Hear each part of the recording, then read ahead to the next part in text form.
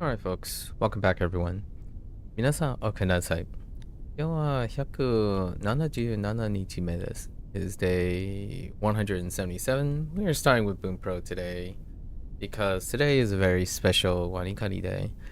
And more or less, I'm going to try to close it out with WaniKani. We do have to stay on top of our Bunpro and our HanziHero. Yesterday, a bit of a late start today. Yesterday, we indulged in our Persona 5 The Phantom X global anniversary. Kind of a bit of a mixed bag, but I do find it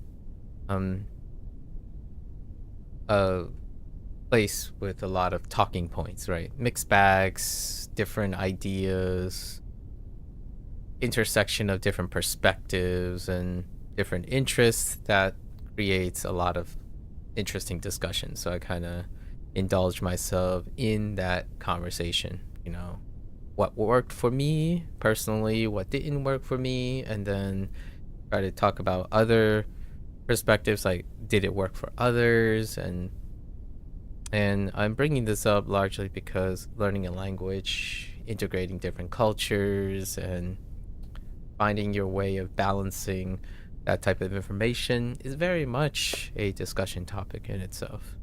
So anyways, let's get into our 45 grammar points today. It appears. Let's go through them. Okay. So we have, oh no, Suti, okay, Stephen, Stephen, Stephen, Stephen, Stephen, Stephen Hawking, Hawkingに一回 at least 会いたかったのに oh, this is like the trailing off thing. At least, which at least am I going with? This is okay, so we have ikai, right? So it's after. Yamako, I just looked up your account to see if you had a really quick stream and you had ended already. Oh, okay. Hello there, Procon. How are you doing? So ikai after maybe ikai wa スティーブン・ホーキングに一回は会いたかったのに。Stephen Hawking. Rest in peace, Stephen Hawking. 日本語の勉強を始める in the event of 教科書を買わなくてはいけない。in the event. You're doing well. You want to say thank you for that sentence you sent again? Amazing use of words. There was a time. I know you don't watch like things like Mythical Kitchen. The name is Josh, right? Josh, he used to be. This is a tangential coincidence. There are particular personalities that I resonate towards, and it's not a coincidence. I think it's more of a correlation because of the internet. So, Josh, when he was younger, like when he was a teenager and stuff, like in college, he was a writer, and occasionally during his Mythical Kitchen stuff, he would allude to his old writings, and where is this story going is that when he was reading some of his like prompts, like the show makes a gag and points out, and he points like his humor at himself a lot. He would talk about how he was incredibly eccentric and verbose in his writing. So some of his articles that he published back then when he was a writer before he became a content creator, it was like incredibly eccentrically liberal, maybe to a fault, excessive use of verbosity in his like language. And the sentence that I wrote, the thing about partaking in the perhaps the cornucopia and the pandemonium that is the lexiconal existence of the eccentricity of English vocabulary, etc. That type of thing. When I was younger, like much younger, I was also very similar in that nature, where it was very fun to string together overly excessive use of exaggerated, bombastic vocabulary that could be substituted with an act of sophistication and eloquence, right? That type of string of vocabulary words all together. And I remember I had a sobering, one of the, pretty sure one of my English teachers, I think I still know his name, but for discretion, he wrote like, why are you writing redundant phrases with, excessive use of vocabulary and whatnot? It's kind of one of those things when you ask like ChatGPT, please change my prompt and add more complex vocabulary, and you just get this diarrhea of almost ironically representative of one's own true self when you were younger. However, it lacked refinement and restraint when it comes to the coherence and like the tact and like tastefulness of refined language and writing, right? So it does remind me a lot about of youth. When youth tacks on to something, they have an tendency to over exaggerate or to be incredibly passionate. So when he was reading some of his like old writings about food, so he was a food journalist, Josh, and the way he described a dish was exactly what I was channeling my younger self. I used to sound like that, my younger self, like the partaking in the ephemeral, potentially rarely resonating experience of exchanging esoteric English vocabulary with a fleeting serendipitous moment with a stranger online. Like that's the thing when I was younger that I thought, oh yeah, that's the era of sophistication, right? The passionate youth that overdo things, which is what happened when I was younger. Nowadays, obviously, the particular use of specific words, however complex they are or nuanced they are opportunistically used. Like occasionally I would throw in a slap, a hits different, at just as much as I would throw in an occasional gosh darn it, right? Hooligans, shenanigan, or something a little bit more eloquent, like the frivolity of someone's vividly palpable passion, something like that. You can throw these in here and there, and the idea is that I'm basically switching voices. Like I don't usually have an incredible amount of time, like opportunities, which you offered me the very striking opportunity to channel my old incredibly eccentric youthful self when I did not understand the word restraint or discipline, right? So it was a interesting trip down memory lane when you just let loose on some overly unnecessarily complicated string of vocabulary words. Nowadays, I try to like mirror the person I'm talking to while dabbling in different voices. So like Gen Z, like speaking to Gen Z, it would be the momentary use of Gen Z keywords in order to create a point of resonance. And then elaborate using different voices. I think I'm not sure if I'll ever get to a point where I can illustrate that in Japanese or in Chinese while at the same time simultaneously translating it to some extent.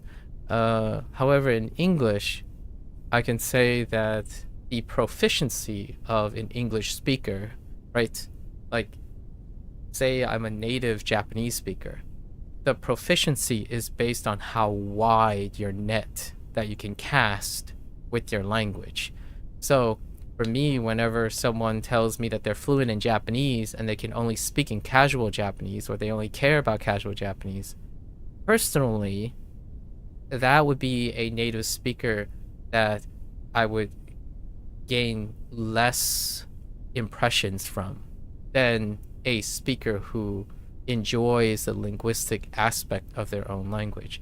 So it's not that it's of lower value or higher value, not a competition. For myself, I don't necessarily think that people understand like my opinion on what constitutes as someone who is competent in the skill that they're looking at. I believe from my formal education, personally, this is my personal bias, that someone who is incredibly competent in the skill that they are presenting as surely it has a specialized aspect. So the thing that they excel at. However, it is propped by it's like a pyramid. It's propped by an even larger base foundation that casts a very wide foundation, like a wide net. So when someone tells me, oh yeah, they're really good at video games, and they say, I only play first-person shooters, that to me leaves me with an impression of someone who is less competent, not necessarily more competent. Now, the thing is, I could also be fair and say that person is a specialist, right?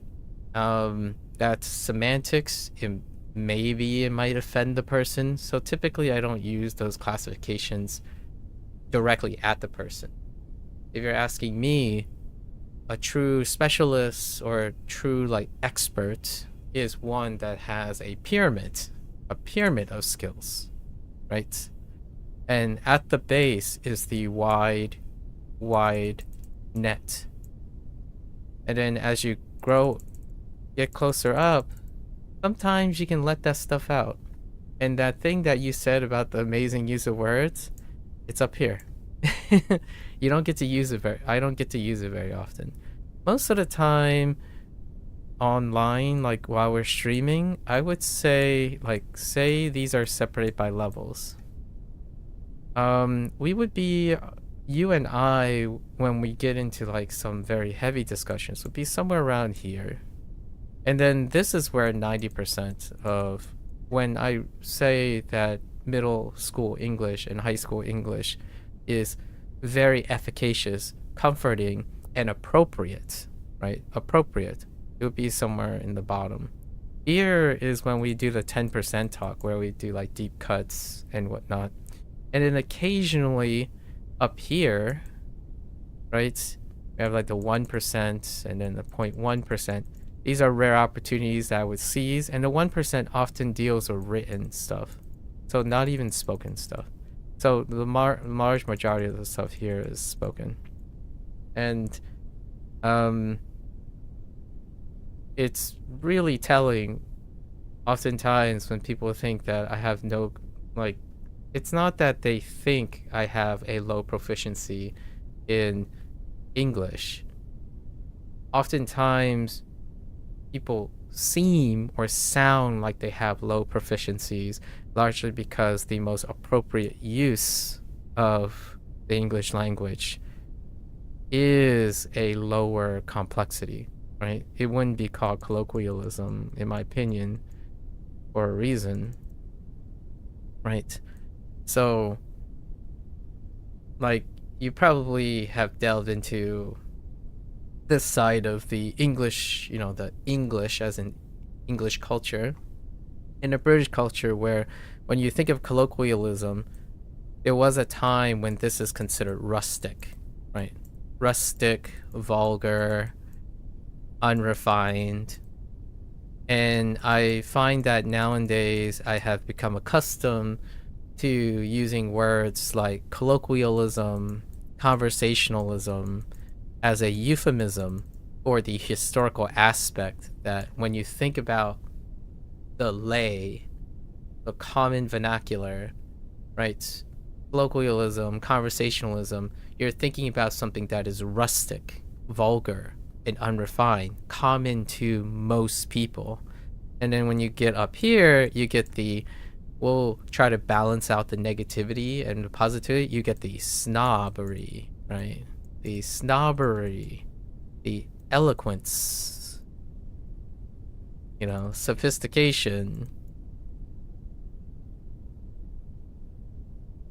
or the technical. So I don't use this stuff very often. It is nice to know that I can still pull out a sentence that can be like nearly like 80% French and 20% Germanic. That's kind of the thing that I talked about before, where English is heavily influenced by both French and Germanic language, right? French specifically, I know French is a Romance language. You could say Romance language, but we're going to say specifically French. And you can technically express the same mechanical, pragmatic message through entirely relying on, I believe we'll do some rough estimate. I believe it's like somewhere around 60% and 40%, like when it comes to English vocabulary. So technically Romance, but French.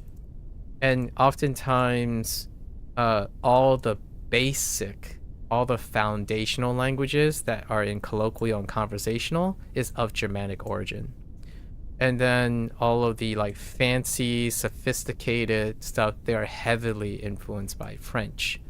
So whenever you're thinking about like breaking out your erudites and your neophytes, as opposed to saying like noob and pro, noob and pro, you got like the Latin and Germanic stuff, right? Latin and Germanic stuff is probably close to noob and pro, like just like the pro, the suffix, the prefix pro, but now it's an abbreviation for professional and so on like that.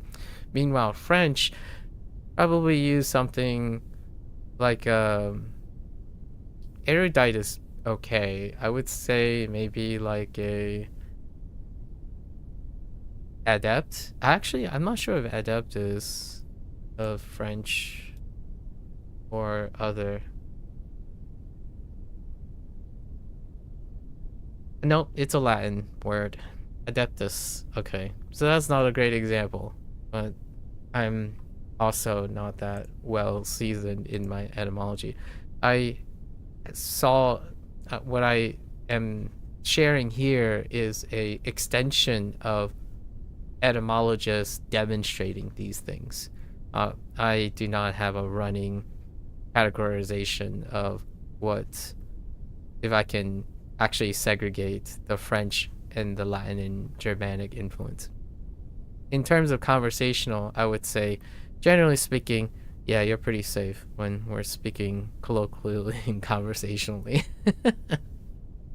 And I think it's this contrast that makes it really funny. Like, when you talk in a very eloquent, sophisticated, and technical way, like if you write it, typically writing is the time when I do these things. Occasionally, I could try to, what is that, like puffing up your chest, like when someone, I don't encounter many people online that does this. Again, it's writing online, like comments or threads or something. However, if someone spoke to me and they suddenly they're like, oh, I don't like the ire of your fatalistic approach to conversationalism or whatever that means, right? Whatever that means. I'm like, I have no idea what you just said. However, I am familiar with the terms you have strung together. And then I would match that person's energy. So occasionally, very occasionally, that side of it's very ephemeral. Like, you say one sentence, they reciprocate that sentence, and then they're like, all right, bro, like, it ain't, chill, I was just kidding. ChatGPT, or I use ChatGPT to write that sentence, or something like that. That's usually what happens. The occasional person who writes like a incredible soliloquy of complex ideas through elevated,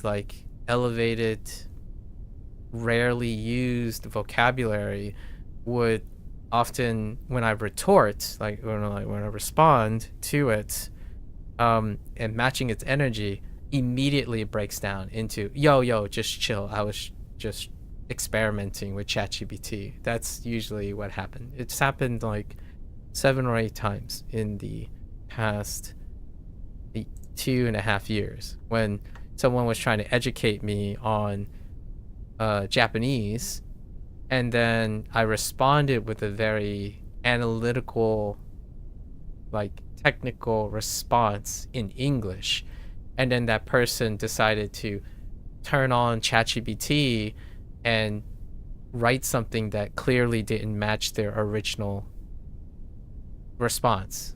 Like, you don't go from, yo, dude, check this guy out, insert name, you're welcome, to sounding like H.P. Lovecraft, right? That's incongruous, but you could argue. So I continue to entertain these people because I could have met the rare person, right? The rare person that would do what I feel that I can do, and it would be a great friendship, the start of a friendship. If someone can truly, in fact, resonate with me about the appropriateness of sounding like some Gen Z using colloquialism, and then suddenly shifting over to something incredibly sophisticated and nuanced that is in a different voice. I don't think people think that skill is useful. For most people. Like, what I mean is, when someone operates throughout their lives, they don't have to be eloquently sophisticated in different spheres of communication in order to match different appropriate things that they are obligated, right? I do, because I like it. I enjoy that. Ever since I was young and growing up, I had to adaptively change my voice, like code swapping. Code swapping is involved in communication. So I often find it refreshing whenever I have the opportunity to sound like something else. I'm not saying I'm not sounding like myself. I actually do sound like all of these voices. The idea is I don't use them all at once. We're not homogenizing the voice. So for the longest time when I'm doing these streams, I often kind of a little bit critical at compartmentalization. This is with a very big asterisk. If compartmentalization creates alienation and bigotry, that's not what I'm aiming at for compartmentalization. Compartmentalization is a great way to try to understand, like, in a purity sense of various things, isolated and not brought together, right? However, I use that for the purpose of understanding other people, not of excluding other people. So the thing that I have very reticent about is that when someone learns a target language, which is what my post was about today, like, I already prepared this story, by the way, Procon, I'm sure you could imagine why I'm a little bit late.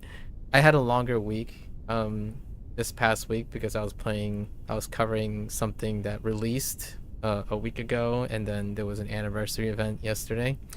I was coming up with another story, and the story was about compartmentalization, like how people do comparisons in order to make comparisons between them. Like, hey, the song is in Korean, right? We were talking about K-pop Demon Hunters in the Discord. The song is in Korean, so now the Japanese version came out of a Korean song. However, it was effortfully done in Japanese. So when someone compares them, it requires compartmentalization. If you're coming from my perspective that I was talking about, if you unify them based on the human condition, then it would become a new thing in itself, right? Or it can be compartmentalized in a way that it is not good. So like, for example, someone would say, well, it was a Korean song first, so it's going to not be as good in Japanese or English. That would be compartmentalization being used as a form of bigotry or racism or discrimination. Not that those individuals that I'm talking about would do that. The idea is that is the foundation of drawing contrast. To discriminate against something is to compartmentalize them so that they are comparable through discrimination, through contrast. You're discriminating what one has and what isn't. So oftentimes this can form the foundation of separation. Now, there is compartmentalization in order to draw comparison. That is to compare the similarities and the differences, not simply to discriminate. When you discriminate, you're only looking at what is different between them. When you're comparing, you're looking at similarities and differences. So when I am very critical about compartmentalization or concern about compartmentalization, is using it as a form of discrimination only. And that's what the internet does far more regularly than a form of comparison. As in, hey, Korean functions with these properties and Japanese functions with these properties. How do they compare? Not how do they discriminate? How do they contrast? And oftentimes, that's my concern about language learning. Whenever someone learns a target language, they specifically highlight to other people what exists in one language that doesn't exist in another language. And that is the basis on which they like one language over another language. Or you could do way more than that. You can compare them based on similarities and differences. You can even bring them together. So mesh them together, which that is like the core of my foundation. I do both hybridization and separation. So, and then I do comparisons between the separation. So in this way, what happens is I could have a random conversation with someone who is elegantly sophisticated in their tacit way of expression. Yo, bro, we're good. You feel me? Like, I could do that while seemingly keeping it compartmentalized away from my analytical side when they ask me to explain something. So I could explain something not with, bro, hear me out. It is what it is. It do be like that. That wouldn't necessarily appropriately explain something that requires perhaps a more appropriate in-depth discussion using a lot more descriptors than vibing your way through colloquialisms like it's aight, right? So that's kind of the thing that I feel when someone says they have an excellent command of the language or excellent command of something, it doesn't translate to communication.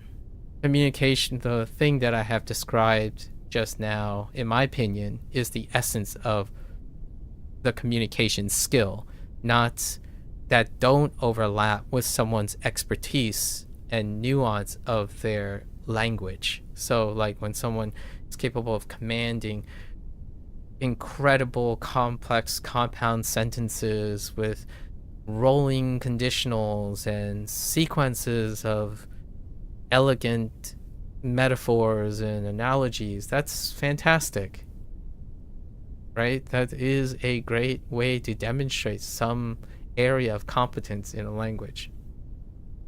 When you say that to someone who's saying, yeah, bro, what up? And then you say that, that is a lack of communication skills.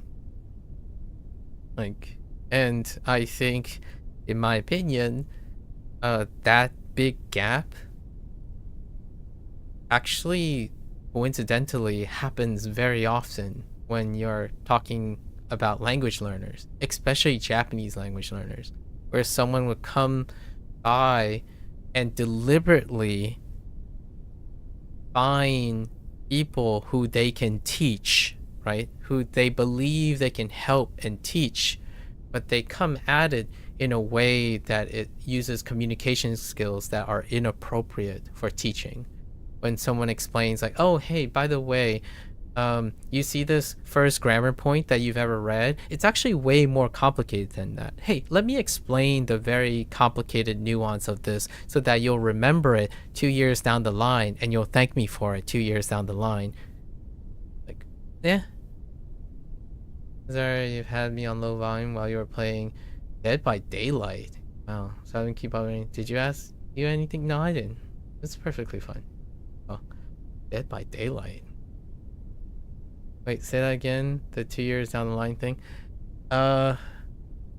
Oftentimes, one of the essential internet experiences, like if you ever choose in the future protocol when you're like 40 and you want to start a content creation expression of all your exploits in the next 20 years of your life, one of the very common classic patterns now might not exist in the future is the idea that one of the average conversations you would have is someone who may seem like they want to impress upon you how competent they are. So what they do is they go around the internet looking for people who have just started their journey on some sort of skill building, and they would lack communication skills. And one of the telltale signs is when someone tries to help, right? Like they do have pure intentions, but they would come off as, like, for example, if you just started your first Souls-like game, you power it up, or no, you start on your first script, right? Your first programming script. You're like, oh, okay, you're learning this. And someone comes in and like, hey, let me just help you out. The thing you're about to do is, and then they would explain all the ins and outs of the pros and cons of what may happen. And then they're like, don't worry, just trust me. 2 years down the line, you'll thank me. I'm like, meanwhile, that person's like, I just started. Like, do you have anything that would be a little bit more appropriate in terms of that? That's what I mean when I was droning on about how you can be very competent in what you do and yet lack a really poor understanding of communication skills. Do you think they do it as a showing off kind of thing? Honestly, for the most part, most people weren't showing off. They didn't give me any clear indicator that they were showing off. They truly did intend to be incredibly informative. The thing that was missing in the communication skills was no longer there. I would say it's more so of a human condition thing. There are people who do show off, by the way. There are people who do show off. It shows a different sign. The ones that I interact with, especially when you're doing something educational, like if you're doing something studying, it's more so that they have been doing it for quite some time and they rarely engaged in any form of teaching aspect or instructional aspect. So what happens is they talk at the level that they are, if you know what I mean. Like, they talk at the level they are at because they no longer need to remember the level they were at. Like, that happens on an expert level. I think there are plenty of interviews with particular experts that you can tell there are experts that prioritize the communication with a very specific audience that is outside of their level of comprehension, right? And they choose to exercise skills and communication skills, or even be forced into interviews, or like obligated into interviews and stuff that allows them to condition those skills, the communication skills, like a TED Talk, for example. And then there are people who are beyond TED Talk, too good for TED Talk. However, when they provide advice, it's not that they're showing off. It's more like the lack of practice of talking to an audience they're not used to. And online, this has become TikTok. Yeah, and that's a good way to describe it, actually. So when you have someone who's incredibly well read, it's more like a TikTok, basically. Like, it's a TikTok version of a TED Talk, as in someone will give you a really hot take and they would be very sophisticated, incredibly dense, but the person they're talking to would be unable to comprehend what they're alluding to.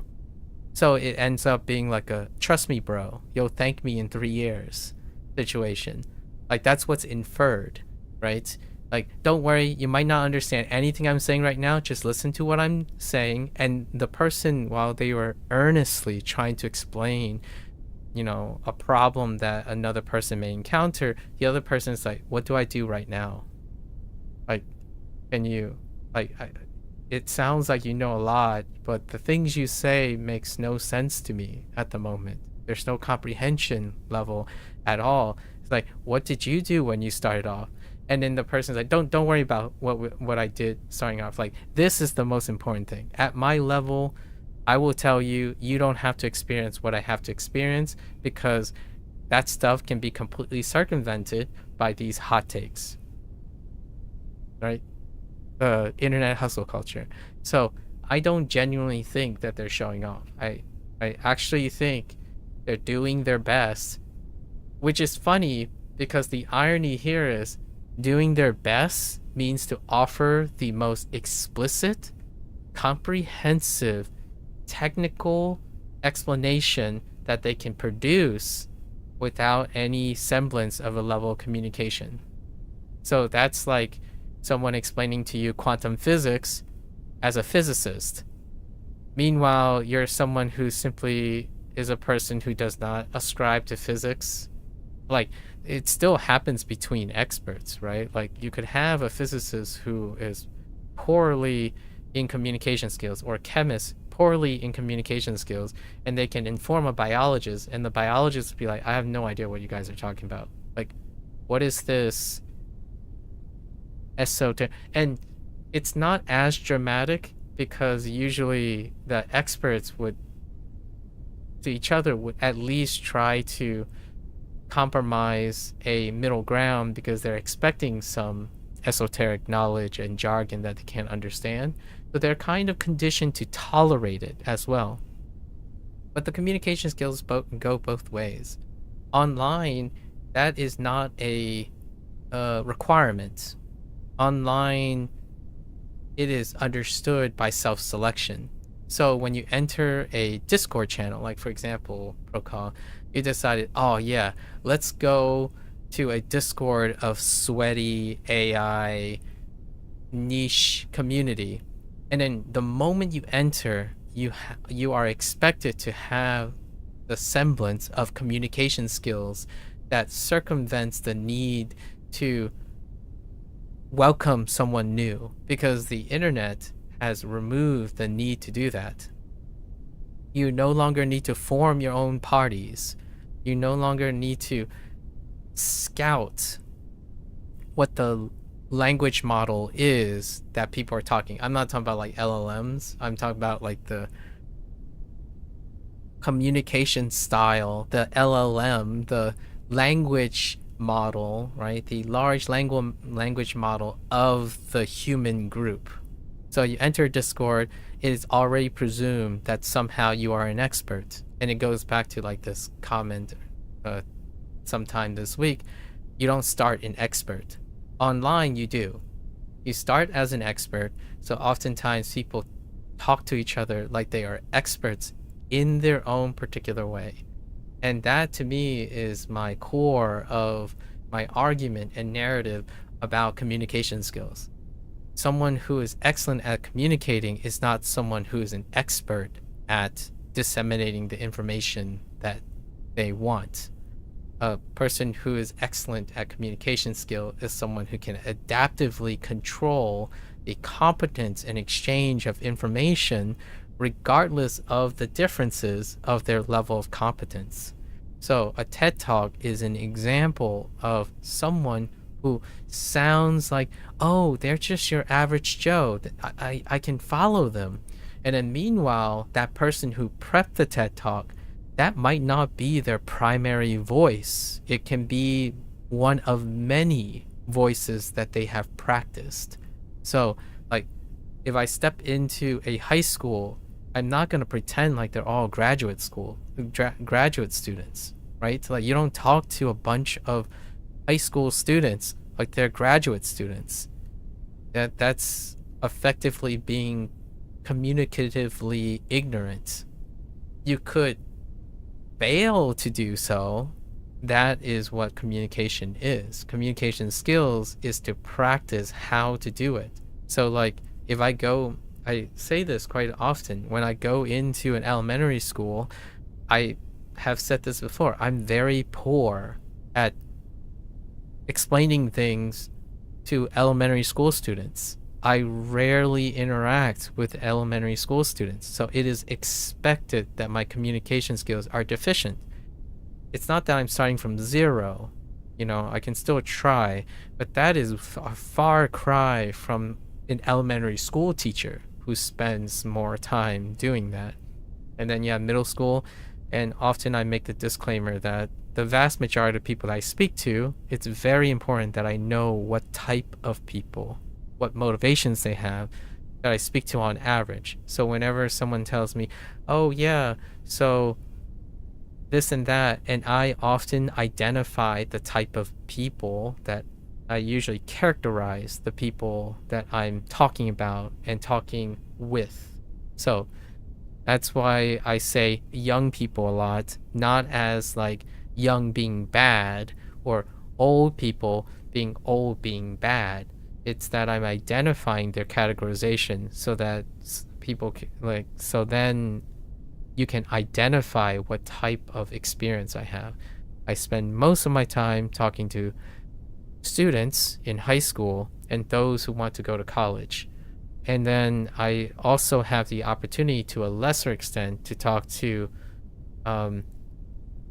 younger adults is what I would call them, that are currently at university and looking to go into professional school, right?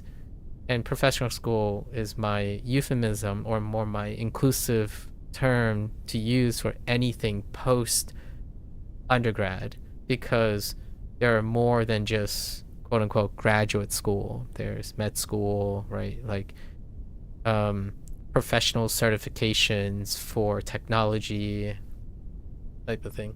It's very interesting to see the average, like over these years, to see what I have experienced as the average level of the most common communication style. The most common communication style is high school and lower. And that's not a good or a bad thing.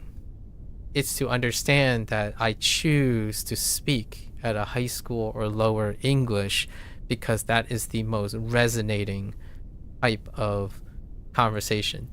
At this moment, while I was on low volume or something, pro call, I've been using a second to third year college level of communication, which does not sound like the average time when I'm studying this. Like I don't use like, oh well, the relationship between the percentage occurrence of this this noun with relationship to this adjective. I'm not saying that. Like I'm not vocalizing that. That would be highly inappropriate in my opinion. Like if someone goes on YouTube, the average person who would watch someone use highly technical and very pedantic and dry descriptor over and over again, that might educate them to sound like that. However, I don't think that's conversational English online. So when you're trying to be appropriate, I'm actually making a compromise. I'm using high school English. However, I actually think the most popular English is middle school English. And specifically Gen Z middle school, Gen Alpha to Gen Z middle school English. And why do I think that? Content is most experienced at that exposure level. So when you click on any content that isn't outside very particular cases like John Green and like a Crash Course, SciShow, they sound explicitly very different from the vast majority of content online. So if you want to sound more relatable, right?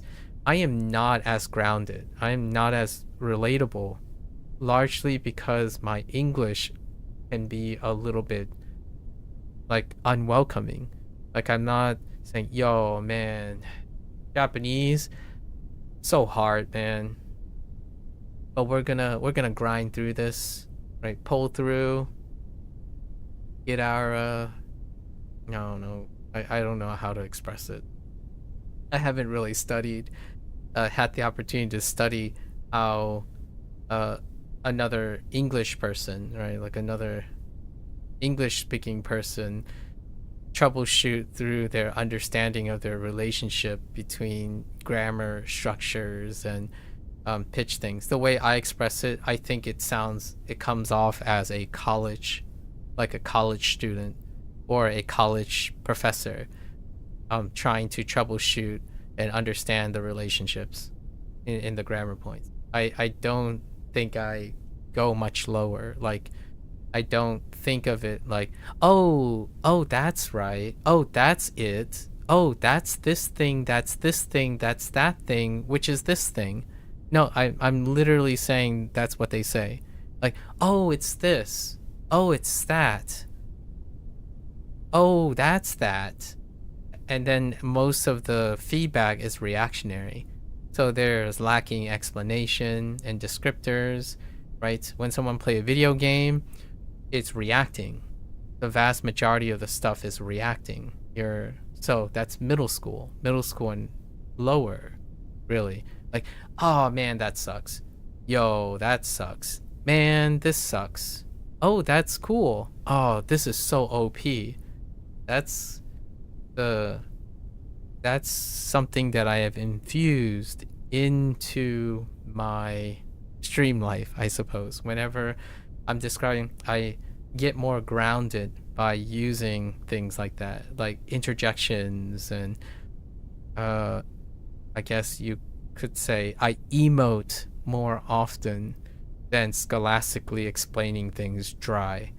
Now, when someone asks me a question and they're talking about education, it's gonna come off as overtly dry when I'm explaining the concept. And in order to offset that, I then transition into an analogy that incorporates a personal touch so that it can be relatable. In that way is a way for me to demonstrate that you don't necessarily have to keep saying, ooh, ah, yes, oh man, crap, oh yeah, I feel you. You can use a very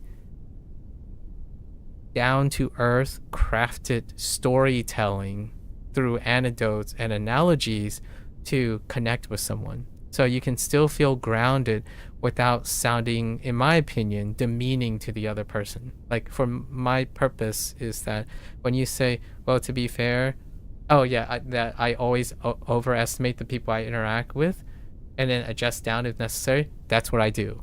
So it is absolutely what I intend. So I try to see how far up they want to go. So in the future, I love to be a recipient of that too. That, like, because I think people have great stories to tell. And it's going to be very difficult, in my opinion, very likely to be very difficult for someone to be able to tell a story when it's yes, you have to, you know what, you have to be there. It's kind of complicated. You have to be there to understand. That is the baseline right now. Like, if you ask a middle, in my impression in my head is, if you ask a middle school student to ask to get them to explain to you, how was your day? Yeah, it was all right.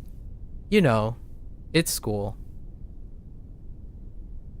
That, in my opinion, that may not, it's likely not going to serve you in the future when you become older. So for myself, it's time to overestimate people and see how, if they will be willing to meet me at least at a level in which explanatory English, explicit English, and maybe some infusion of emotional intelligence can facilitate us being friends, like being closer to each other, right? Like, because groundedness and relatedness have a bare minimum. When you sound like you're withdrawn or incapable of expressing anything, that is the, like, it's below the threshold. So loneliness, detachment, lack of friends, lack of mutual understanding, there's a baseline to that.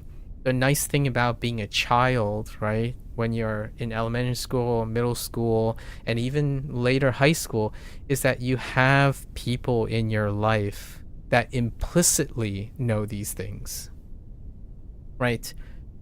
At least I typically hope that there are loving parents, loving siblings, and by that nature, you can start to develop the necessary communication skills that will take you into a adulthood that allow you to choose, figure out, scout, and recruit people that weren't part of your life originally, right?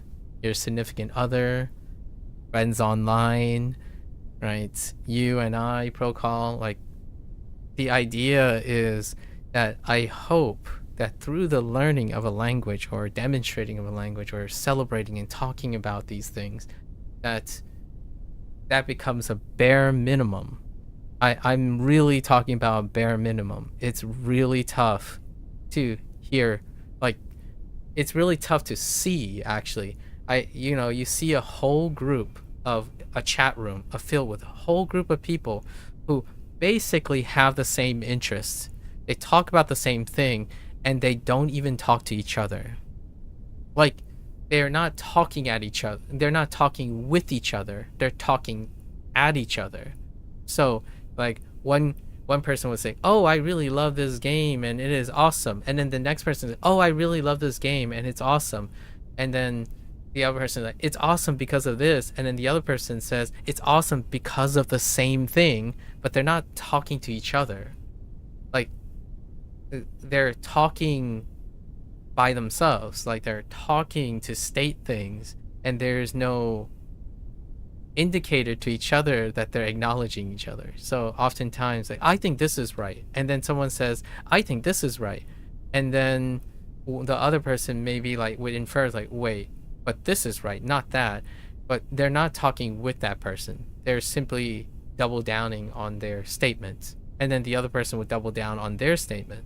So they have no communication skills with each other. It's like a shouting match. Who gets the most attention is the winner, and you vote on it with, I don't know, thumbs up. Internet stuff votes based on popularity, so then you don't ever have to discuss. I don't know if this is a hot take or not. I feel like nowadays it is a hot take. And this is the hot take. The most popular sentiment that has the most favorable support may not necessarily represent the most appropriate statement, nor does it confirm that it is true online. That is a very, I think now it's a hot take where like, oh, wait, what? You think that the person who has the most liked comment isn't always the most accurate and reflective of a community? Yeah. Because online, think about what is not there. What is not there doesn't confirm it is not there.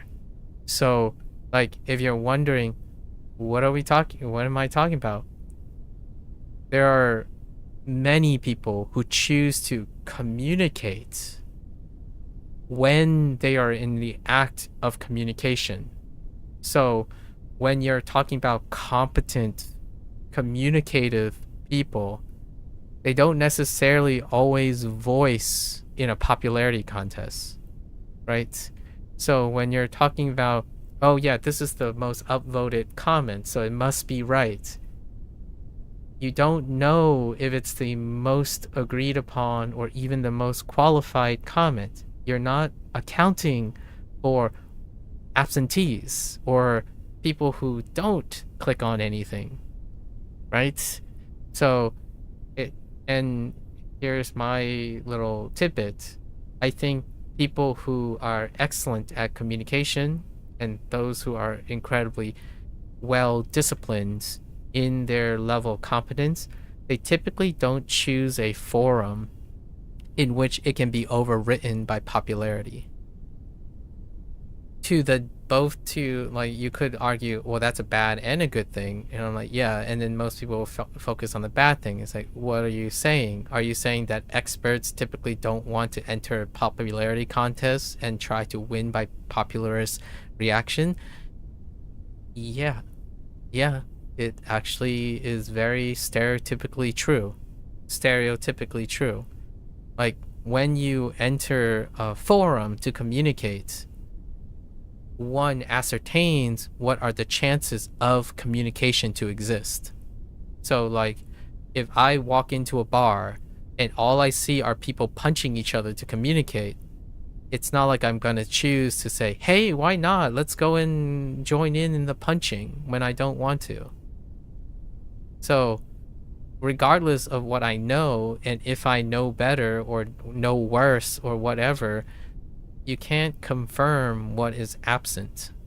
So oftentimes when people talk about, oh yeah, this is the best way to do things. Okay, out of what? Out of how many things? What is your point of reference? Because oftentimes your reference might not be anything. Like, oh, this is the best thing I've ever done for language learning. What have you done previously? Oh, I learned in high school and I absolutely hate it. So anything is better than what you have done before. So how do you know it's the best thing if anything is better than your previous experience? And then they would say, well, lots of people believe in this, and and the internet has shown that this is very popular. I'm like, okay, that's a start. Now, can you imagine what is absent? And can you compare and analyze the different things about those things? What is absent and what is present, and what could be there and what could not be there? Those are the things that are absent in people's arguments. So whenever we're talking about debate, arguments and troubleshooting and the strength of your methodology, you are, in my opinion, an expert is responsible for all of it to their best of ability, not selectively rely on confirmation bias, popularism. In fact, oftentimes popularism is met with skepticism, right? Majority voice is not proportional to its validity. It's confusing the principle of empirical observational evidence versus hearsay, right? Like subjective, opinionated commentary. So oftentimes, yes, they can be seen as a converging evidence. The difference is one is collectively observable versus the other one is collectively selected, pre-selected. Like online, when you think about an opinion, there is pre-selection. Selection is not random anymore online.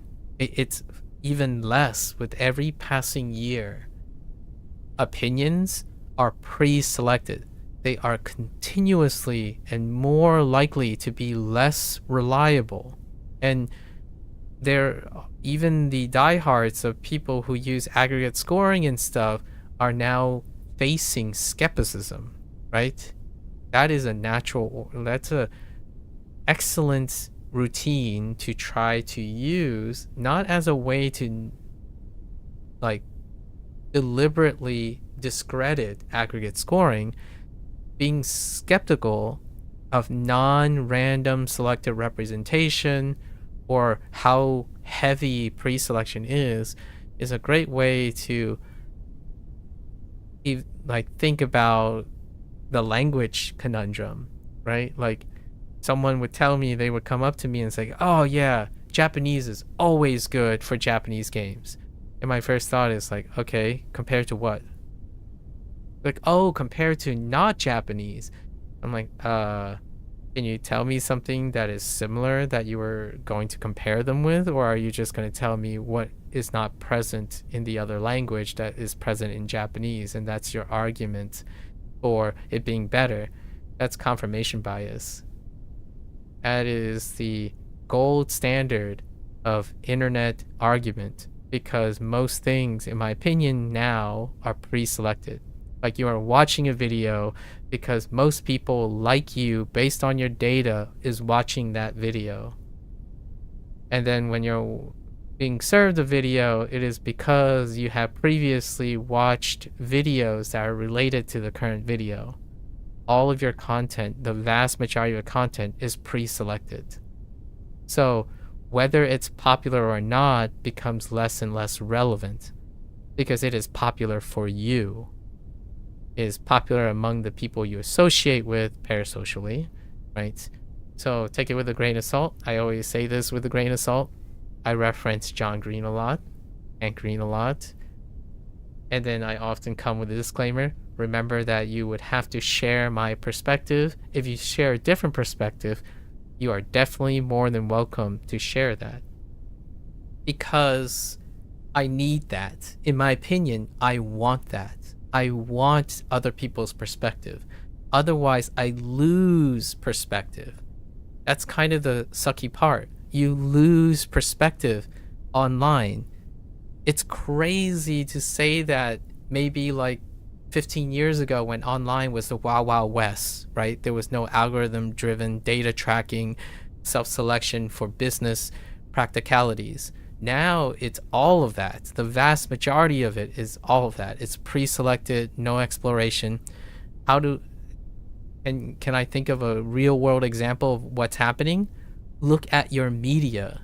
Look at movies, TV shows, and video games. The large corporate ones are the ones that you're already pre-selected to. Like a game could get a 2 out of 10 and still make billions of dollars because it's pre-selection.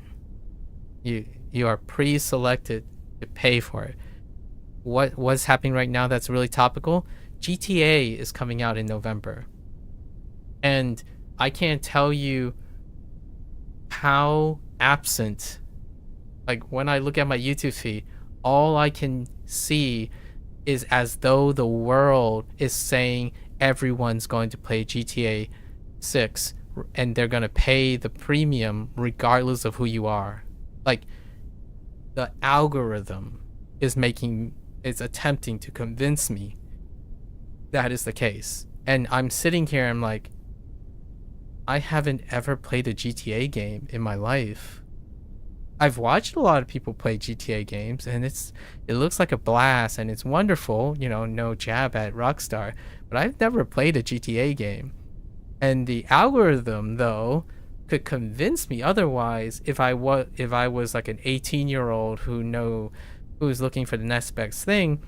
Instantly, YouTube could convince me that I should play GTA 6. Let's go buy that $10,000 PC that I still don't have.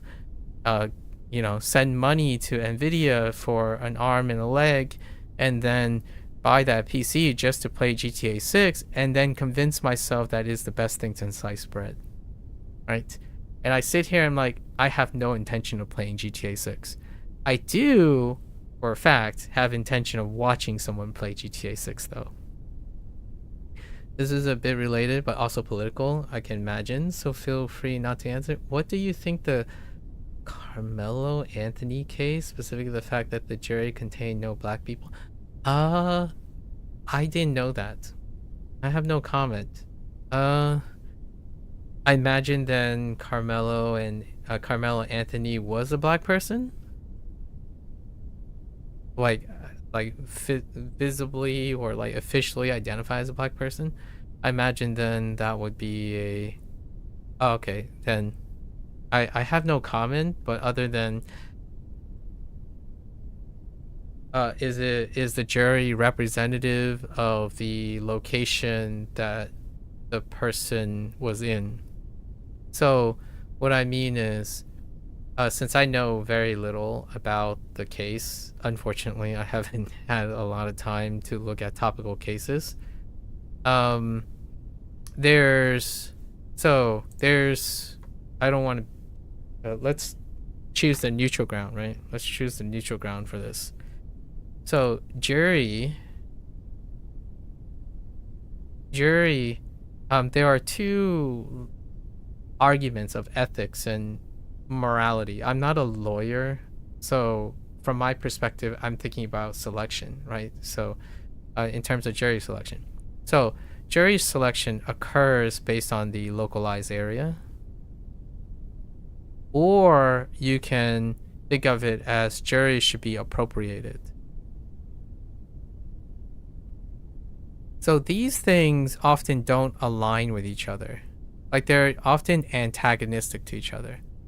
So because I don't know the nature of this case, one thing I would argue logically from two different perspectives. I don't have either of these perspectives because I don't have enough to determine one. But usually these are the two perspectives that you're probably going to go into when you think about politics. Are you talking about the localized representation, which can inherently be biased? So like if the person committed a crime in say a white-centric area, the jury will represent the crime happening in a white-centric location, because in the United States, jury duty is based on the location, the residence of the place the crime was produced. And then from people who might be outside as a foreigner, right? Like outside the legal system, again, not a lawyer. This is how I understand how jury selection works, right? I am part of a state's jury selection pool because I live in that state. I reside or I'm declared residents of a state. So oftentimes the jury is supposed to represent the representation of the state's population that is in the area the crime was committed. So, and then oftentimes foreigners think of it more as though it's appropriation. So do you go and search specifically for pre-selection? And if I phrase it this way, you can see the balance. This is also bias. So now if you're thinking, okay, well, we should select the jury based on equivalent selection, that's appropriation, which you can make an argument for misappropriation. And that happens a lot with like not in terms of laws and crimes. For myself, these terms are appropriation and misappropriation for like Disney, for like social media. Like, because someone looking in would say, oh, this is an adequate representation of what is available to the country or to your country or to another country, it may be misappropriated because you're specifically pre-selecting for a bias. So a jury is supposed to be not biased either direction. So when you're misappropriating something, you're biasing it towards another angle. It can be for the defendant and against the defendant. So that is a complicated thing. Like, again, I can't really freely answer that because I don't know the context, but in both cases, it can be both biased for and against. Largely because if you think about, all right, well, white representation, what if white representation was a different type of representation? What if they are actually lenient? That is still a bias. It is like, despite if you had, like, say, a Japanese trial with all Chinese people, that still creates biases in either direction. So there, you know, if you have a nationalistic jury versus a diversity jury, the way jury selection is done is that wherever the crime is committed, that jurisdiction, it is selected from the people who are officially residing in that location. So you could say it's bad luck, good luck, fortunate luck. It's often the argument that you're probably arguing for is appropriation, right? And for appropriation to exist, it has to also serendipitously be localized to the place the crime is committed. And that is a balance between the two. So like, maybe they could try to look for a enrichment or a pre-selection, but in the local area. That would be a reasonable argument to say, okay, well, there's no black people in the jury. Maybe there's a local Black American community in our localized area that could serve as part of the jury selection in order to create an appropriated jury.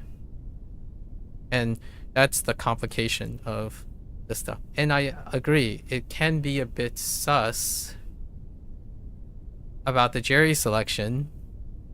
It can be explained by coincidence and serendipity, right? A coincidence being a long history of white Americans, right? White Americans in very specific locations. So you can argue that that is the chicken or the egg that came before the chicken or the egg. So if you're committing a crime in a white neighborhood, the jury is likely going to be white, because jury selection is based on the representation of where the crime was committed.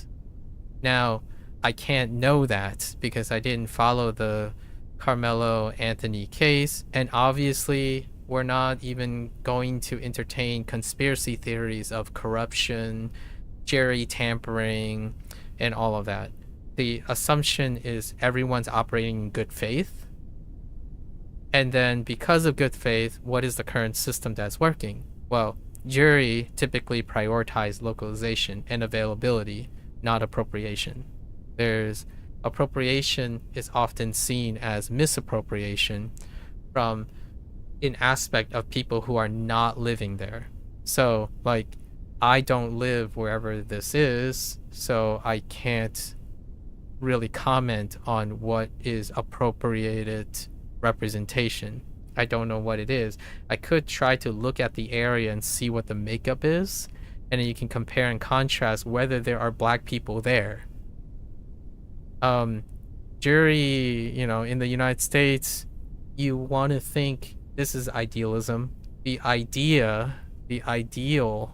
situation in the United States is that any form of representation is reflective of its region. So like the Senate is supposed to represent the state. So anything in the state. The senator is likely going to vote based on the majority representation of the state. And then the mayor on the majority of the mayoral area, the jury, and all that. So in every level of the United States, the ideal case, I'm not saying it does happen or it doesn't happen. I'm not a person who works in law or politics. The ideal case is, first, you have to determine if it actually represents the area. Then you can make an argument, in my opinion, for appropriation. And typically, the conversation often from a foreigner perspective is it's between whether it is appropriation or misappropriation. So you can call it bad luck, good luck, or circumstance, because remember that there's a long history of white American settlements. So if you're not in the city per se, like for example, if someone told me the Carmelo Anthony case occurred in New York City, and then there wasn't a single black person on the jury, that is a bit sus, largely because metropolitan areas tend to be more multicultural. Now, if it was in a suburb anywhere in the United States, the odds are you may or may not even have a jury member of a different denomination. The odds are very low. Like, that is the nature of the population distribution. So that's probably what I would say. Not that I know if it's sus or not. I would say this is what I understand about how jury is selected. Like, if, say, there's a Chinese person who has a class action suit for dealing with cross communication between China and the US, and it happened like in my state, the state that I reside in, would I be deliberately targeted for jury duty because I have some relevance to being Chinese and living as an American, right? Like I was born and raised as an American in the state. That would be appropriation. If they went out of their way to look for someone who fits the bill that is equally as racist. The idea is whoever's jury duty is up. So like whoever's time by chance is jury duty, they select juries based on that pool is what I understand. I'm not sure how lawyers can circumvent that, where like I think what lawyers can do, this is based on social media, like watching other movies about and shows about lawyers, they can make an argument to have a jury dismissed based on sus. So if you think it's sus, the lawyers or the defendant and the prosecution can make an argument to dismiss or replace a jury member or possibly tampering, jury tampering or bias, or introducing a case of appropriation. Generally speaking, though, jurors are selected when their jury duty is up. So at any given time, any given case, everyone has a chance of being, like, people have a rolling admissions of when jury duty is up, and then they gather all the people and then they select anyone that can qualify at that point. So if no black person shows up for jury duty, then there will be no black people in the jury. And then if you're in an area, if they committed a crime where like 90% of the population is white, And that means that there's a 90% chance, or times, you have to do the 90% chance of the number of slots. Like, let's say jury duty is called for 30 people, then it's 90.9 times 30 times in a row to not hit someone that is not white, for example. Not black, not white, right? And not white is also not black, but that 10th person, that 10%, doesn't have to even be black. It could be Asian or German, or like the whole white thing, right?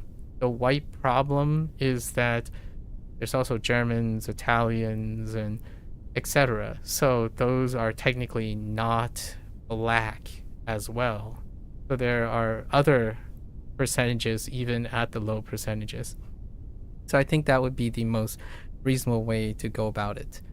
It's tough to know. I think if the person ended up committing a crime or allegedly, right? This is alleged because I have no idea what went down. This person who has allegedly committed a crime, there is things that law enforcement can do to move the crime and jurisdiction somewhere else that could make the jury favorable to the defendant or the prosecution. And it is in the nature of both the defendant and the prosecution to try to appropriate a fair trial.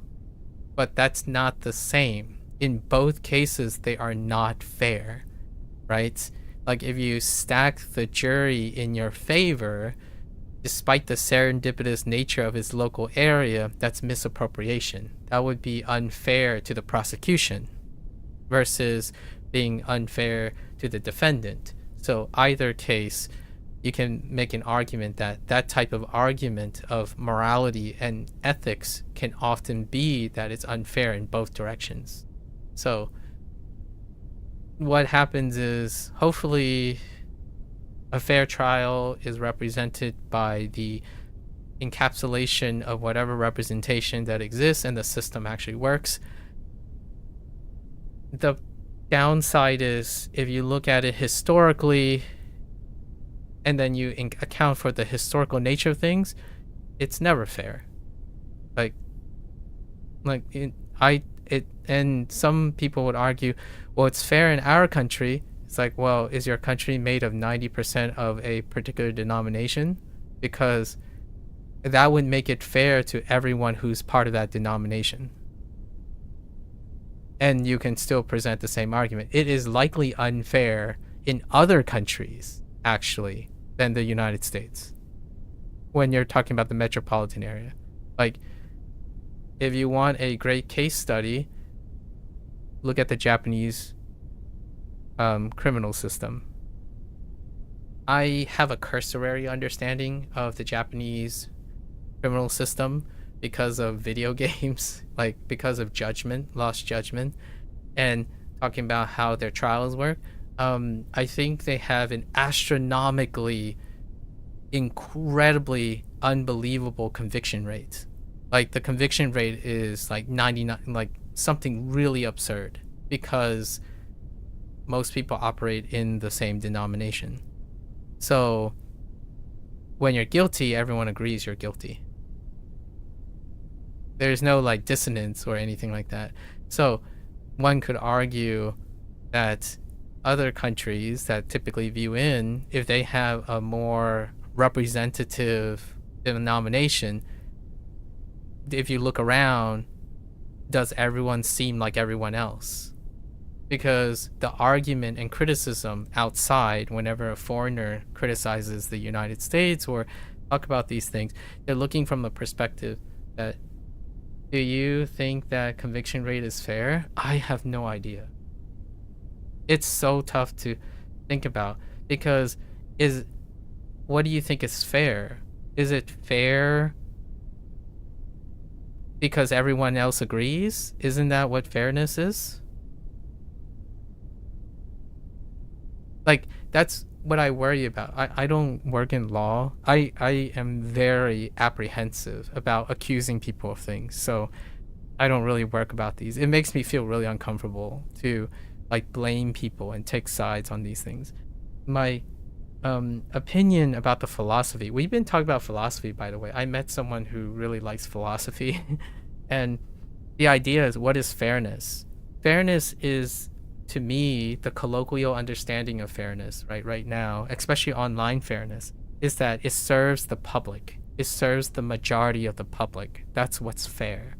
So it's only fair if most people agree on it. Did he say who is his favorite philosopher? He didn't necessarily say who his favorite philosopher is. He did tell me the basis of the foundation of his college work. And it's a guy, it's a Hong Kong slash, like, it's kind of an international, but it's a Hong Kong person. His name was Yuk Hui is the person we discussed, and I like watched him when we talked about it. He is a he's doing a stint in cosmotechnics, the integration of philosophy of technology. You might be very interested in it, actually, Prokop, because this is a guy who's talking about the impact of philosophical behavior behind its association with technology, like how technology is developed differently with different philosophies in mind, both cultural, behavioral. I usually talk about the psychological and behavioral pragmatism with intersection of technology. So like whenever I talk about AI and whatnot, it's through the philosophy of understanding the psychological motivations of the human condition, which is a branch of philosophy. So that's why he brought up the person. And because of that, and then he shared that that is one of his foundations. This person is currently, he's Polish, or he or she or they are Polish, and they're currently finishing their double degree, I guess, in pure math and sociology. And they do have an intent of going to graduate school, perhaps to do a PhD in something related to those things. And we talked about this guy, and I watched an interview, his like basically a mission statement of what he's going to do in the future. And he talks about the intersection of philosophy and technology, which is pretty much coincidentally what brought us together in the first place later down the road, like what we ended up talking about. Because I do talk about things kind of philosophically, largely because I don't work in the area. So I don't work in the area of psychology, and I don't work in the area of AI, for example. This person specifically mentioned AI as their talking point because AI can become self-regulating now, and it can produce emergent problems that creates an area of philosophy as well. Humans are philosophical because typically to understand the human condition, one has to also take into account the propensity of self-regulation and emergent properties as humans go about.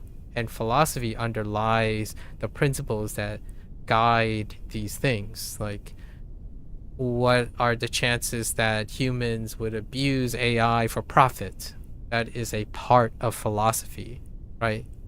Like, the philosophical belief that certain countries have cultures that would prioritize pragmatism can see the movement of data generated by AI facilitated data centers as a pragmatic reason to expand, for example, versus another, like a capitalistic country.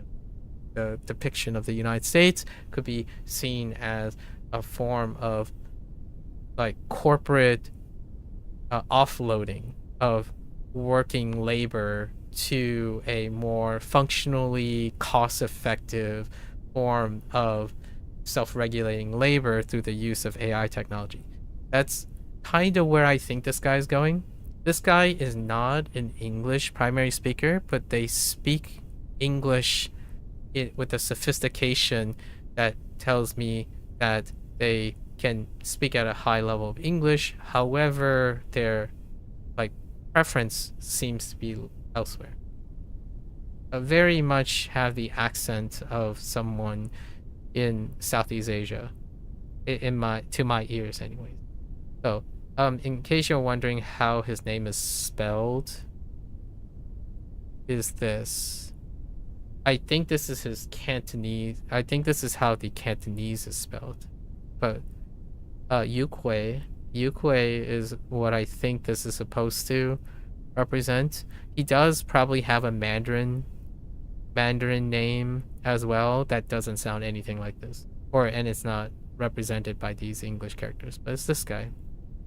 He's a contemporary philosopher, so that's interesting. Very, very cool topic. It was very different, and I haven't ever listened to a contemporary philosopher. Like, I don't even know, honestly, I don't even know what philosophers are like. So it was a really fun exposure. I have a hard time finding the defining line between who is a philosopher versus who is a thinker, like a scholar. Like, for example, listening to like Cox, for example, the physicist, like listening to him, it isn't defined to me so much as a representation of philosophy, but more extrapolation and theorizing and conjecture, right? However, it can be seen, I can see it be seen as philosophy because you're talking about things that may integrate foundations of what human perception is while grounding it with maybe like some circumstantial evidence or tentative evidence for that narrative. And the lines are very blurry for me. Like, it's not like I read Plato or Socrates or Aristotle, or I haven't even read Sun Tzu's The Art of War and whatnot, and yet, hear me out, what I say doesn't stop someone from saying, oh yeah, you should read these things because that's what these philosophers talked about. And I'm like, I'm not surprised. I honestly think that oftentimes the line between a thinker and a philosopher tends to be blurred in my head. So the people I listen to, I'm not even sure they could qualify as philosopher, but they certainly sound like philosophers. Like when I hear John Green spout about his ruminations regarding the essence of Andy Warhol's work, that is the topic of his new book, it strikes to me as a tangential cut into philosophy that is derived from his own personal experience. So, pretty interesting. And I might sound like occasionally someone would like make a funny remark about how I constantly talk about philosophy and whatnot, or I sound like a philosopher, and I think that's largely because I don't really know what philosophers do. Well, the conversation we had was pretty good though. I referred to the person as Mock, and it seems like they know that I talk on Twitch and YouTube, so we haven't. He's probably going on and doing his own thing at the moment. He's currently not occupied with a job at the moment, and he really likes the World Cup. So Procol, if you really like the World Cup, I mean, England is doing pretty well. He likes football. He does like football, and I am watching like the World Cup results and highlights. So I don't know how much you like World Cup. It would be. I don't think we have talked about this. Have we talked about like a international event, like a sporting event yet in our acquaintance with each other? I think the Winter Olympics happened. You love the World Cup? Is your favorite sporting event? Okay. So We started by talking about the World Cup. Yeah. So right now, the reason why he shows up at the moment is because he stays up late for the World Cup. England is doing all right. Yeah, you guys played Croatia. Yeah, I saw the draw with 0-0 to Ghana. So I like seeing the bracket proliferate, and the US, obviously the US is like one of the underdogs, right? Mock did ask me this. It's like, oh, you must, they were inferring like, oh yeah, the US made the bracket, right? US qualified the bracket, Mexico, Argentina, Germany, like slowly the group, like the bracket stages, the bracket stage, the single elimination stage is proliferating. And I told the person like who they shared they were rooting for Mexico, right? Mexico. And my thought was, I like to root for a good game. I answered this question before. I like to root for a good game. So usually that means that I root for the underdog. And at the moment in the bracket, in the ones that are in the bracket, the US is the lowest of the teams. I don't have any personal attachment to like any particular country's like football team, so it's kind of hard for me. I like watching good games. So in every respect of the nature of sports, I root that it is a very hotly contested game, that they're having the time of their lives on the field, right? So no particular country. Usually I like to elevate and cheer for the people who get suppressed, right? Like largely due to fandom. Not that it's intentional.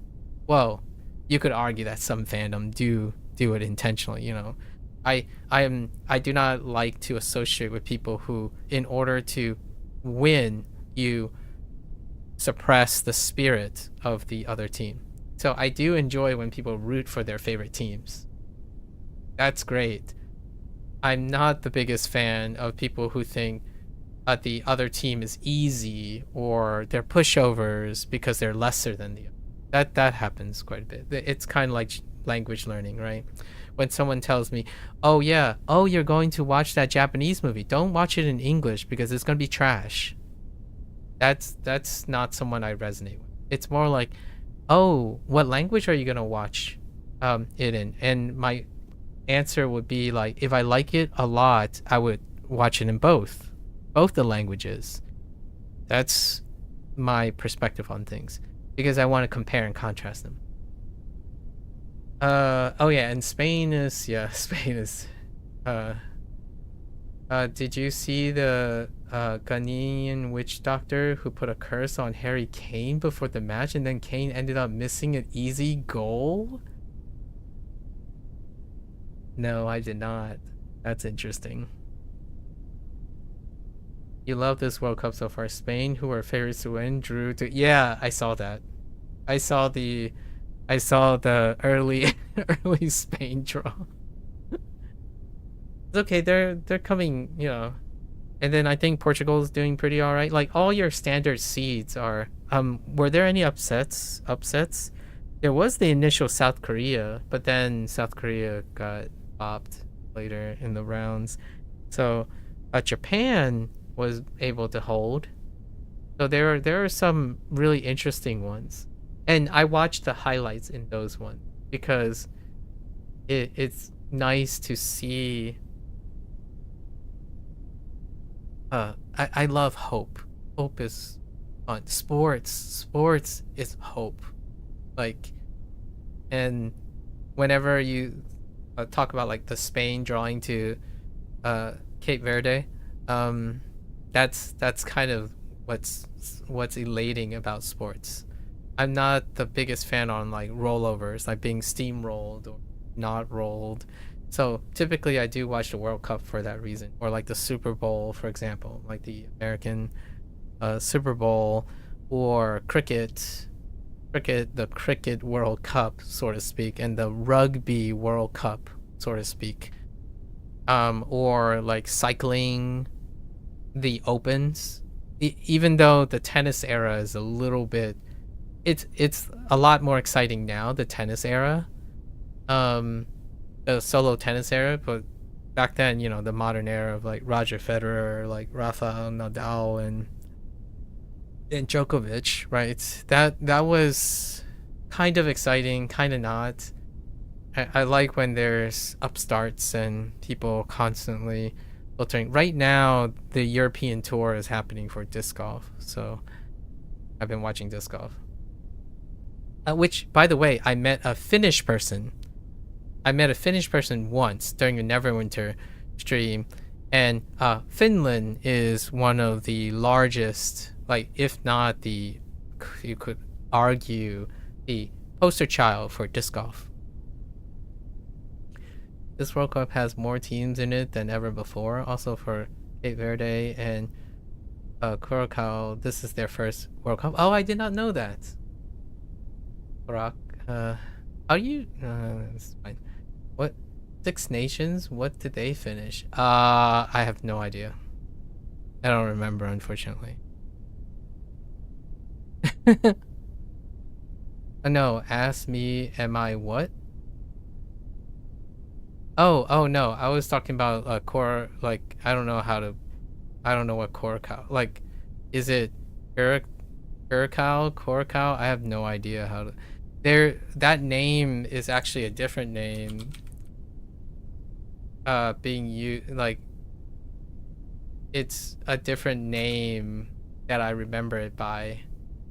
So we talked about names, by the way, with Mark and I talked about names, like the Turkey situation, and like the Slavic nations and whatnot, because he's Polish. So, but I don't know how to.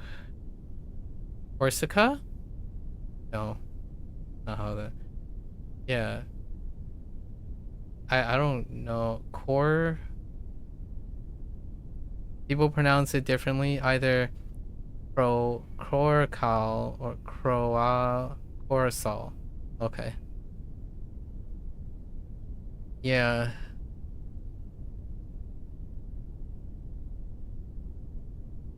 It's interesting. The more you know. I posted that video, that short about Turkey, right? The country Turkey. And then it was by coincidence because I saw the World Cup bracket on Google, right? The World Cup bracket, and I saw that it was written Turkey, right? And then that very same day, like a few minutes later, Hank Green, his vlog was about country names, toponyms, and then that's what I brought up when World Cup was brought up by Mock, because Mock is staying up late to watch the World Cup. What are toponyms? Toponyms are topological. This is what I'm guessing. I actually don't know. I'm guessing it's topological nyms. I would say topological synonyms in a way, but it's more like just the nym part.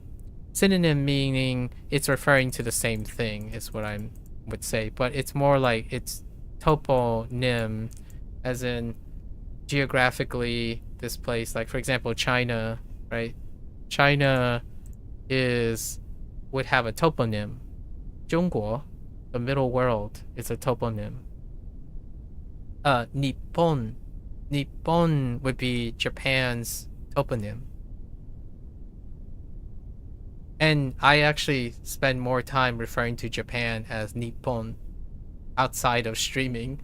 Like, I say Japan because most people think of Japan as Japan, but Nihongo is Nippon.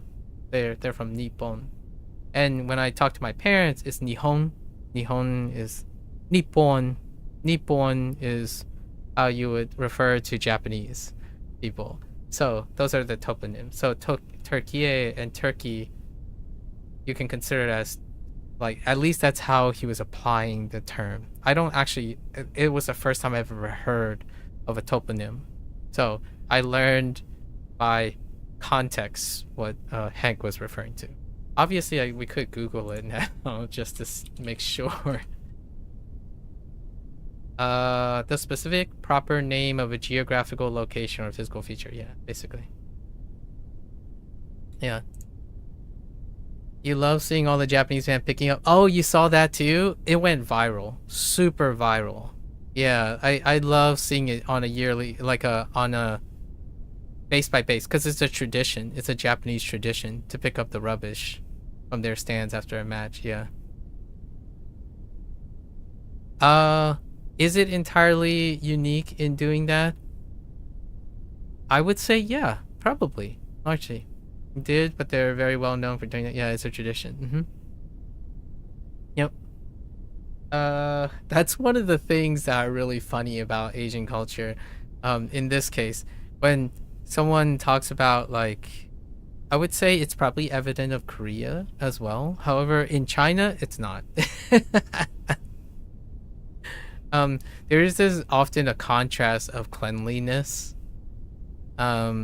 Cleanliness when it comes to like physical space, and one thing that really draws a strong contrast between Chinese and Japanese culture, at least the microcosm that's in the United States, it is like transferable to the contrast in Chinese space. Like, you walk into a Chinatown, you're like, there are so many people here.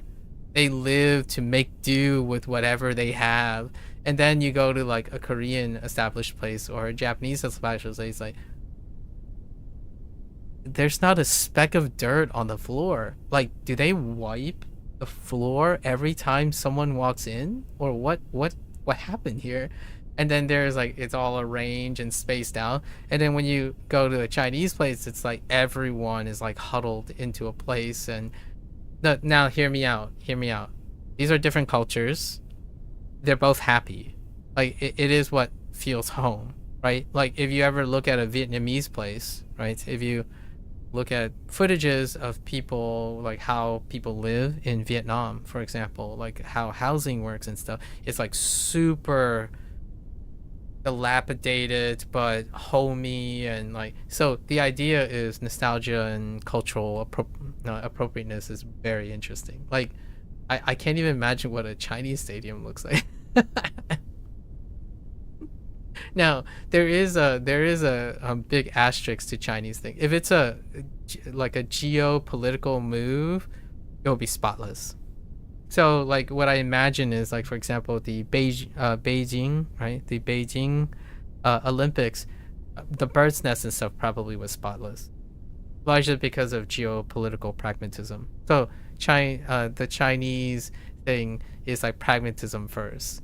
So, like, oftentimes, instead of thinking about it this way, like seeing all the Japanese fans pick up after themselves, watch the incredible speed at which the Chinese people hire Chinese people to sweep across after everyone leaves.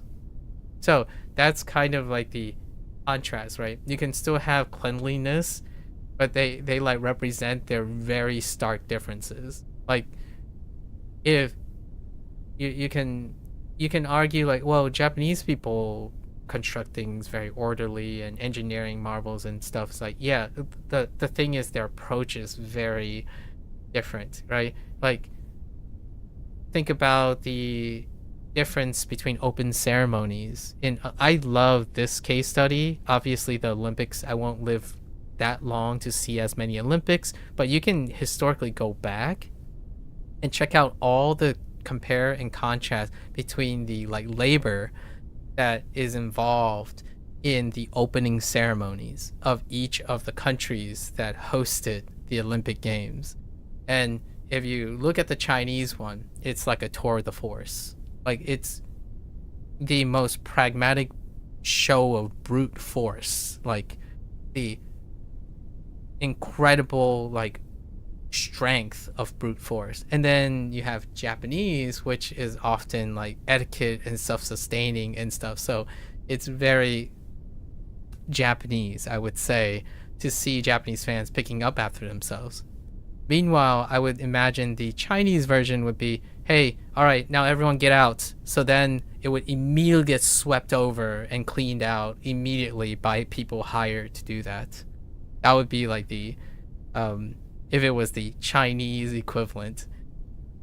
Really fun little, obviously I'm a little bit exaggerating because that would make for a viral video.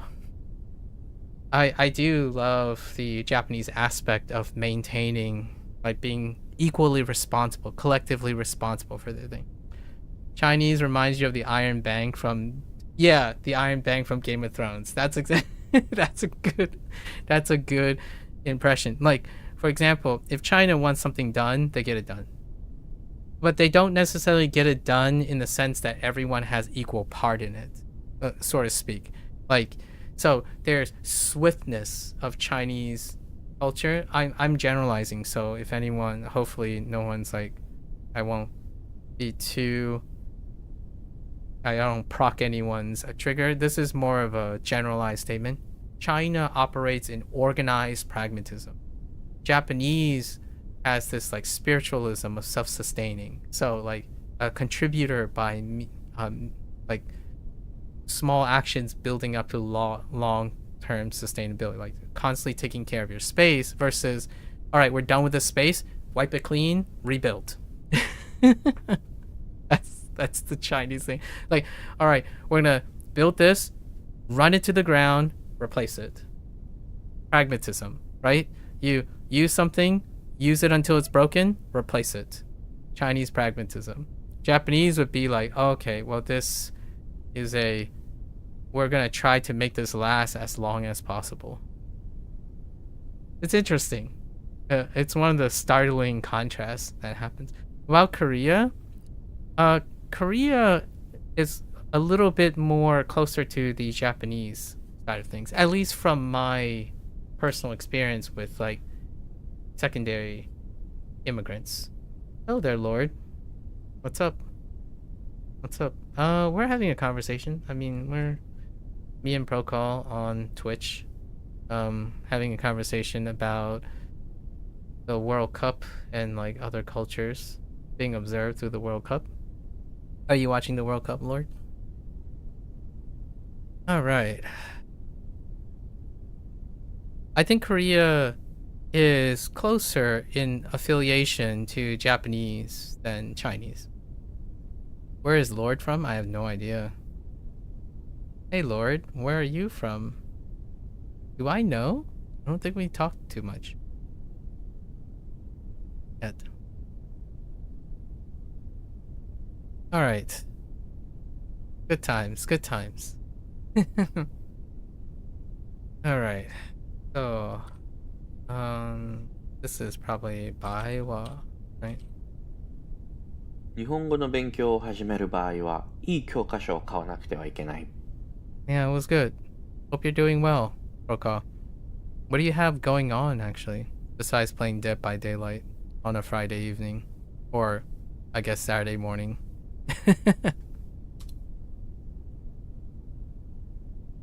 Urate inai.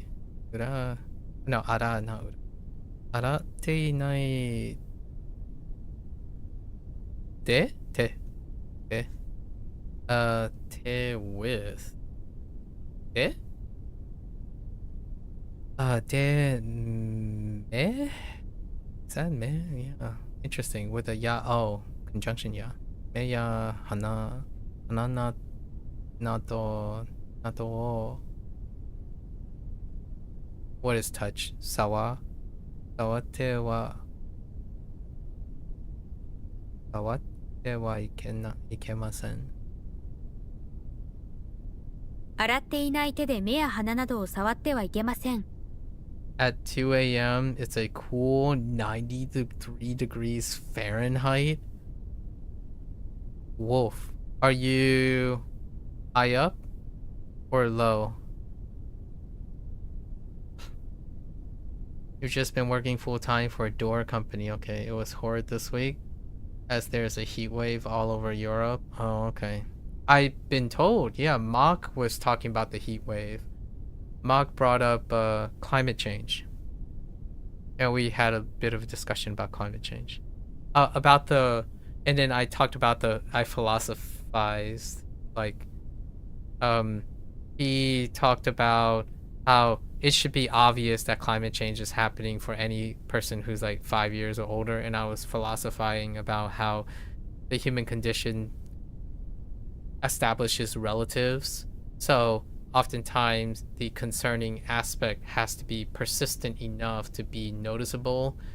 However, it's very difficult to understand that if you're evaluating through statistical averages. He talked about like how the surface area of, like, at least in Poland, raised like 2.3 degrees centigrade over the last 50 years, that type of thing.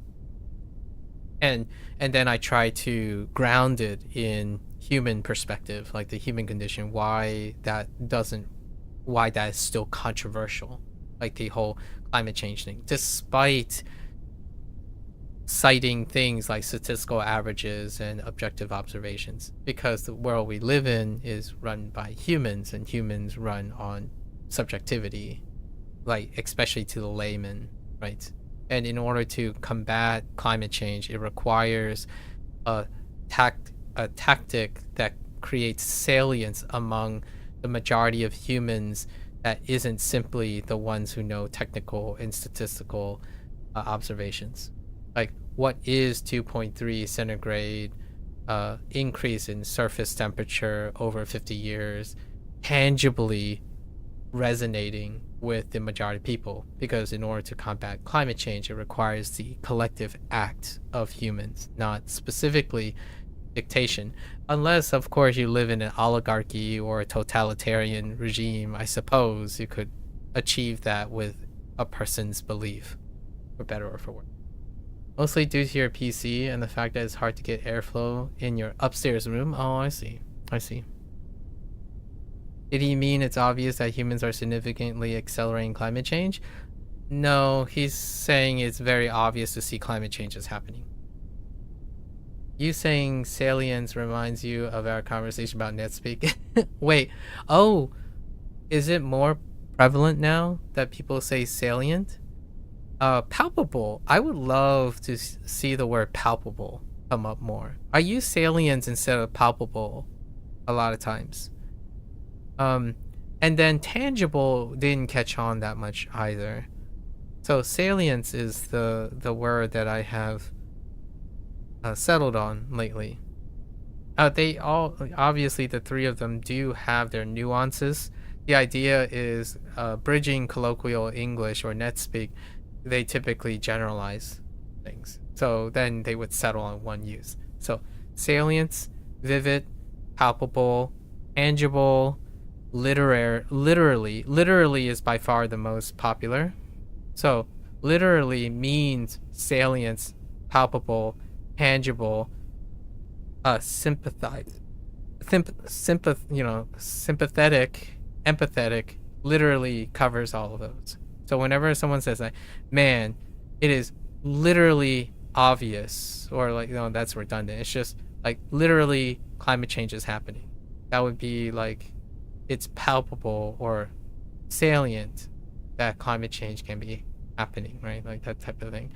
So that's what I would say about the something being salient.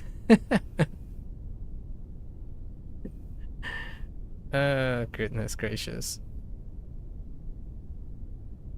He was talking about it's very obvious that climate change is happening. Anyone who lived more than 5 years can see can see that climate change is happening. And my first thought was, he works in pure math and sociology, right? And then he was using statistical arguments, basically like the surface temperature and the average. And my first thought was, well, let's talk about human perspective, right? Human perspective. I gave him an analogy, like, for example, Protocol, we can use one that is a little bit more relatable to us, and I'll use a discrete analogy.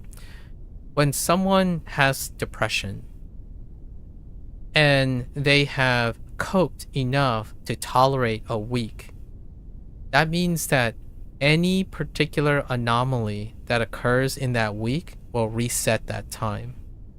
So my analogy was that if someone like humans operate on standards and habit formation. So if it is normal for this human tolerance to expect a week of hot temperatures and then suddenly a cold temperature happens, then they would not be convinced that climate change is happening. Because oftentimes humans get destabilized and reset on the way they think things have happened over time. It's one of the human conditions that I believe is completely salient. That's why we have record keeping. That is why we record history, take pictures, write in our journals, because humans' aspect when it comes to the subjectivity of change over time is not felt in the same time frame.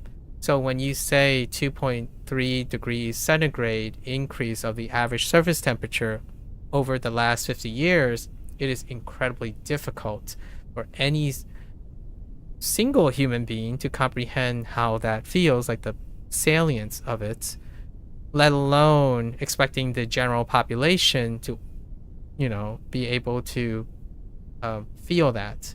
So, and I use the anecdote, a personal anecdote of something like, okay, well, you feel really upset 6 out of the 7 days of the week. That is your now your normal habit. If it becomes sustainable, it is your normal tolerance. So you only need one good day in a week to tolerate.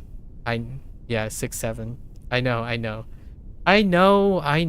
It's, we should change the weeks of the day now. It should be 8 days a week, okay? Just for that, we're changing 8 days a week. Monday is 2 Mondays are in a week now. I'm kidding. So anyways, yes. So the idea is when Mark was telling me it's obvious that climate change has happened for anyone who's 5 years old. Well, the obvious evidence is that it isn't obvious, right? Because climate change is still controversial and is very difficult, despite programs that are trying to hit habit formation to contribute to mitigating climate change.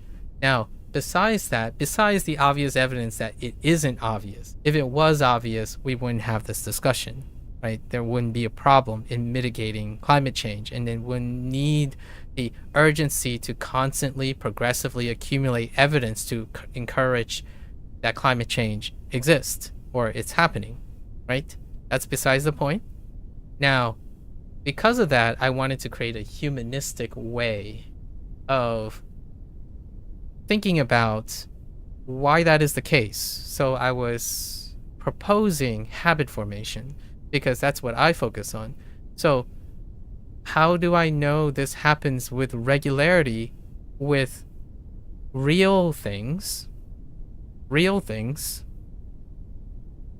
despite climate change being a real thing, but that concept of climate change is very detached, right?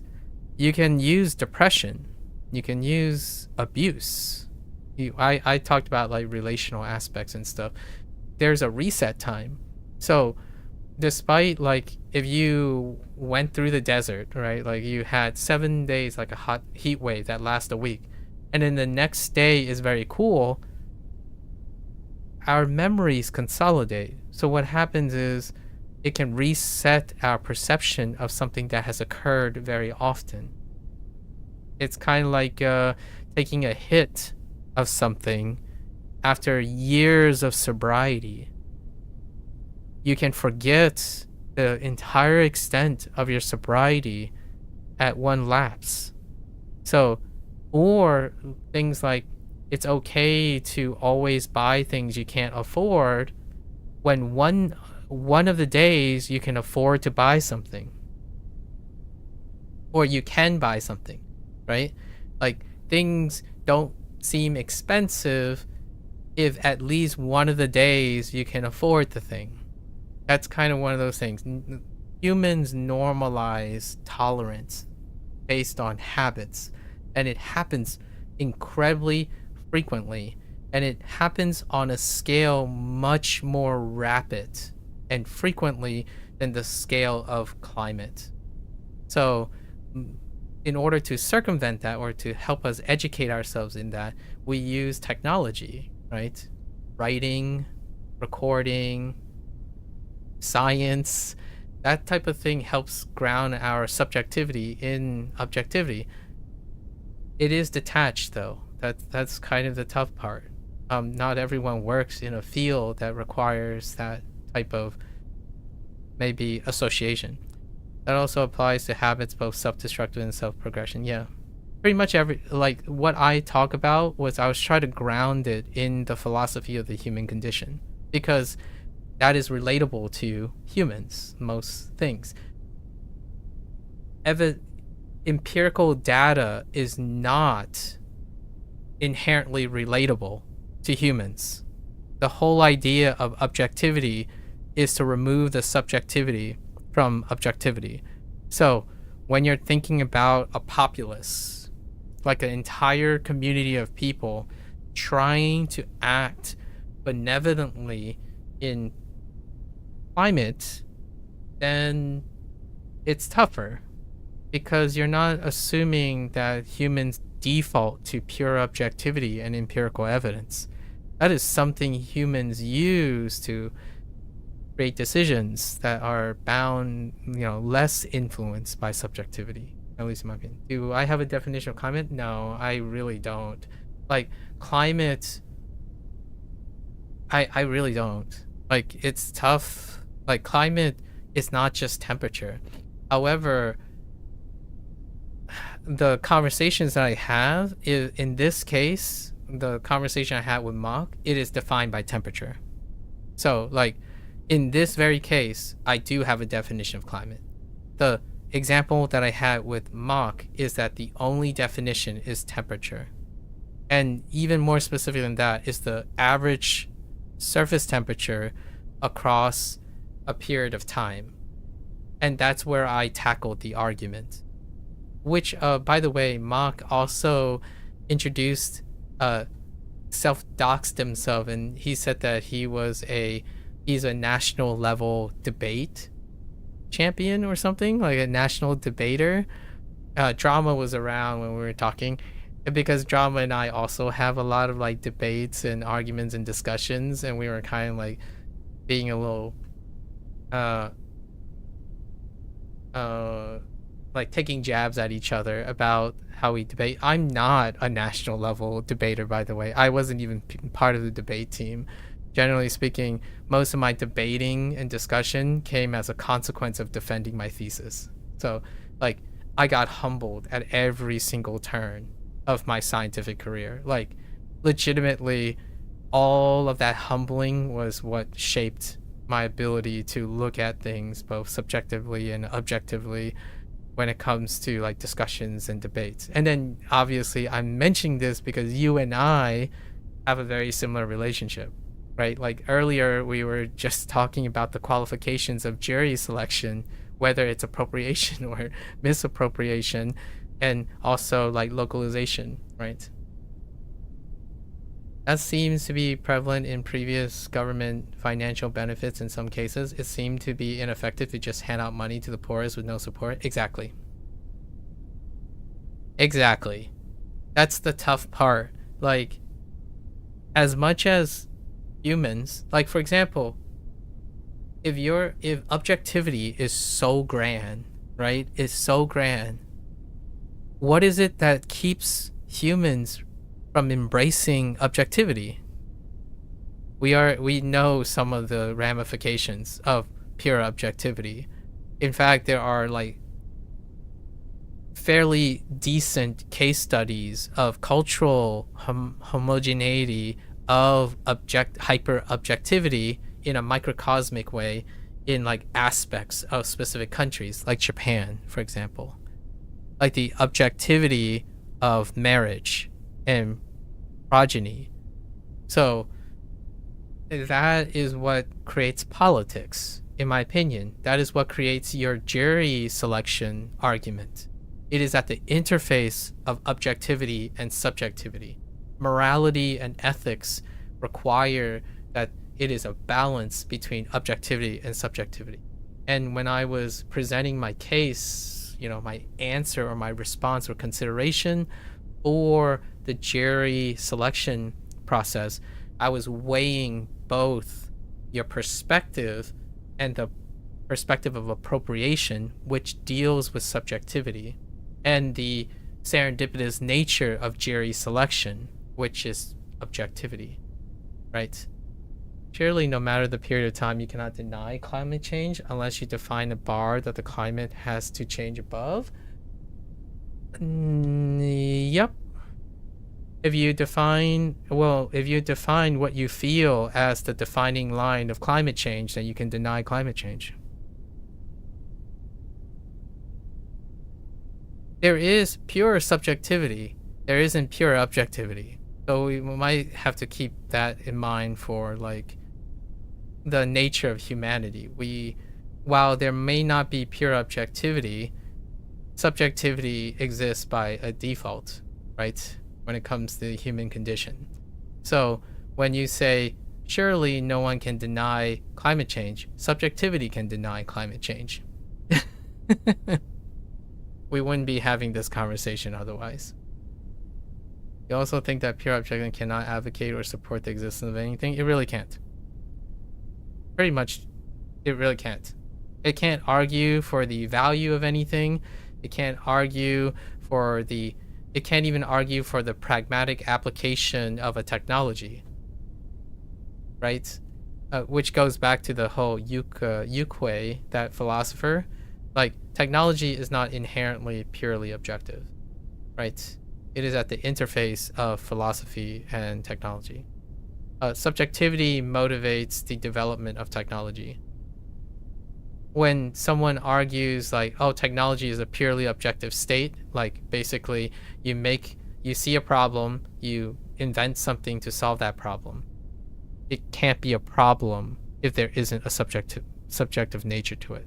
How do you determine what is a problem? It's subjective to humans. Problems are subjective to humans.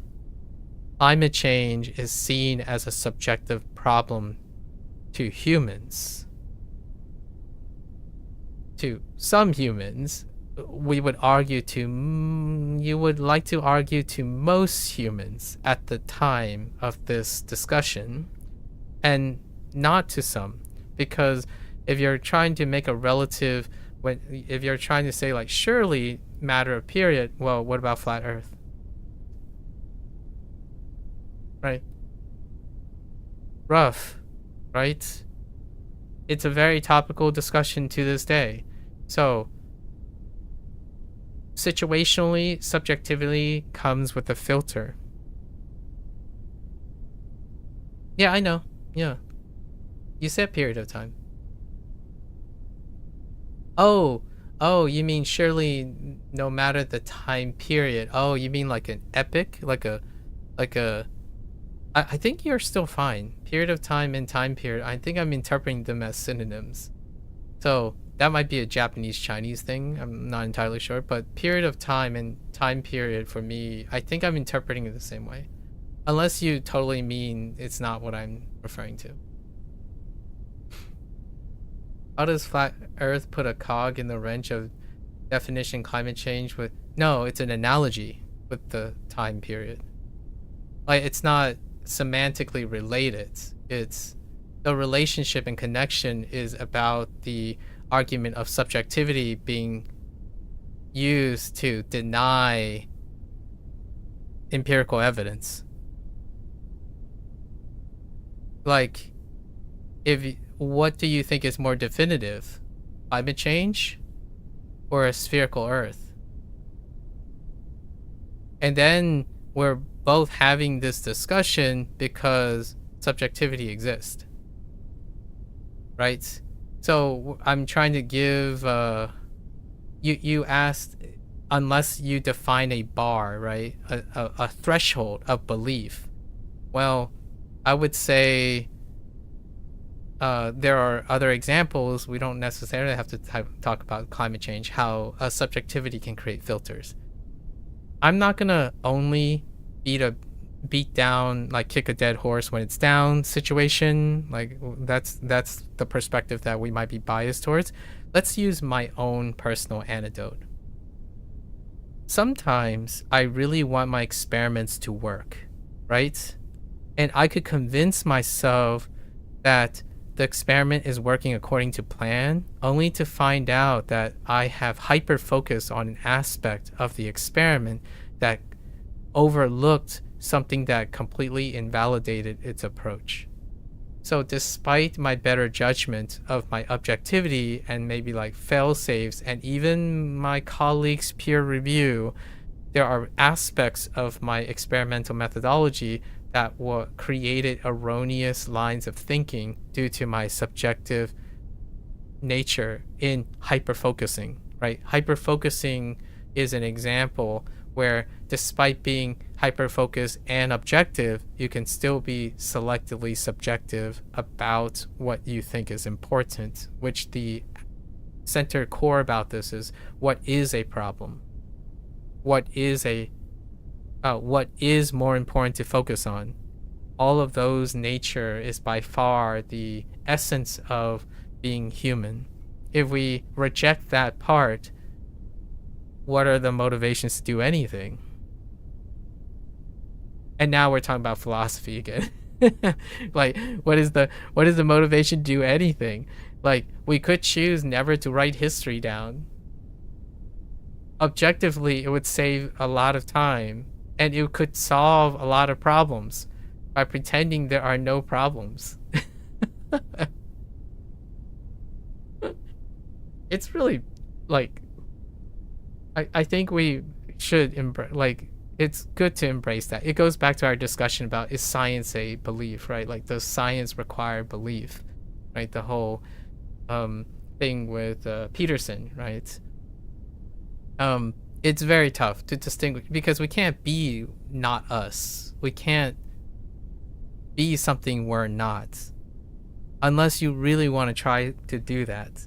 I'm not the greatest person to ask what it's like to consistently reject my humanity. Like, I'm not here to spend the rest of my life hating myself for being human. I know there are other people who prefer, like, there are some people at any given time, right? At any given time would love to reject their humanity.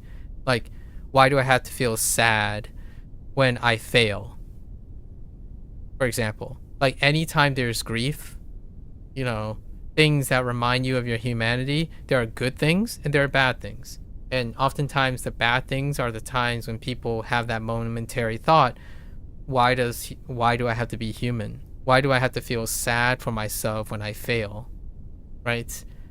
And for myself, I guess I go to philosophy. Not that I read philosophy, but I go to the thought of, well, when I'm sad, one day I can be happy. They're entwined. They're together. So how do we do that for climate change? That would be the great question. How do we create something that is salient, that is a constant reminder, that can encourage and make it possible for humans to feel the impact of climate change saliently, and also know that their actions create a visible or noticeable or feeling impact. That's actually kind of the toughest part, in my opinion, about climate change solutions, because you're saying, like, hey, I should give up my lifestyle. For what? That is like the toughest human problem that face politicians and policymakers. Like, all right, can you give up using your car for like the rest of your life, please, so that we can contribute, and then expect everyone else to give up the use of their car? Oh, can you decrease your consumption year over year as opposed to increase your consumption year over year? Right? Human condition. Humans are they consume. We exist. In order to exist, we have to consume something. So if you're gonna really lean in on the like climate change thing, one of the underlying human conditions you have to address is how do you get the whole population of the planet or even your remote location that you govern to consume less in general. Because one way to address that habit formation, like the core of habit formation, is to get your overall consumption to get lower, or you try to use technology to promote more efficiency. Now, we already talked about the other human condition though. If you produce more energy, what do you think humans will do? They will probably consume more energy. So it's a incredibly tenuous, consistent move forward. So if I had a romantic way of talking about philosophy and scientific inquiry at the interface of politics, is that we'll always keep having problems. And the goal is to consistently keep adjusting to the new problems. And that is humanity's philosophy. For me personally, like what I mean is, I'm not a person who's going to view it purely objective, right? We already talked about pure objectivity, right? That there is a pure objective solution that is perfect for a problem. Humanity is subjective. So over time, the nature of the problem will consistently change. Climate change of today will not be the same as the climate change of tomorrow, which is the climate change of the awareness of that creates the change that adapts to it. So to embellish that is to keep on curating humans to want to solve problems. And that comes to my own mantra that I would die by. Like, this is the mantra that I would die by. Humans should not lose the ability to solve problems. Period. Because no matter what, humans are the source of the problem, and they are the source of the solution that will create a new problem, and the cycle continues. And humans should never lose the capacity to solve problems, or even the motivation or the incentive to better themselves. So to lead into what you just said, do I support nuclear energy? If not, what source of energy would you prefer to be the majority of energy generation? Anything that is currently better provocatively than the current one. So whatever our arguments are, whatever energy source, those experts will perpetuate and try to develop technologies that will address the current problem, right? And then when I am no longer of this world, there will be other sources of energy, which comes with other sources of problem, which tackles another source of the energy. So this is kind of more running parallel of what I live for. I live for to see all the problems that humans create and also solve. So, or all the existing problems that I didn't create, like my generation didn't create, but we saw from the previous generation only to create new problems for the future generation. That to me is the human subjectivity and objectivity, like, I don't know what you call it, a paradox. When you solve a problem, you create a new problem. I know that some people will say, well, that sucks. Why would humans want to live that way? And my first thought is, yeah, you have to go to philosophy for the answer for that one. Like, why do you think humans live the way they are? Their memories and their emotional. To me, this is how I reconcile how memories and biology works with technology and whatnot.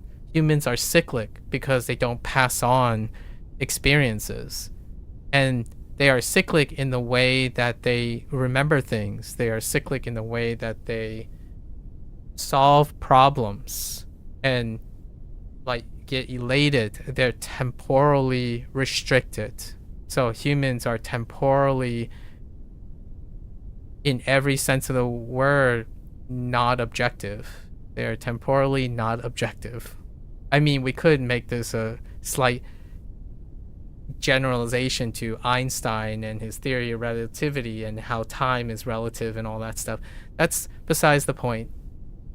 It is, in my opinion, a very romantic way to live things.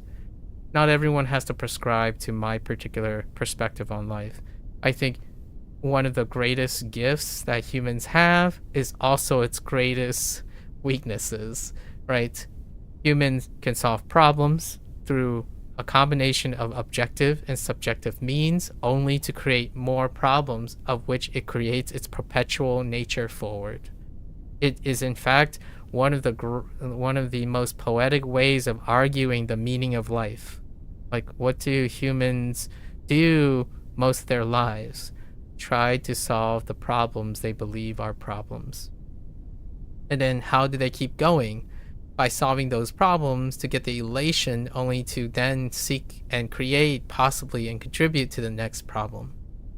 Like, for example, a life of luxury is climate change.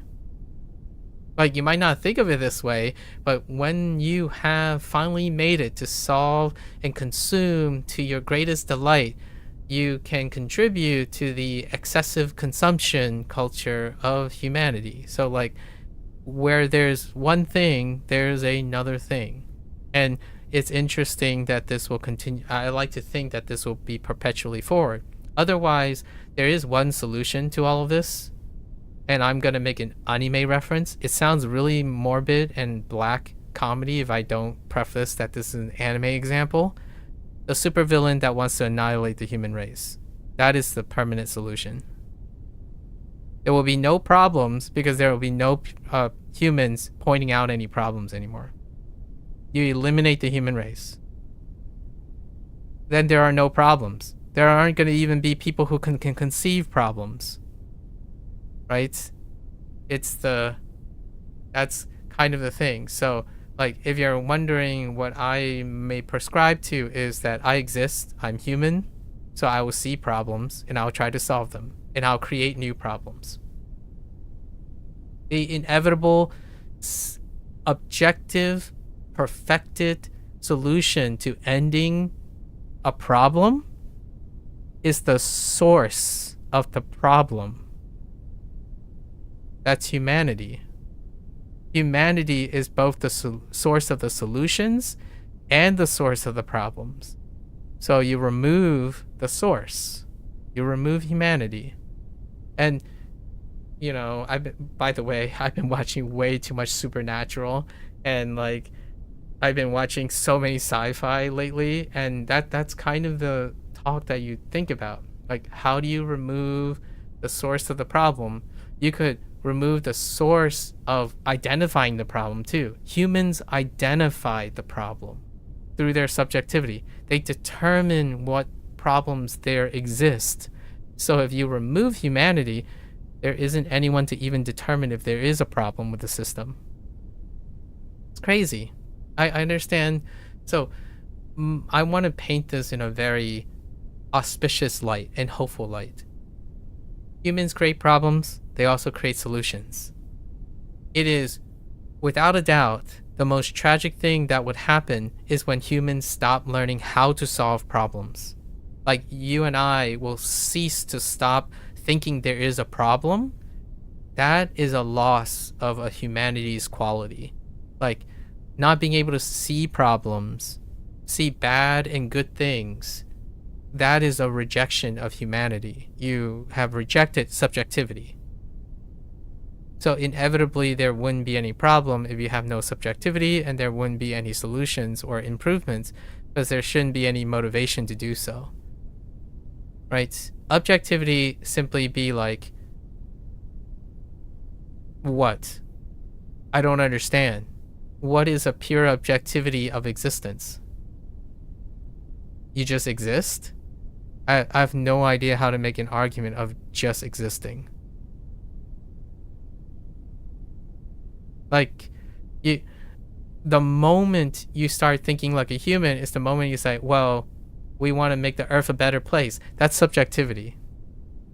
How do you know, how do you make earth a better place? The moment you ask you want to make something a better place is the moment you'll have humanity injected again with multiple perspectives. Like, what is a better place? What is a better earth? What is better for the universe? That's kind of the, you know, we can't divorce ourselves from our humanity, at least in my opinion. Like, the greatest of science fictions is often not void of humanity because the person who wrote the science fiction is a human being. So despite trying to write a hypothetical entity that has no subjectivity in their line of thinking, it's still relatively very hard to personify something that has no aspect of humanity.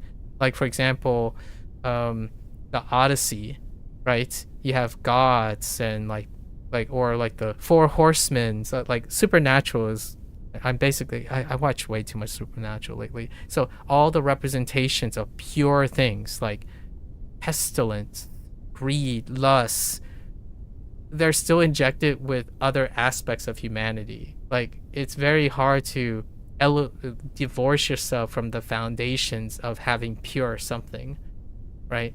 So it's such an interesting philosophical question. Is that your way of saying you aren't educated enough to feel comfortable to say which energy source you support the most? No, not really. I think nuclear energy is pretty solid.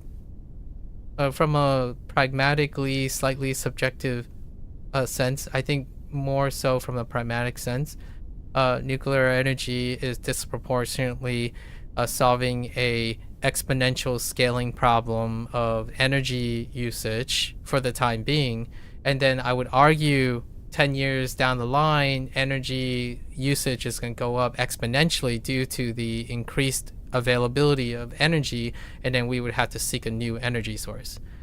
And then when you say nuclear energy, I'm specifically talking about fission energy right now is very appropriate, but in the future, nuclear energy in a way of fusion, possibly cold fusion, in the future would offset another scaling thing.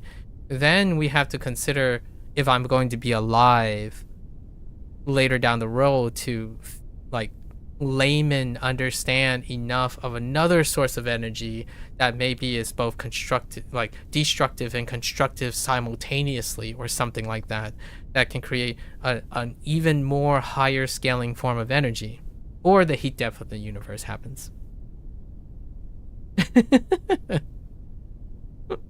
Before that occurs, you know, before the scaling and upscaling of fission transition into cold fusion, because I can't perceive any more than this, right? And then maybe dark matter. We'll just go into dark matter, like cold fusion into whatever dark matter turns into, right? And I don't expect myself to live long enough past even cold fusion. So even then, perhaps by then, the heat death of the universe already occurred. Who knows, right? So that's kind of my thing.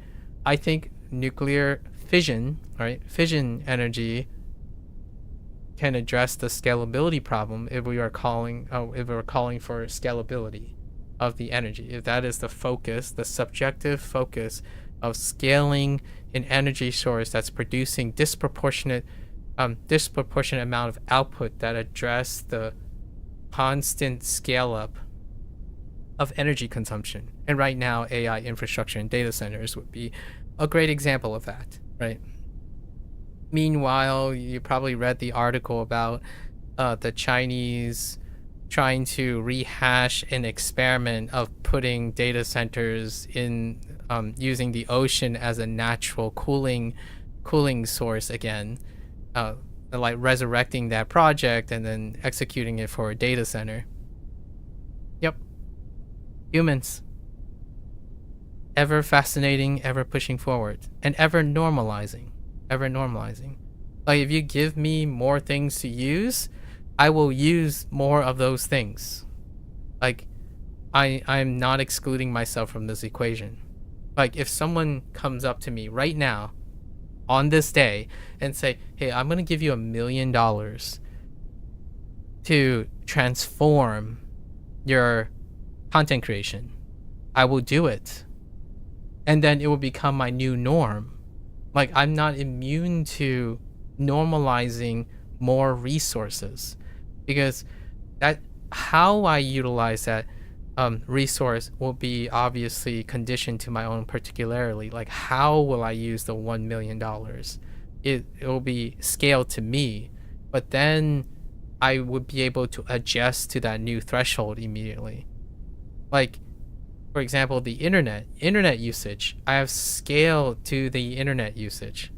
In what nature is the internet serving me and being used by me may vary. You have noticed when you clip your stream, it auto adds subtitles? Yeah. Isn't that great? YouTube does that too. Actually, YouTube localizes all those things now too. Soon, all of these resources will be scaled, right? Like, think about all the stuff we've scaled already. Smartphones. I kid you not, I have a colleague when I was in graduate school who did not have a smartphone. And in the moment he got his first smartphone, he scaled to it in a week's time. Because if you are given a device as a human being, you will maximize the investment. Like in a subjective or an objective way, humans scale to the resources they are provided or given, because in my opinion, I do naturally believe it's both the strength of humans and also the weakness of humans, right? So, like, how do you stop a human from overeating? Take away the food. Or develop, obviously I'm being facetious. You can develop another habit that can form competing with that habit. So, like, my approach is to do an activity that is competitive with eating. And how you approach that is usually lean on subjectivity, not objectivity, a lot of times for someone who isn't inclined. If someone is inclined in the skill, you can lean on objectivity because their competence will guide some of that objectivity's weight.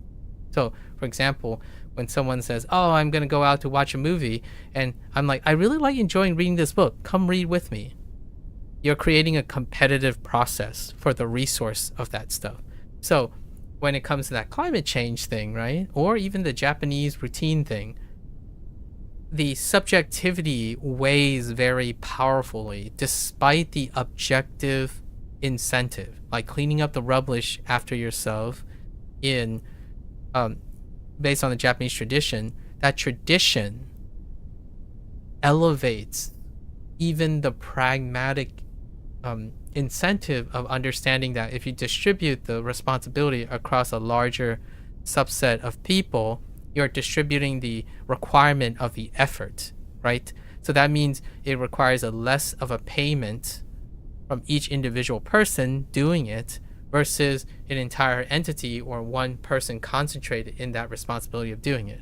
So that was my contrast between like the Chinese approach, pragmatism, like pure pragmatism, and then like, not really like pure, again, we already made an argument about pure objectivity, but more so inclined.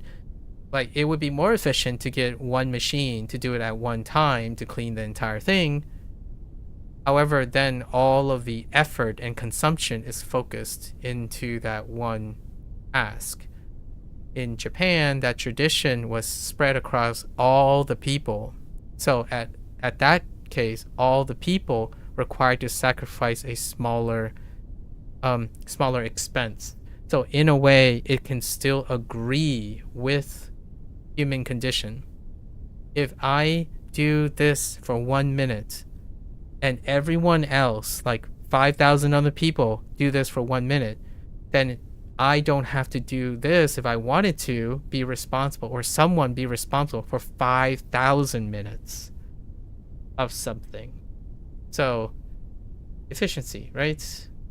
Still find ways to go about it. And for myself, that's what happens with humans. Humans find a way to scale up. Cue your typical like science fiction where humans constantly spiral in consumption. Like, they're both self-destructive and exponentially growing, right? It's kind of like if you challenge the human species to survive, it will double down on surviving. It's one of the essences of humanity. Its robustness, its hardiness, and at the same time, it is built. It's kind of a chicken or the egg question. Like, is it because humans constantly create problems or see problems that leads to their robustness, or is it that the challenges that humans face led them to develop robustness and normalization of the challenges that they see henceforth? Such a interesting chicken or the egg philosophy question, right? Like, humans are incredibly robust. You can hear it a lot in science fiction and like fantasy a lot. Humans are parasites, right? Very, very strong parasites. And then they can also be panaceas, very, very strong, vigorous problem-solving machines. So, which came first? Is it because there are so many problems that humans see, or are challenged with so much problems of existence, or the other way around? They see a lot of problems and therefore they became great problem solvers, only to develop more problems from that problem solving. Pretty fun, like, perpetual machine of ideas for like content creation and media.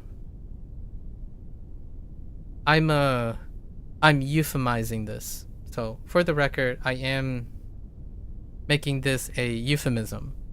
I genuinely believe in the good nature of humans. Despite humans generating more problems by generating more problems by solving more problems, I think that is what, personally, in my opinion, I feel that is attached to the meaning of life. For me, for what I think is one of the parts of humanity's meaning to life. Solving problems, creating more problems to solve problems, and continuing to persist without ever evolving, ever waning. Sometimes problems even go back to old problems in a new context, right? We can drive cycles of problems and solutions over and over again. We can even revisit the same identical problem only to come up with a new solution, like a different solution from the first time we encountered the problem. Have you seen the Chinese tradition of sharpening a rod of steel against a rock, not as a practical way to sharpen, but a display of perseverance? I have. Yeah. The name of this is actually an idiom. I forgot what it exactly means. Hang on. Let me see what characters they ended up using. Pretty sure this is an idiom. Like, the name itself, that process is an idiom. I do see the first thing is probably iron.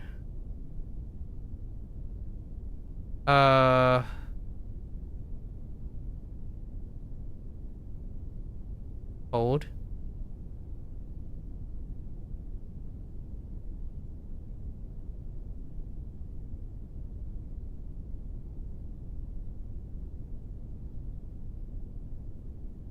Something like in, please.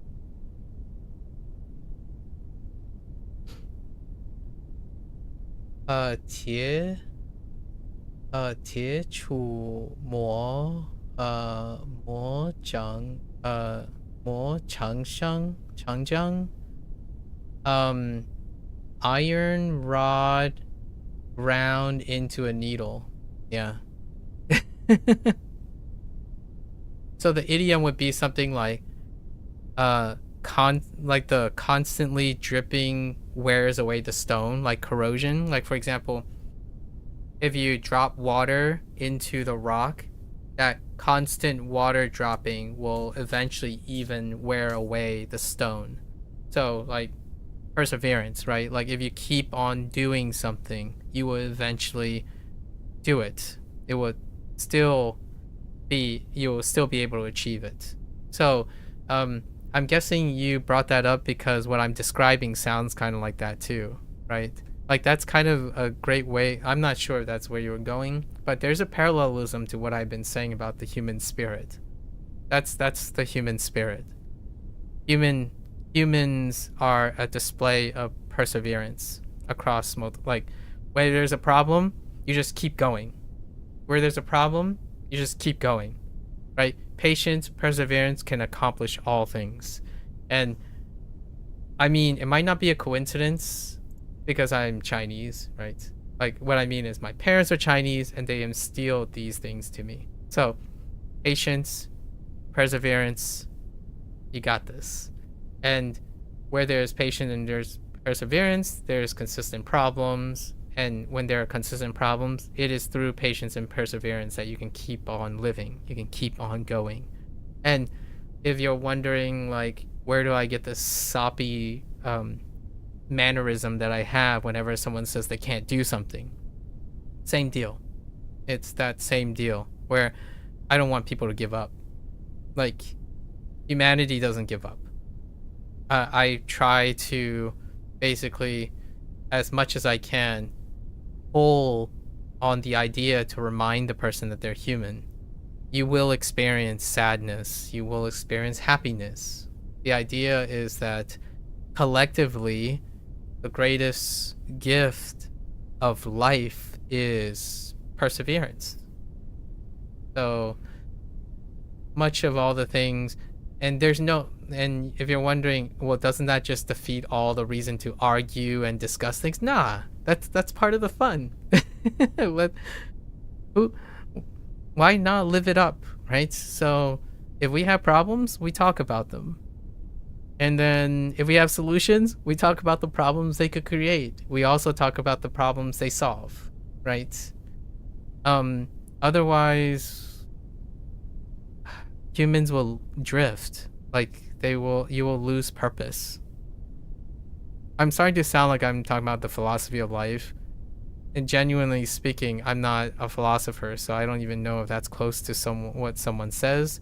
It's very coincidental. And like, when someone's in tune with their, I don't know, meaning of life to sound like a philosopher, because I genuinely do not give up on the human spirit. You do not give this up. Like, quote unquote, it's kind of similar to like, where there's a will, there's a way. And we're not talking about where there's a will, there's a perfect solution. Where there's a will, there's catharsis in the human spirit, so to speak. When you try, despite failing or succeeding, you have gained the quality of perseverance. Like, perseverance is not the same as success, right? You can be successful and fail in the act of perseverance. They are consequences of perseverance. Life is to persevere. So you don't give up. You don't give up at all. If you can't have this, go a different direction. You know, if you can't have climate change, you know, if you can't solve climate change, oh, sure as heck we're gonna find some other way to scale up and I don't know, change the uniqueness of climate change or something like that. Do you think humans are unique in their ability to persevere? I don't think so. I don't think so. Do you think I would make a fairly competent argument that humans have a way of communicating, like have unique ways of communicating perseverance that maybe other living things do not. However, I think it's very difficult to ignore. Like, I'm like trying to think how I can't see perseverance. Now, you might argue, well, you're human, that's why you see perseverance in other things, like dogs and animals. You see perseverance maybe because it's the consequence of humans. Like, you could even see perseverance in plants, right? the way living things are designed, they are constantly trying to find a way to consume and live, right? Chemotaxis in like bacteria, photosynthesis driving directional plant growth to survive. When trees get too tall, somehow weeds will find their way to sunlight. So like they're living things they live because they need to persevere in their livingness. So is it because I'm human that I see it that way? You could make an argument for that too. Like when I see a plant, like you see, you like The Last of Us, like for example, like post-apocalyptic world, and then you see weeds everywhere. Is that considered perseverance? Because it's plants trying to grow in a harsh environment despite, I don't know, a nuclear holocaust or something like that. That's a unique property. Like you could argue, yeah, maybe that is the unique property of humans, being able to persevere and see perseverance in other things. I think it's more so the unique property of humans being able to express it or show it or see it. Other living things have what seems like perseverance because however, they don't have any unique way of presenting it to us, like presenting to other people. Yes, the body of water experiment.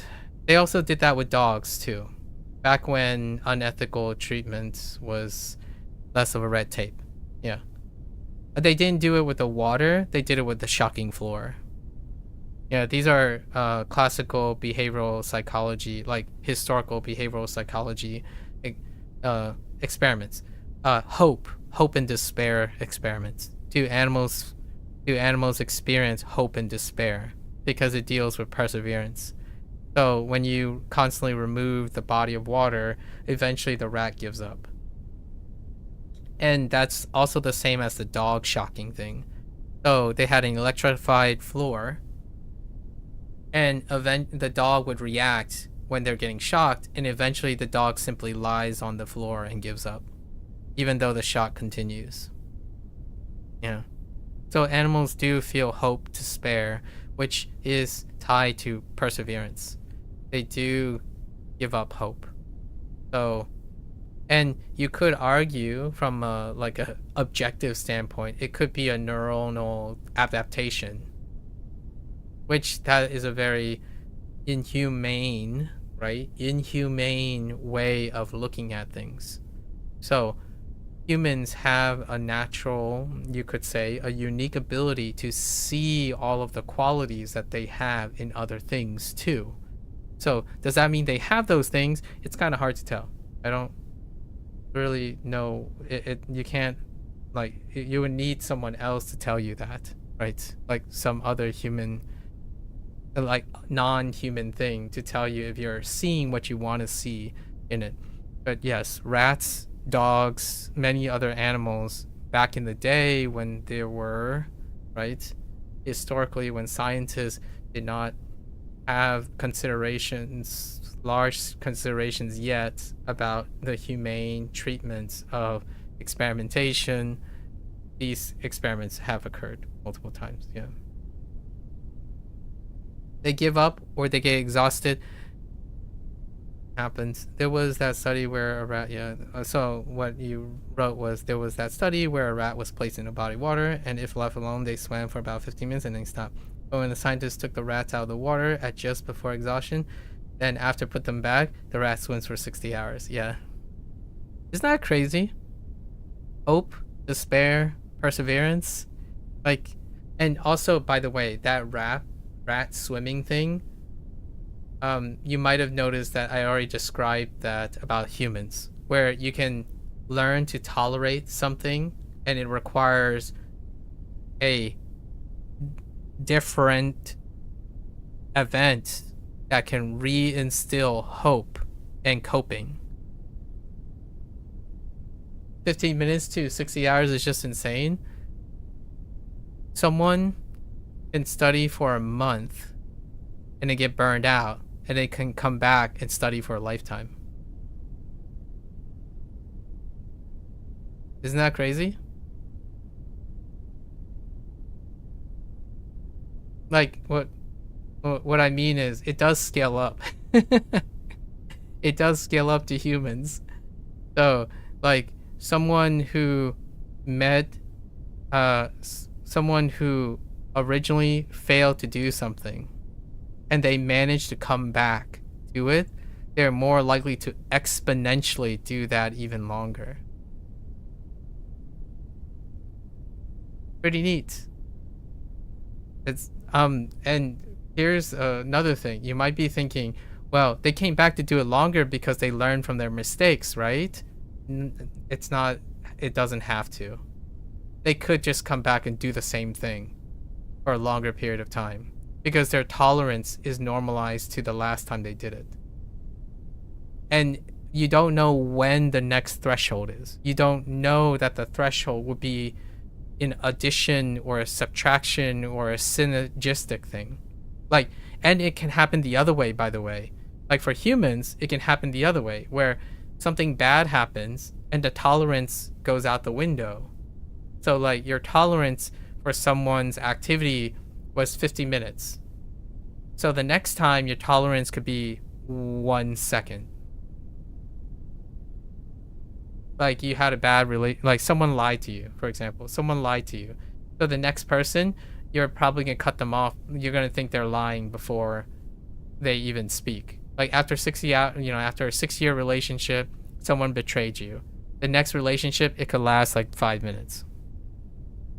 So the opposite can happen too, which is it's crazy thing about humans. I'm not sure about animals. I don't know the opposite has happened where like you probably can. The best example, analogous example I can think of is electric fences.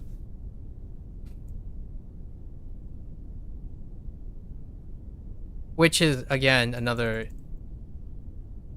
animal-related thing. We could use it to talk about humans, which is also inhumane, too.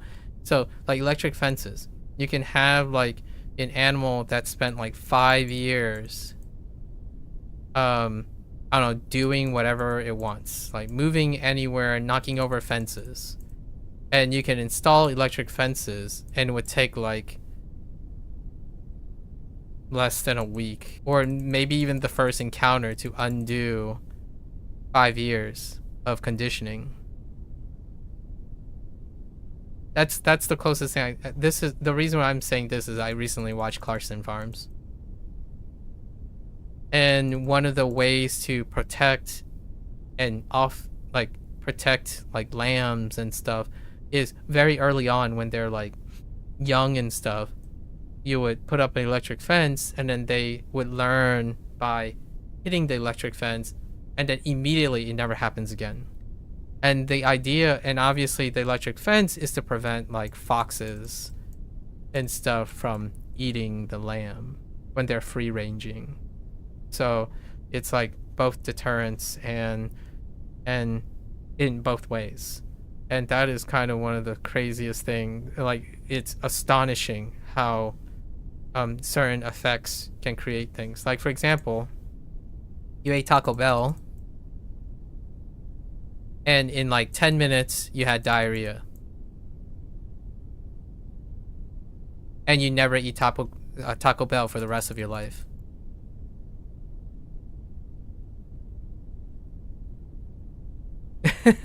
This is an actual thing. One of the most visceral things is like the Garcia effect.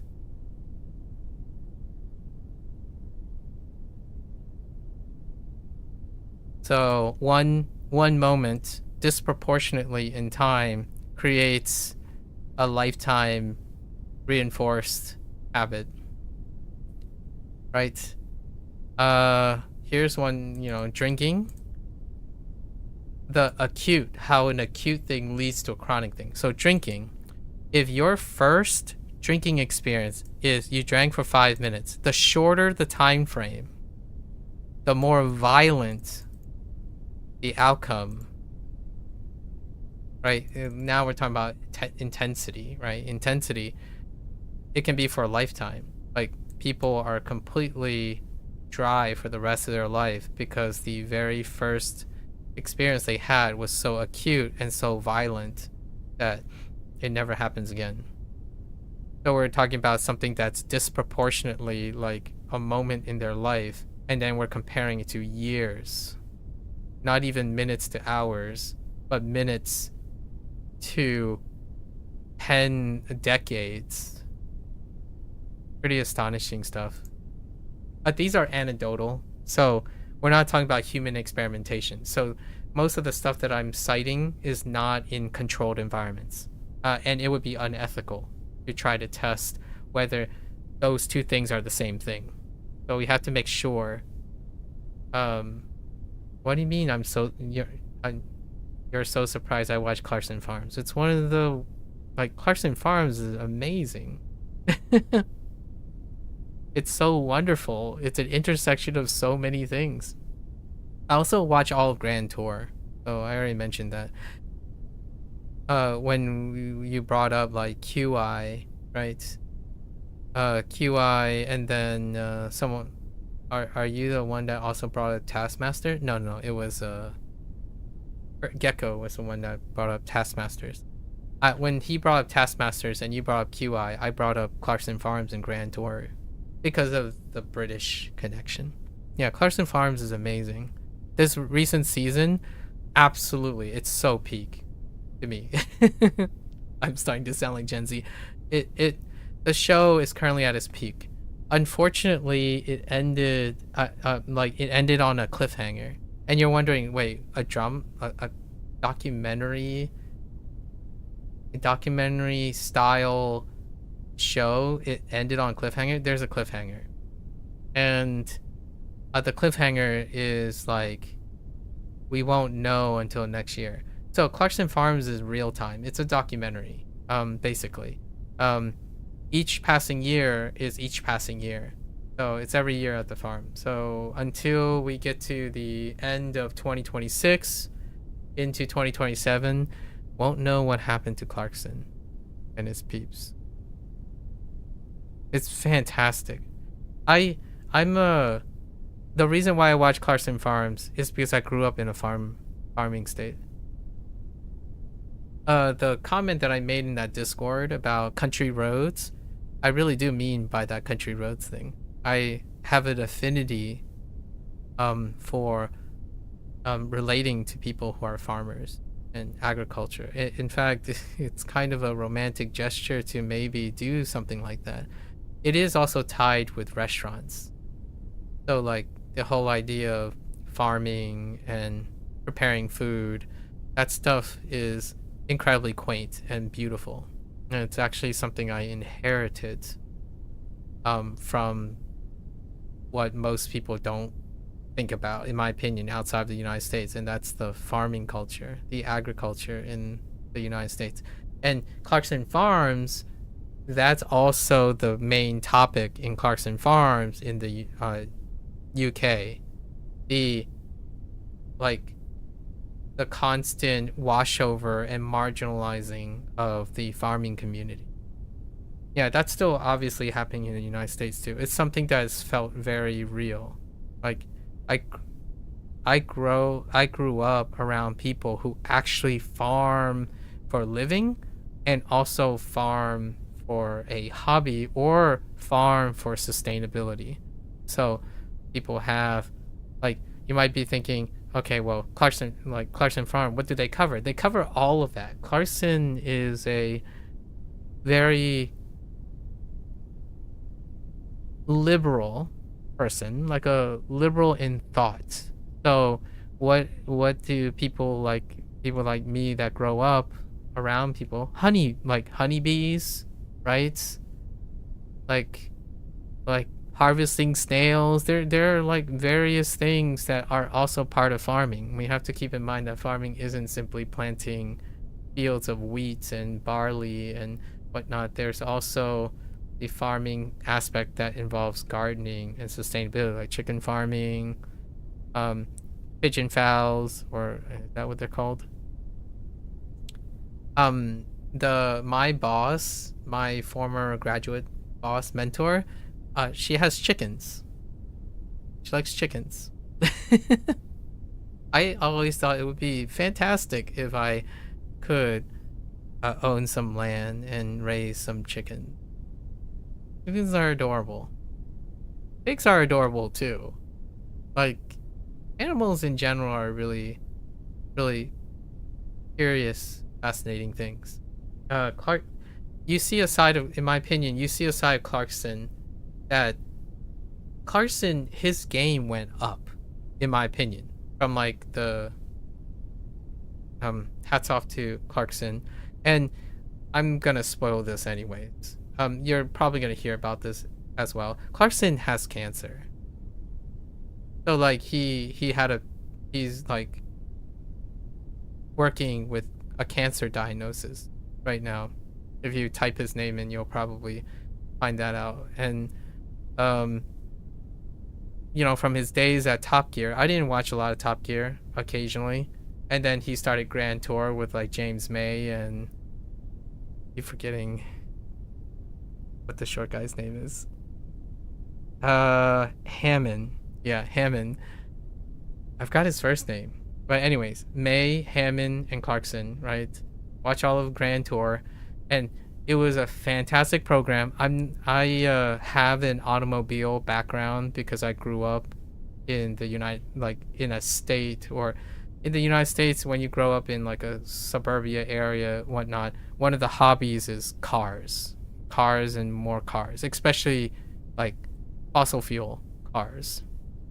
So I enjoy Grand Tour because of those shenanigans. And it's a different perspective because they're all British, right?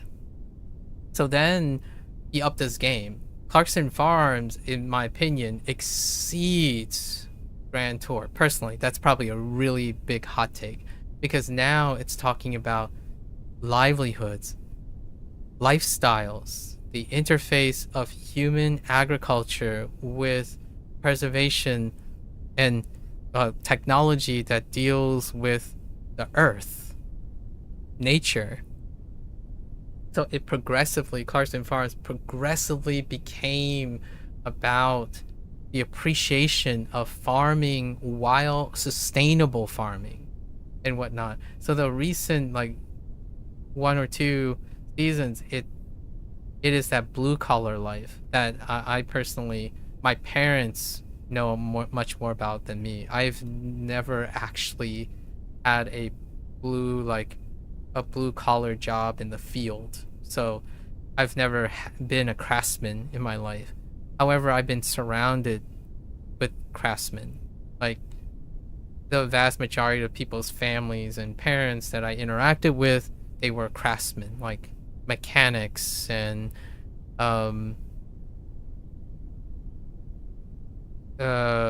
basically farming. It was farming. Like my backyard where I live is more farms than actual farms occupy more land mass than anything else. And it's kind of neat. It was fun. Like the last season, it was about modern technology. He introduced this really interesting, fully sustainable green, like floating like dairy farm in the middle of one of the metropolitan areas in the UK. Like I forgot where though. But it was so amazing what technology can do. So, and then they talked about like drone access and how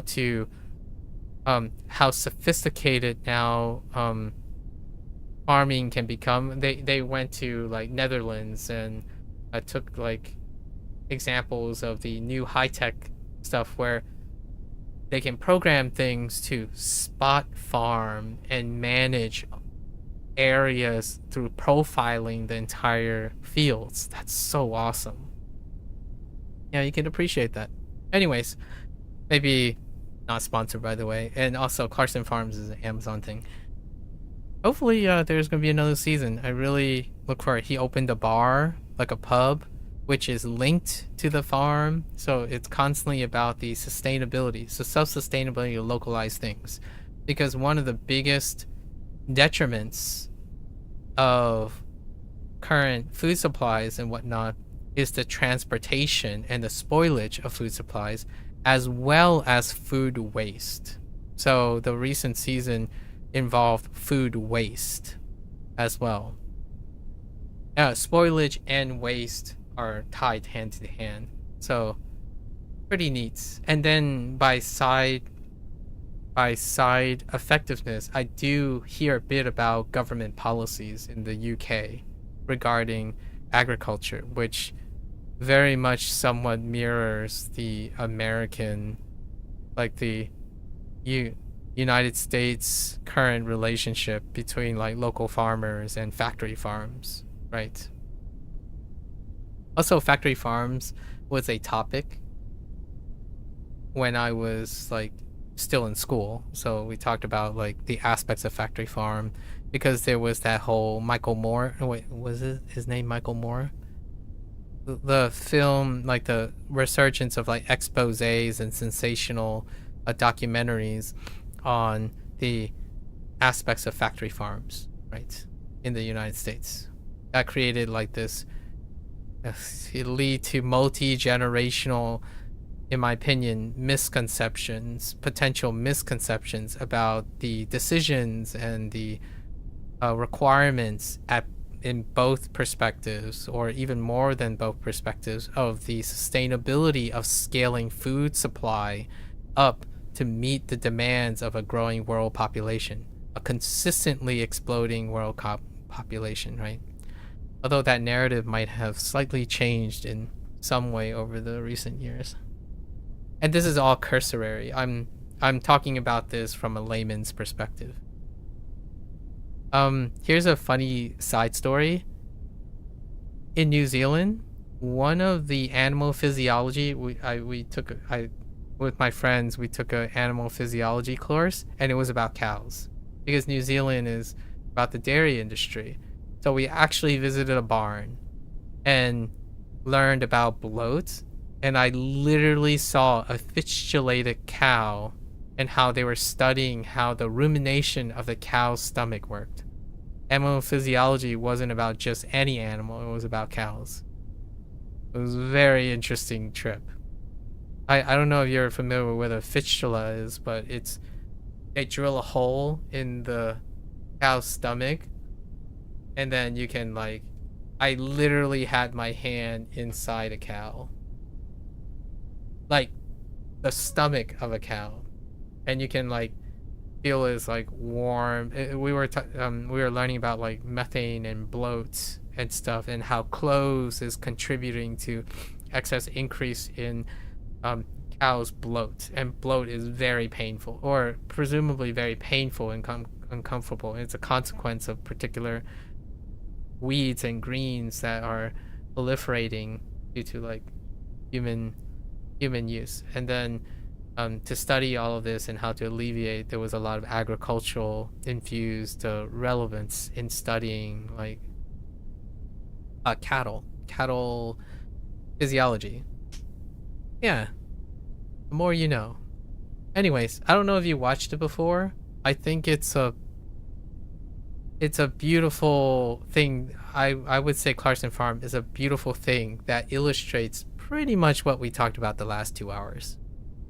Human perseverance, innovation, iteration, how a person can transition and normalize, create tolerance, and embrace certain pastimes. It's pretty so wonderful to see basically, in my opinion, the retirement of someone, like the later stages. I would love to hope that when I turn 60, maybe I can enjoy some of those periods. I think farming is an incredibly timeless pastime for people. Other than that, maybe I'll just open a bakery. My parents said that they They did everything in their life to keep me away from like going like to working food services, and my first thought is like, I think I want to serve food. Like, I want to open a bakery or like a coffee shop or, dear me, a restaurant, like a small time restaurant, so that I can serve food to people. That sounds amazing. So Clarkson did all of that in Clarkson Farms, and then some. He did all that and then some. So it's pretty neat what he does with his basically his wealth, right? He has a lot of wealth, and transfer that into some sort of goodwill kind of thing. Obviously, there are antics. It's entertaining TV as well because there's antics, not with noble intentions. All right. That's enough mulling over another thing that I watch. Okay. 私はそんなに上手じゃないので、記事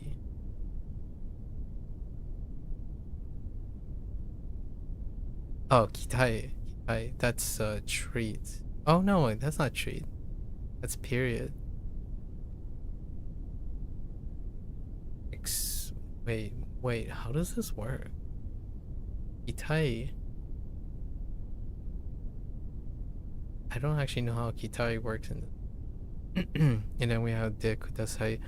So please do not something. I just use do not? Okay. Nasai de?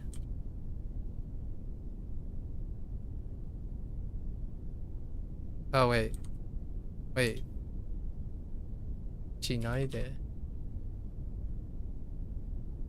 Grammar without use. Oh, it is. So.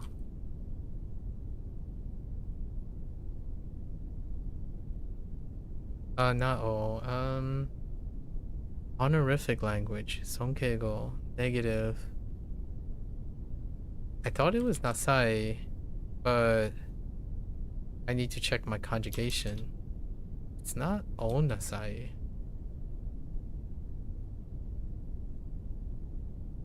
You check your conjugation. Standard. Oh.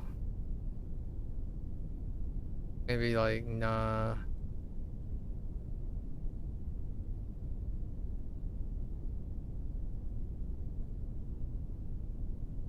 No, I don't know.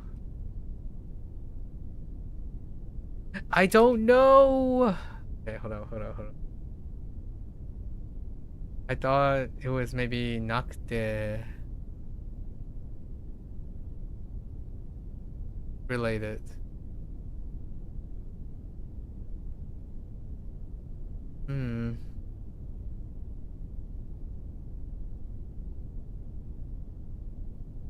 Nasa da nai de?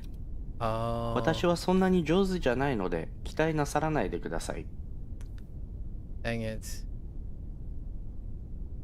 Of course it's ranai. It's not even a ichidan. It doesn't even have a eru or iru ending.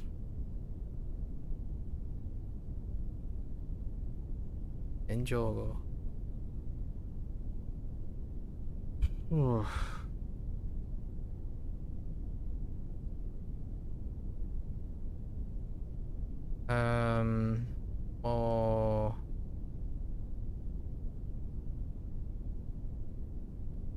Ring. Or humbly bring. Oh, do. Maybe like, oh.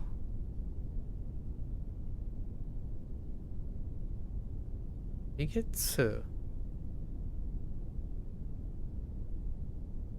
How do you stem to? Omo.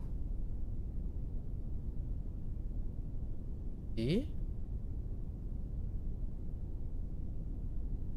Omochi.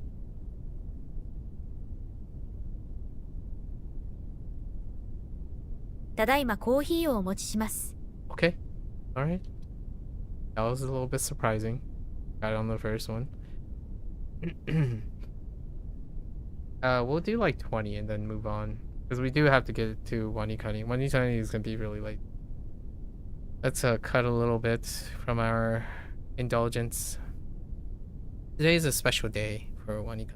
We'll probably go as late as we can for it. Parcel. We'll do 5 more. Let's see. I don't know the read of that. Hamotsu? Oh, nimotsu. Oh, right. Or luggage parcel.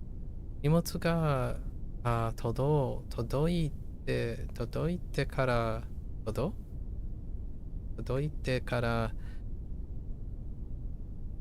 let you know.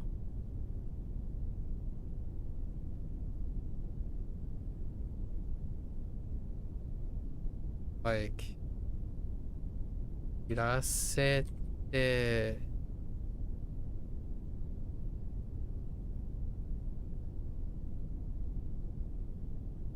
I will let you.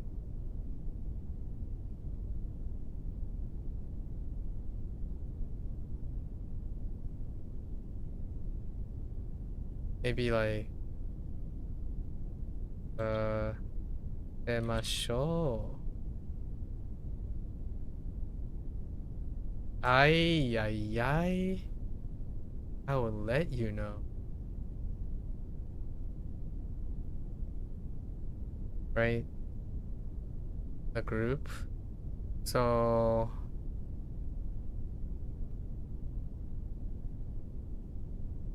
there's not a lot of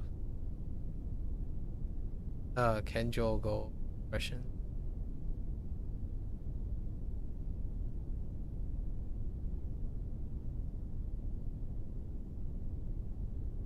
Could be the itada thing. Maybe not. Yon.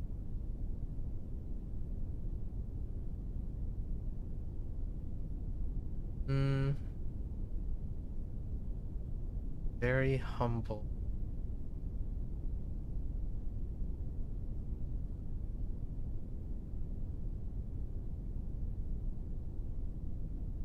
I will.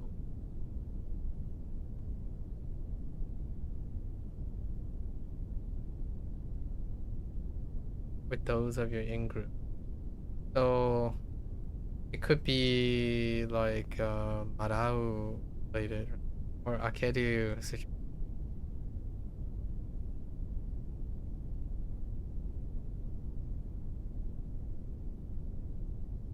I don't see how that would work.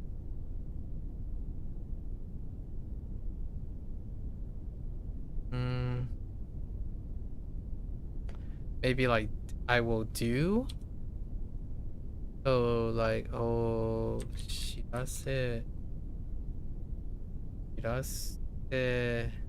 shirase yo.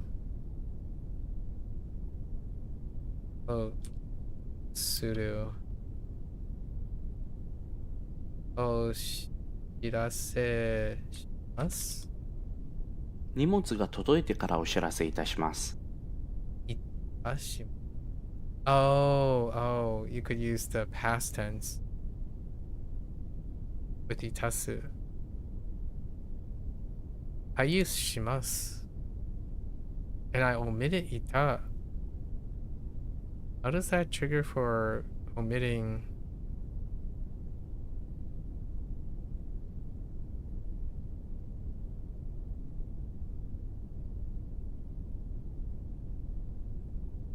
So itasu was what I was looking for. It takes shimasu as well. Interesting. I actually completely ignore itasu here. So you can do suru into, so it's itasu, or you can do o, right? I did o, verb stem, and shimasu. Or use, right, go for a pseudo verb. In nowhere did it say I could avoid using itasu. So that's kind of a surprise, actually. Like, I could use shimasu, like suru, as opposed to itasu. The more you know. No? Watashi no yubi wa thin. Or aren't exactly thin. Is this the kedo? Or... oh no.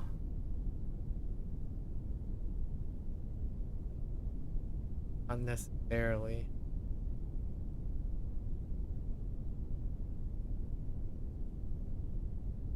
You take the adjective, right?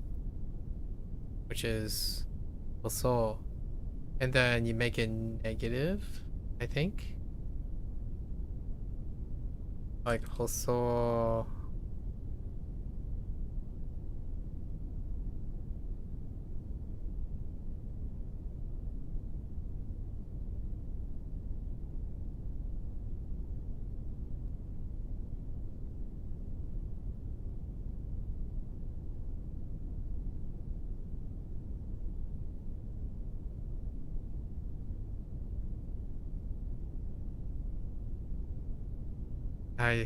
I had a trouble with this the last time too. Maybe it's like hoso nak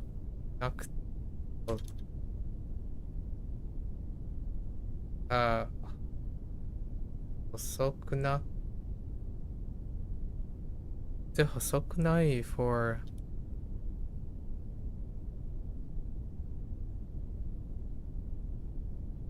something like hoso.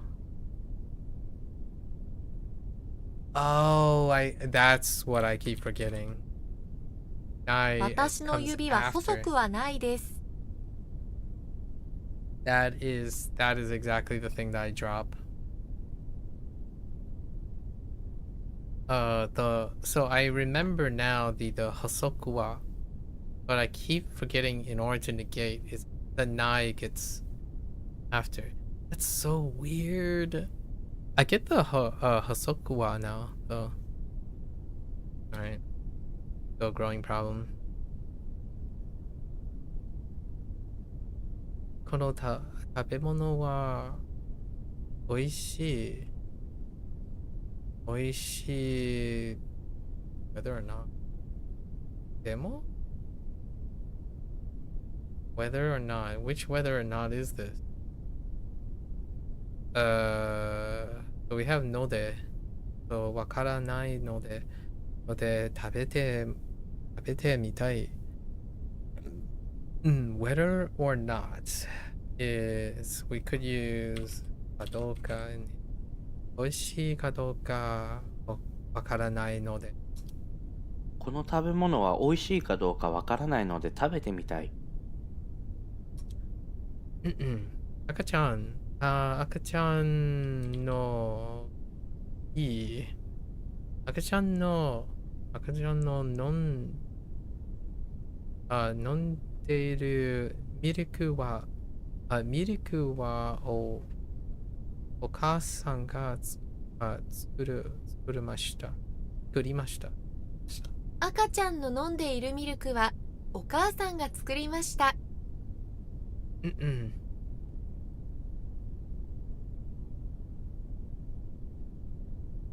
え What is that? Ore? What? Oh, you? Oh, here? What the? Oh, here? The water. I don't remember oh, here at all. Interesting. Yeah. Using... I don't think I have that character. Oh, yeah. So just ice and... Interesting. Oh, here wo Kenjo go requests interrogated.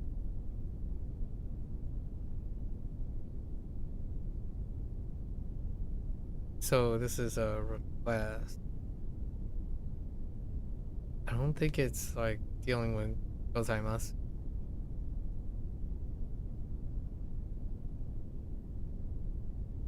Could you please bring? It's definitely a suru, I think. Oh wait, no, I don't think it's a dekiru.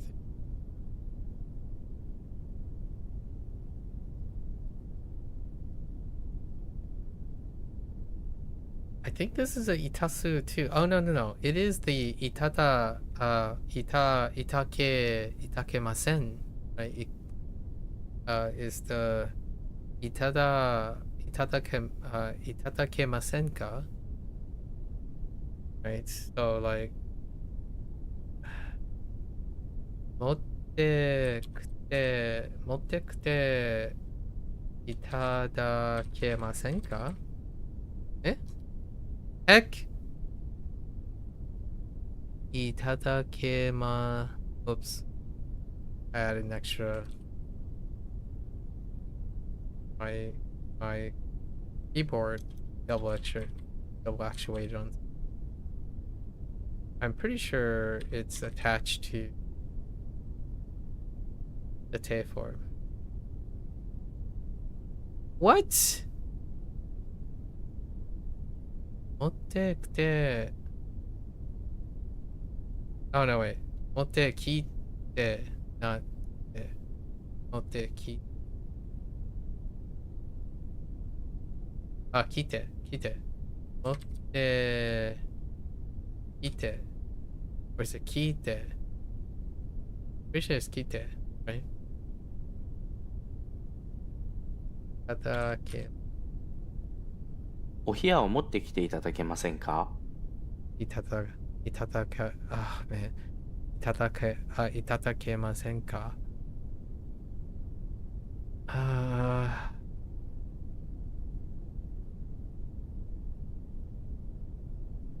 Oh, もしも。もしピザを食べたかったら自分のお金で買ってね。Alright. I know we're supposed to finish up all these grammar points, but that's okay. We got some grammar points. When is the next one? Guess we'll have something to do for tomorrow. Alright folks. That's a wrap for our Bunpro session today. If you're gonna watch this later, arigatou gozaimasu. Right? As always, you can feel free to follow along, pick up Bunpro for yourself, give it a go. You're always welcome to come on by and yap, discuss, talk about things. It may not seem like what I'm talking about is related to language learning. I didn't quite get back to language learning. However, to wrap up the core things, right? Perseverance, diligence, solving problems, and then iterating on it to see more problems. That's kind of what learning is.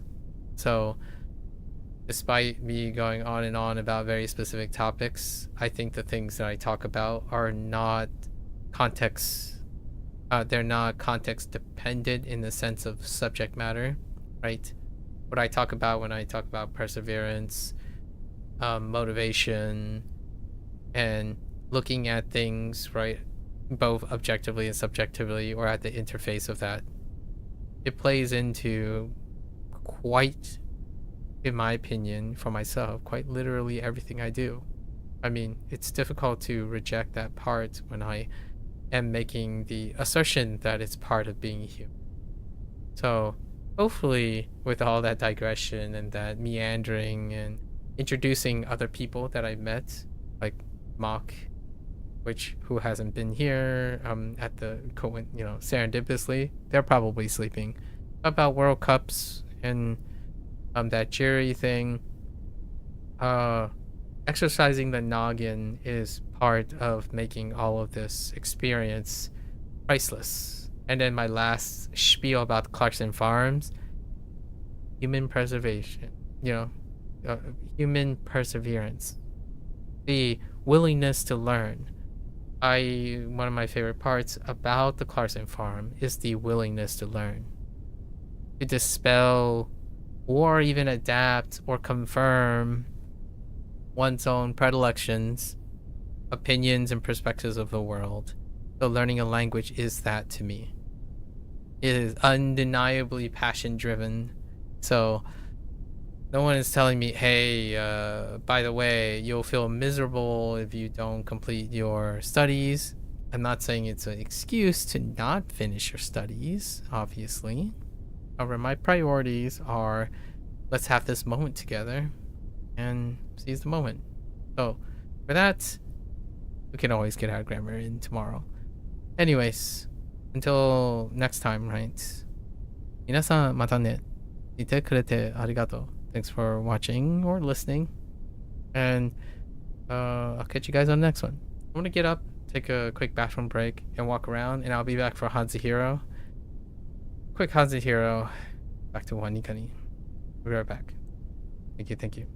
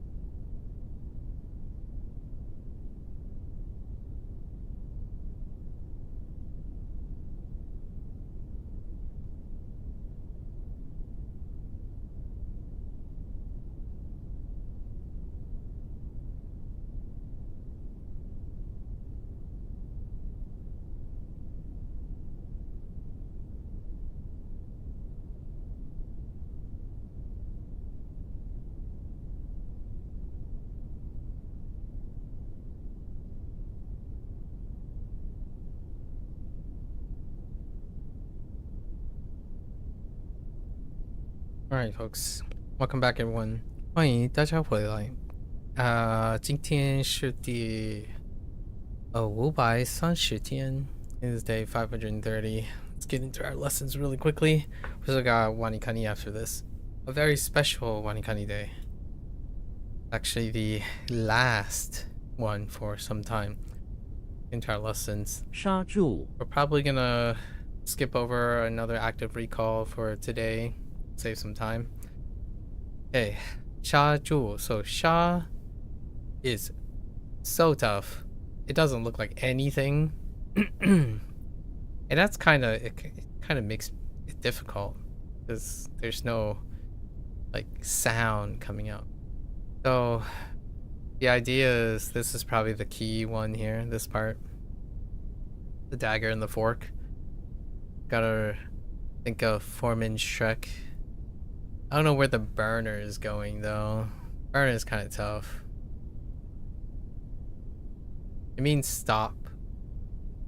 And then when you stop attached to stalling or being in a place, it infers. This usually is zhu is often used to complement something to keep something in place. So if you're stopping, you're being in place. So breaking is one of them, or to stop or to both figuratively and literally. Jaw is the tough one. 刹住 Mainly for its sound. It doesn't look like... it's very unique. So I have to remember unique. And unique things are a tougher one for myself personally. Meaning there is less to associate it with. So we really have to double down on our mnemonic here. There is another sha that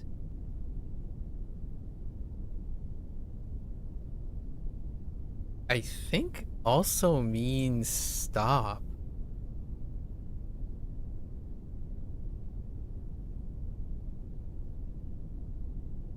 Oh no, yeah, to break. That's a pure coincidence though. So maybe I could use that as a...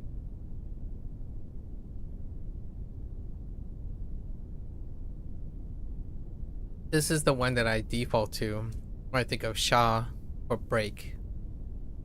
Like if someone said sha, like, I don't know, sha ting or sha ting. No, just sha cha. Oh yeah, and then sha zhu. This is the other sha zhu. I suppose they're both... they might be interchangeable. Sometimes there are variances of each other. So sha zhu is... this one is also sha zhu. 尸骸 Shi hai. This one helps. I forgot what hai is, what part of the body it is. Or like what reference to the body it is.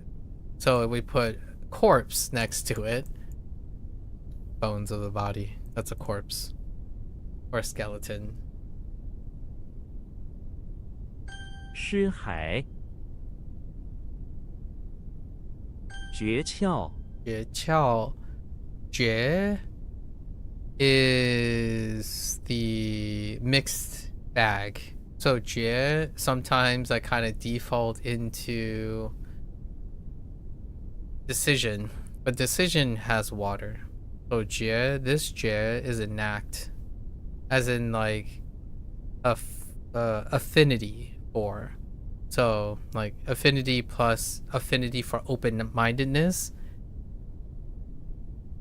is this says secret, but more like secret to success, not secret as in inclusive, like not open, like being narrow, like keeping something. It's more like secret as in the trick, the key to breaking open something. So that's kind of a bit of a weird unintended double meaning in secret. Like it's the secret of success, so the secret sauce, and this is the secret is to stay open, basically. The knack is being open. You have the key and whatnot. It's a tough one. I don't know. Qiao, I think I picked the Qiao because Qiao is pretty weak too.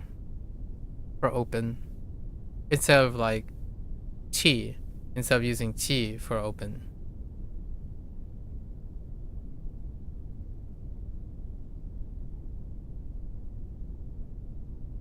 诀窍墨匣 Mo, xia. Mo is black ink. Xia, it's a box. And box is rough. Like, box is a pivot because the middle radical is jia. This is jia. It's a pivot from jia to xia. And then a box is nondescript, like legitimately nondescript. And I have a feeling this is probably a suffix or like an attachment. And most of the stuff it requires an attachment. So like technically this is a box, but it's an ink cartridge because the ink goes in a cartridge. Although it could have been very well an ink bottle. Obviously you could change it to more ping. So maybe there's a very distinct way that xia is. It has to be like of a very particular. The other thing that I passed up was xia qiang, which was really cute for a Mauser pistol. I talked about yesterday, where the Mauser, that the chamber part of the Mauser was very boxy. So then, as far as I remember, Mausers are not made in China, so it was probably after they saw the Mauser that they referred to it as the box gun. At least that's what I tell myself.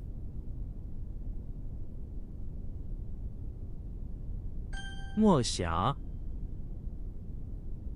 背控 Bei Kong. Bei is the weak one. It's used in a way very commonly. When I look at it as a character alone, I just lose my bearings.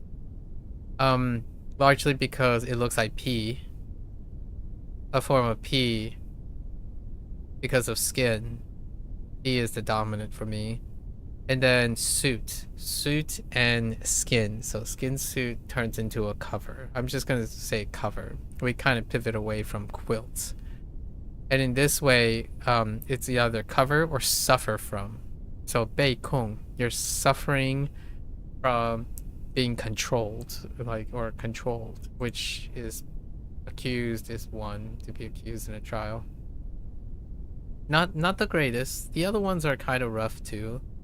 So, outside of trying to do the blanket thing. So there's a bunch of vocabulary that does the blanket thing to cover over something, like bed sheets and clothing. Bei kong. Kong is a bit weak. Slightly. 被控 It's the accused. Sorry, the accused.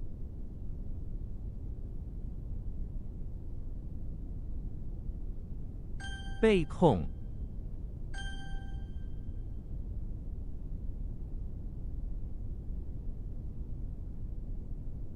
尸骸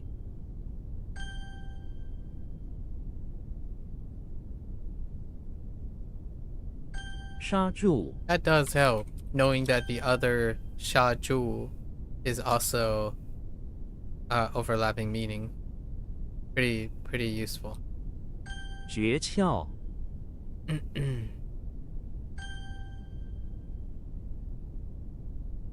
墨匣 Alright, and then we got one 亢 left. 奋 Kang Fen. Kang is weak. That's tall. And Fen is exerting. Tall or high, like an intensifier. So we have Kang as another intensifier. Like I don't know if the other ones have intensifiers. Like Wei is not an intensifier. I think it's more like a position. So kind of tough. Kang Fen. So high exertion. So you're excited. Exert highly. Stimulated. Yeah. 亢奋 Fen is a weak one. Fen is pretty special. It doesn't look like most, like a field, a turkey, and a makeshift big is like everywhere. So Fen, and then seeing this as fun, the loosest thing I can think of that's fun is probably the turkey and the field together. So that's kind of how I'm trying to remember. It's a tough one. And the meaning is the mnemonic to fit the meaning exert is pretty rough. Hopefully the two of them together play nice.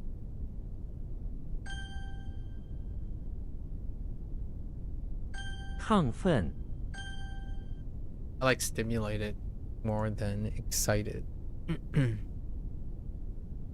All right, so we noticed that our character studies are. It might come back around. Gotta get to our WaniKani. It's a special day. Special day today.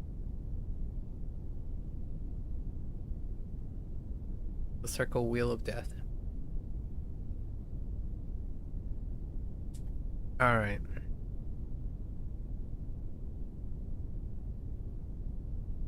Zhi,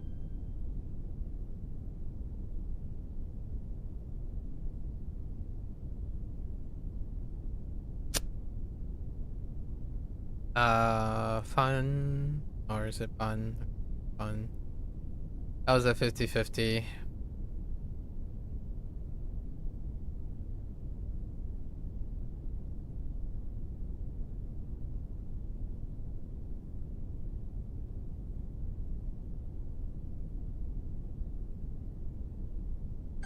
Huai,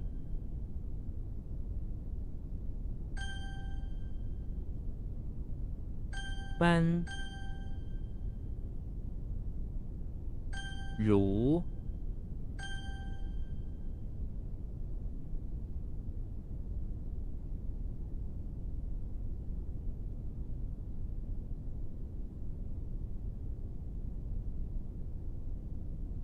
That's supposed to be. Oh no. I don't know if that's chieftain or not.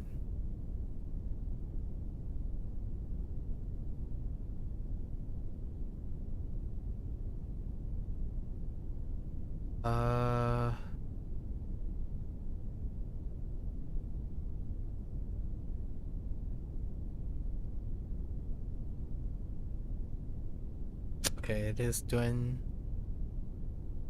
Not chieftain. I didn't adjust this to the chieftain thing. It's a flex from Drin. Right, yeah, it's a flex from Drin. And chieftain is not that. Drin and Drin are not related to chieftain. Chieftain.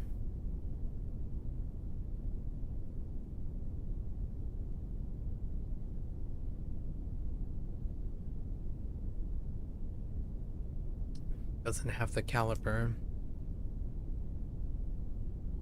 So I was stuck between Dwyn and Jin, which is related to respect. Where am I on the respect tier? Oh, yeah. Okay.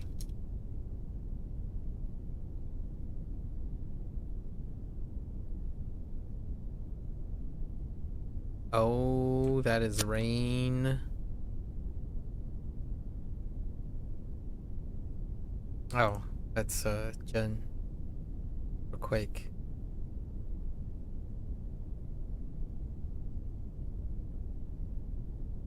That's not right. 邓，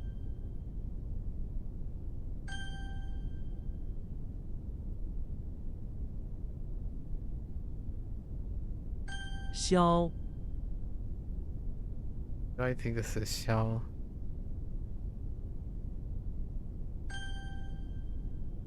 Yikes.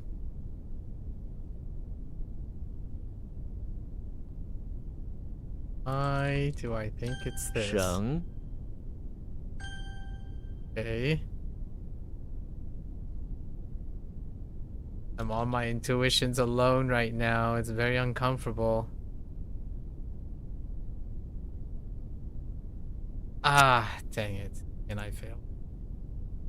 It's tone 1. Or bat. Wrong tone. I can only see difference. Oh no! Can't see anything else. What's this? Receive in Japanese? Yeah, receive.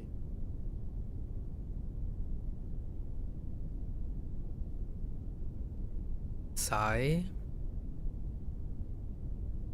Dang it! Die.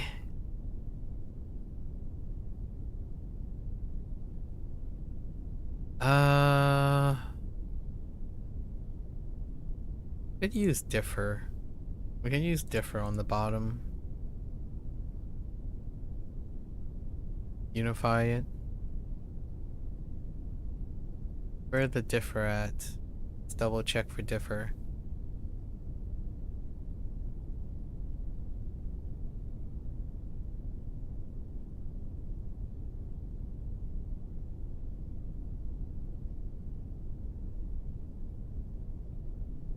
Where are you?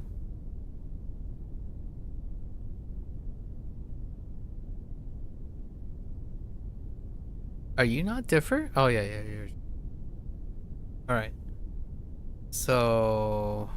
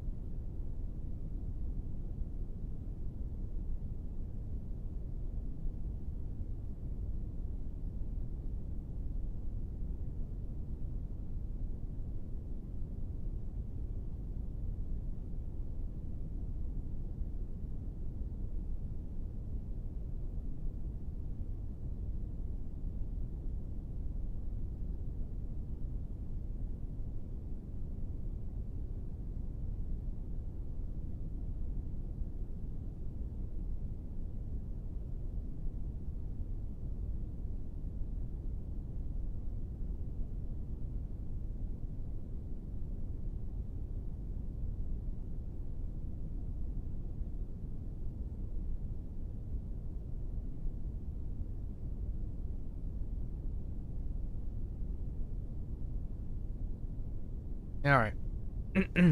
Oh goody dokity.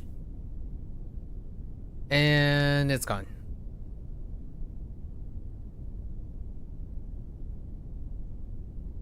Some part of me wants to write my, and then some part of me wants my.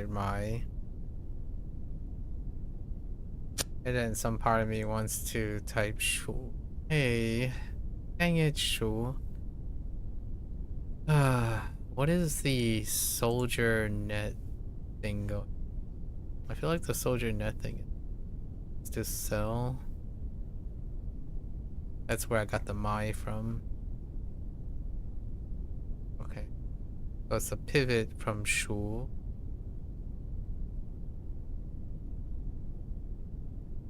Then he's has the. Ooh. Okay.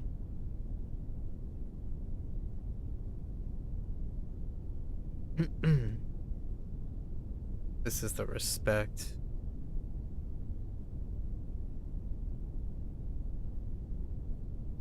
Dun. It looks like it looks like Duen, but it's a flex to Duen, and squatting deals with a leg. Fa. That's a you know it or you don't, really.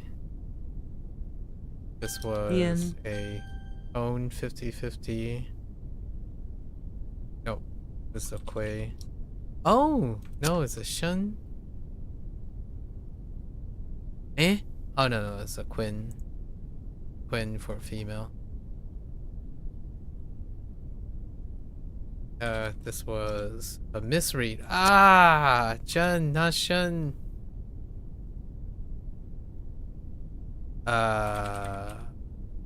Nope. Is it a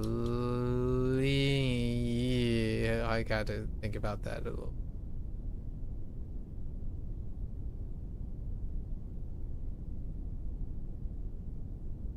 Initially I thought about jiao, but it's not. I want to say suo, but it's not suo, right? Is it guai? That doesn't seem right. It's guai. I second guessed myself. Feels bad, man. Wait. Oh, which one is suo? Suo is not finger. This is a pivot off guai. Both guais. Guai is with the finger. But suo also has. Oh, the other guai is to turn. But suo is trivial. Trivial also has a.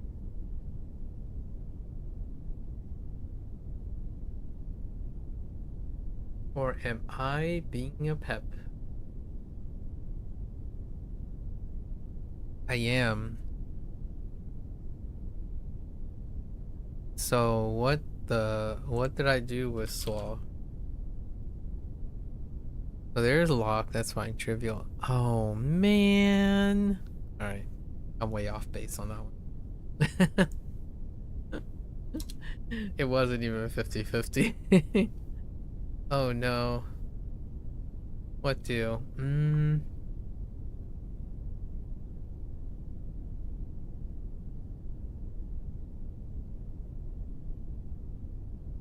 Immediately I want to say 明 or like darkness, I guess. 正 What the knee? Oh, it's na. Oh right, this is na. This is the base na. I'm whoops. That's the na as in like na. I don't know how to describe it. How did it describe it? Just how about? Okay.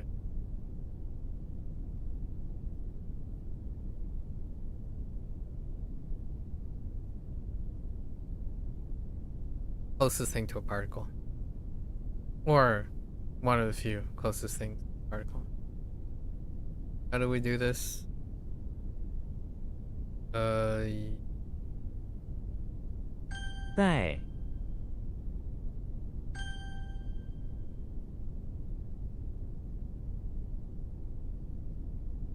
oh, bung. That's like crashing sounds. A thump. 拐 That's either you know or don't. That one too. 呢 This one too. This one too. 昏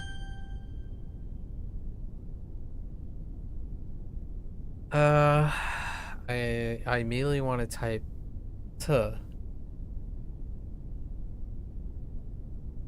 But why t? Not t, c. Or c or s. C, not s. C. Let's go look for air here. I think we can benefit from this. So the air. Maybe something imperial. Adopted son. Or an heir. Z doesn't help. It might, because it's a child. Ho, that's an heir that comes after, hereafter. Oh, that's interesting. For those that come after, right? Ho. 四国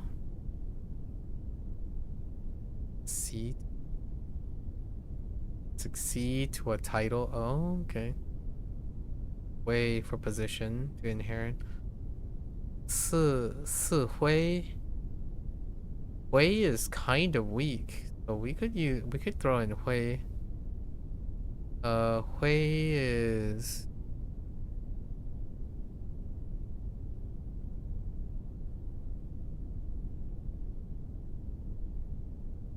That is so weird.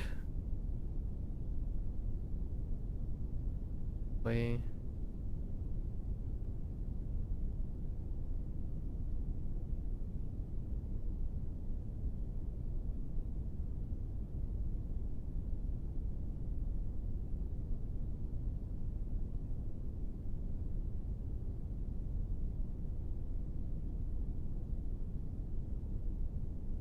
Well, let's see. I think this is fine.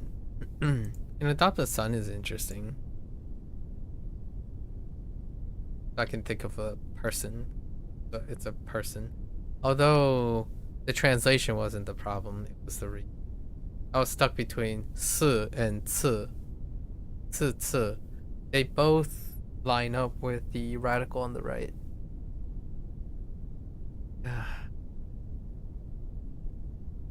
Why do I think this is... Wait. Is that not order? Oh, wrong tone. Okay, wrong tone. My bad. 豆 What the dough? Oh, this one kind of stings, right? Like, it's the way of the T's. It reminds me of yo, which I believe is also T's, or to entice, yo. What do we have? Amuse? Oh, that's actually pretty good. Oh, how? That's weird. Let's go look for another one. Oh, give me yo. Give me do yo. Do dian. Oh, another way to express comma. Do xiao. Ease and amuse. That's interesting. I like that. Do la. Another one, and then we already have do chu. Do liu. Oh, do ren is pretty stock. Yeah, alright. Do xiao is good.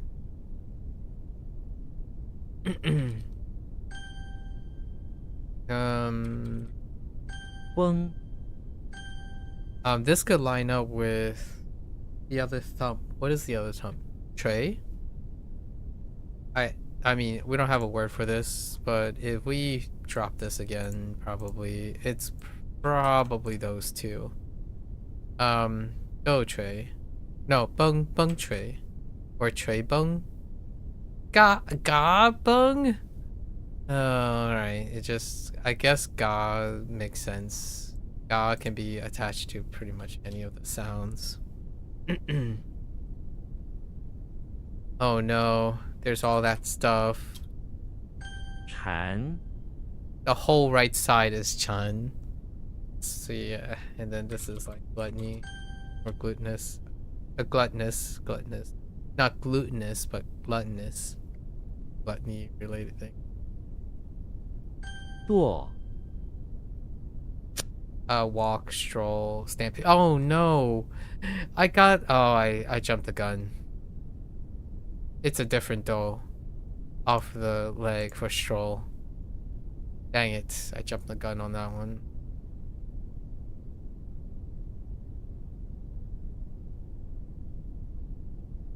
This one's the ear.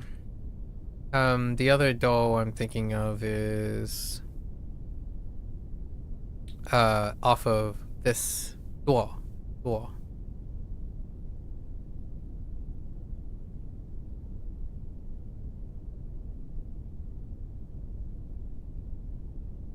Yeah, they're both door. Sorry, not door. Door. They're both door. Wrong door.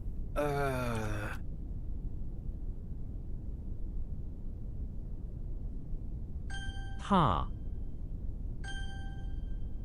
That's a know it or you don't. 四 This is still a know it or you don't.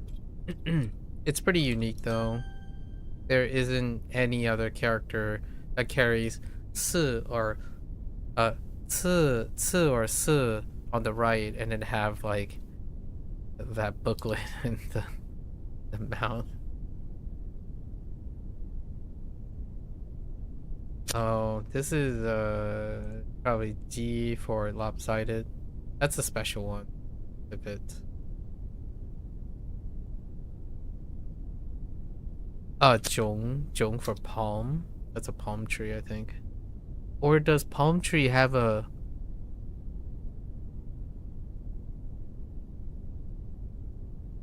Wait, that could end up being... I'm not too confident about that one. I think this is This one's weird.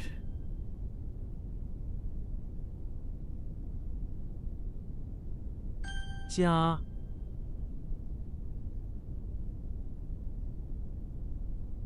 I don't think it's furniture, is it? It's a tree. Dang it, it's a... I will never... There's no chance I'm gonna remember this tree. I don't even know how to say... Kang? Or like... A Kang? A Kangu? No, a Kang? You know what, let's go and listen.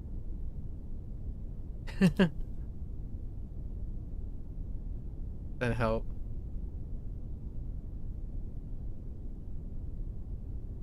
Yeah, it's just a Kang.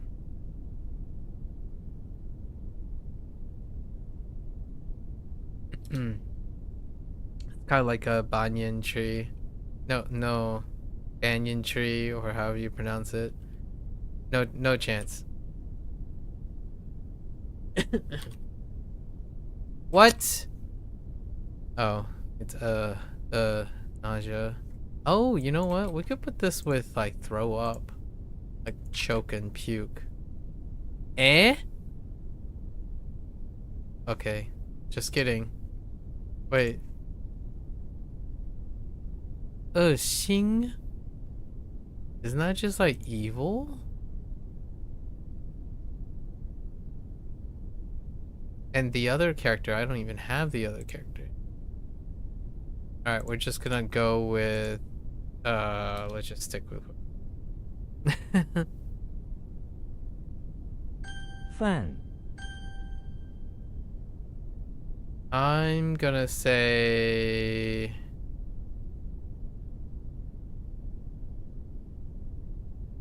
dang it. It's ton. Alright, let's go find another ton. This is probably gonna be names, so I don't think we're gonna have a shot. It's names. They're all names. Oh, wait. Nope, they're all names. Okay. Alright. Han is Han. Okay. So, what was the tree? Kang? I think... Oh, it's not a palm tree.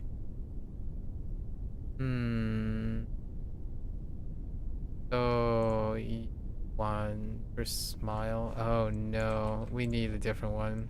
Give me... Yeah, it's one for the bottom read. Wow. What the... Wait, how's that lead to smile? Wow. Can I get something else? Oh no. Wow, Xiao. I was kind of hoping it was like Wan Xiao. No Wan Xiao. Wow. It's not a colloquialism. Alright, well, that's it. I'll leave this as is too.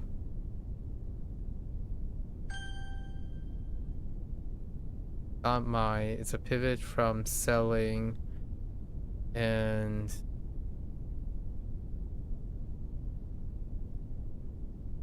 what was an easy sell to redeem, sell, 熟 and earrings.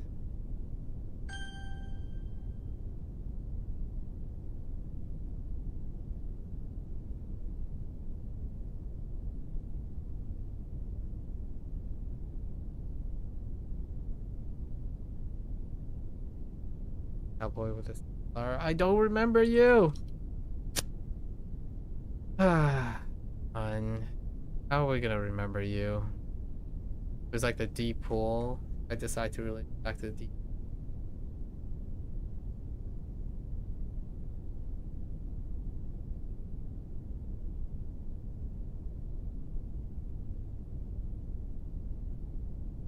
The deep pool, the other one, Tan. Tan is pretty hard to remember.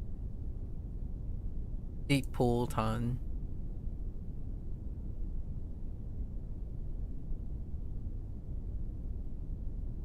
This one.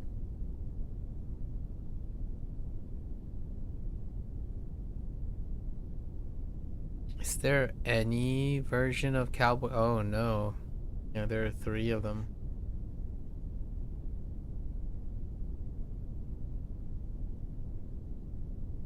Zhi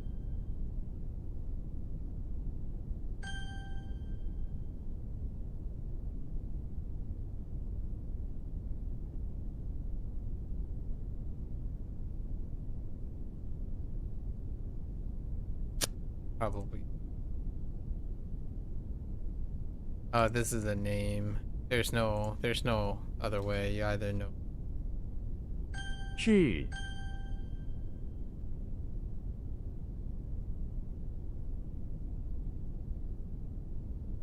挑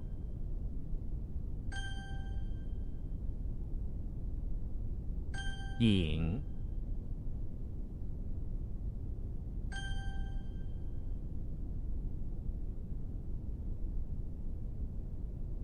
Heck. Wrong. Wrong tone. Chess? Do we have other chess? Is it double chess? Okay. Chess.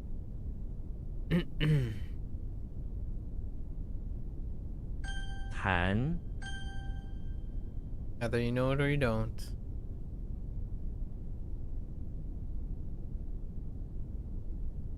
I lost the right side.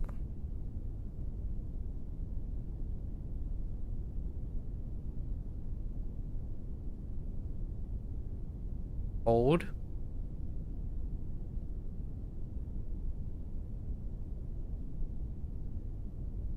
I lost the right side. One. Which one was this? It's a heckin' puppet one. It's as if it's very weak. Even though all of them are one. Dang it. As if. What are we gonna do with as if? Alright, let's go look. This is the feelings as if, so regret. 惋惜. Nah. Regret, cherish.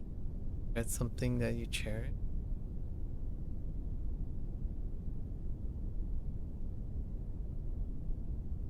That's kind of feel sorry for. I mean, yeah, all right.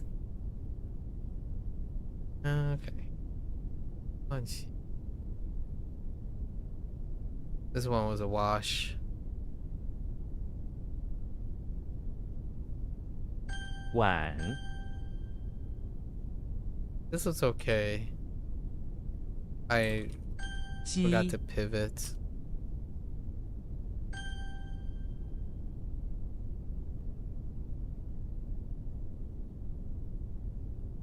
I don't think it's off the Shaw. Few metals. Oh, this is a pivot too. 超 Wrong 讲 tone.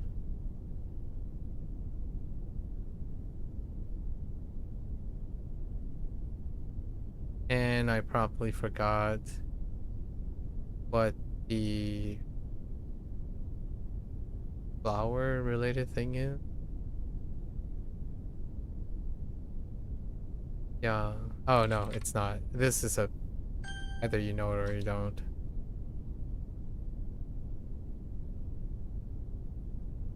Wrong tone. Hoang,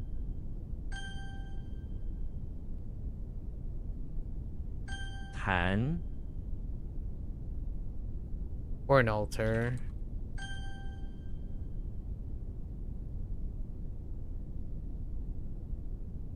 The bamboo part.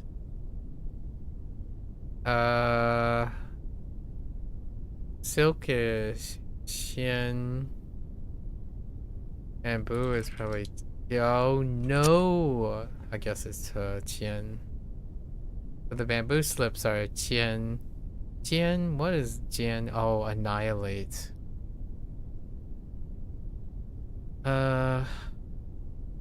Wan,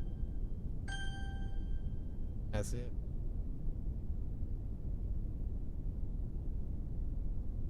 Second darkness. How do we darkness? Oh, moo. An,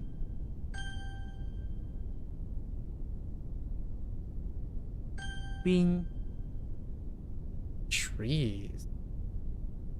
Not abundant. It's not edge.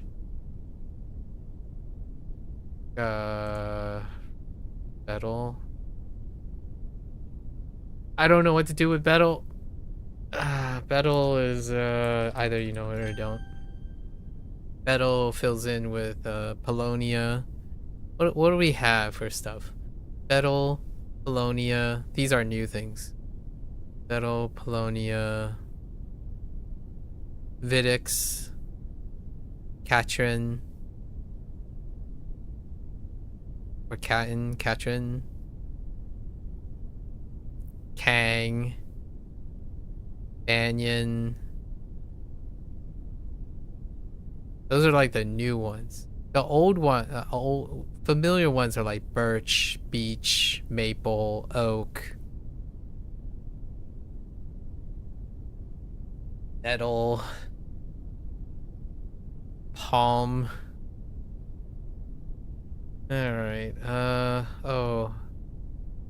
Li, And that's all I remember. I don't know. I think it's just here or something. Dang it. It's like inside. Okay, okay. It's here and inside are synonymous with each other.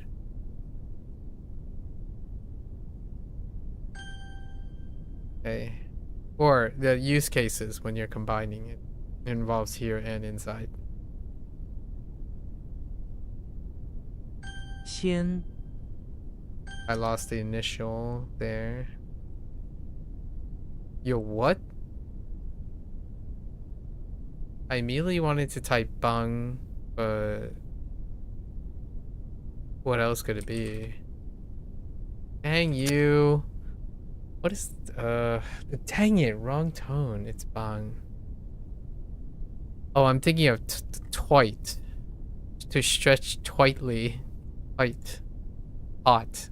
Taut is the what I'm thinking of, but how does this relate to taut? To stretch taut?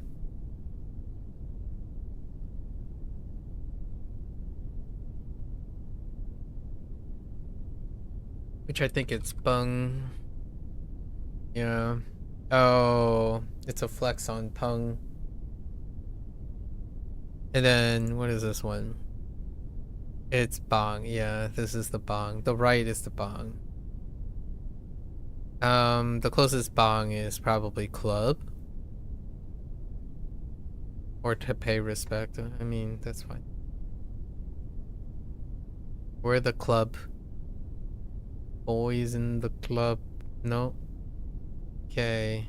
It's not club. Oh no. What bang am I thinking of?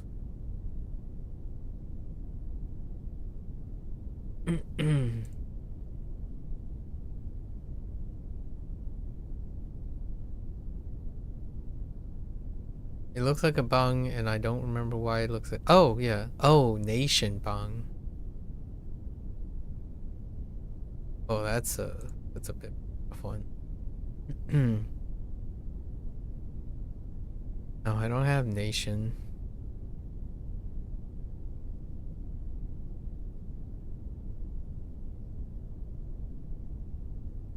Hmm.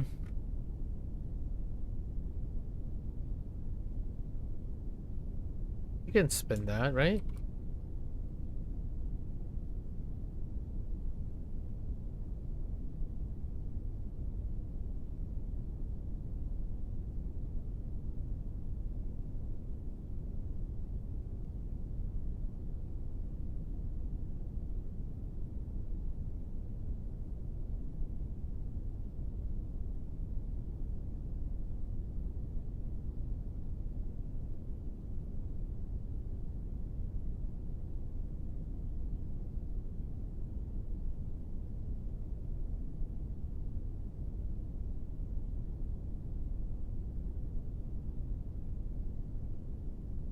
Okay. Okay.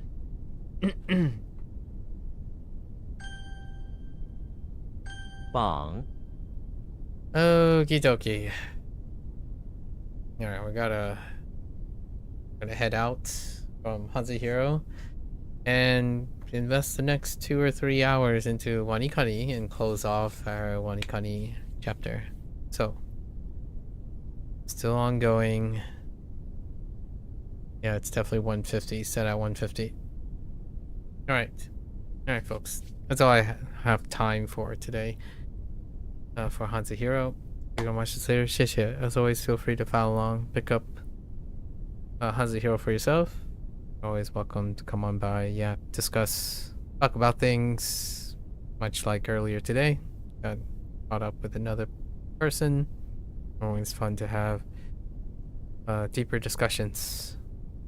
Foster some relationships. More than welcome to come on by. Chat. Keep each other motivated. Thinking. Problem solving. Until next time. 大家下次见. 感谢观看. See you guys next time. Thanks for watching. I'm gonna get up, stretch, take a quick bathroom break, and I'll be back for WaniKani. Thank you, thank you.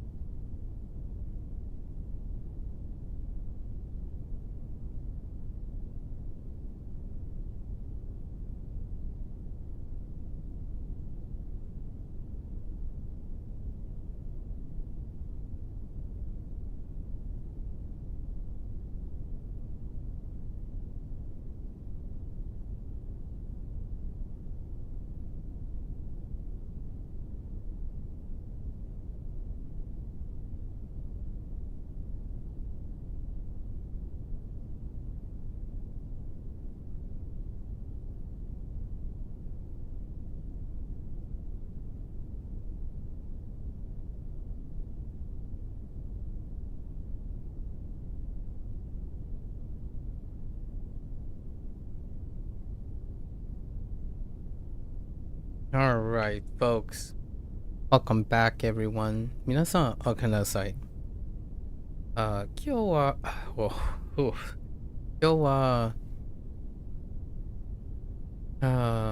523日目です。It is day 523. This is also going to be our final, regular stream of WaniKani. So, the consecutive streams are going to end today because today is level 60 day. So, we're going to get into it. We'll talk more after we go through our lessons, how the project is going to go about later on and how it fits into the whole picture. So let's do our quick so it's more like a victory lap today, despite having more lessons. Now I'll go over how am I gonna treat the rest of the time. Right? It's not gonna be the last WaniKani stream per se, last video. It is going to be the last consecutive things, so the daily routine, the daily routine that is being captured. So last experience related stream. It's gonna go into maintenance following today. 老朽 Okay.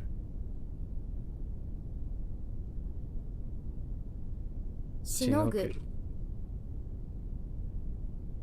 斜面 Oh, whoops. Yeah. 媒介 Oh my goodness.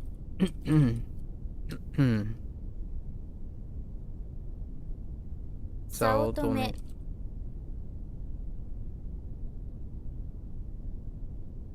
ほ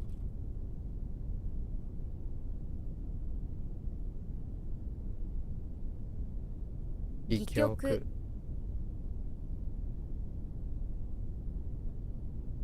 触媒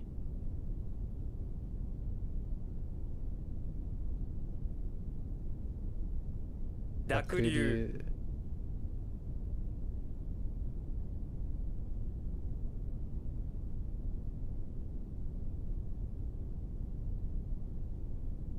教授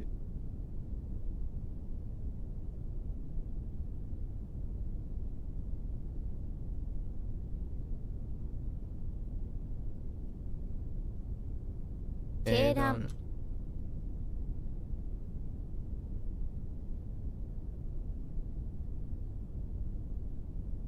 傑作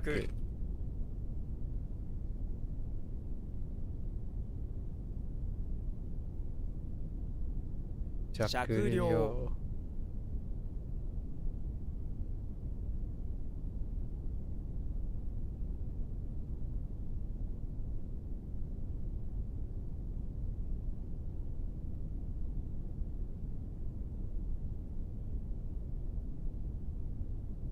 お腹がすく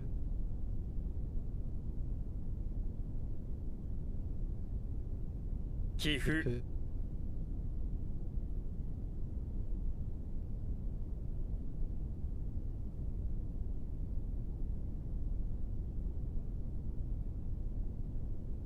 濁す うん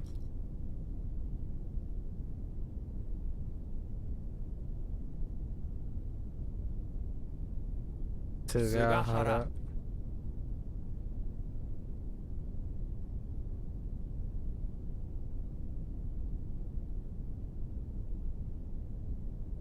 おだく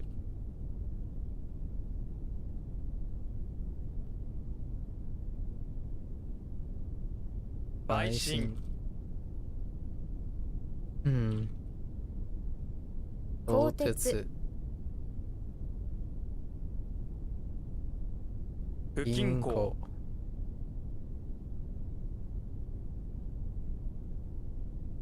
反 藩主 丹精 男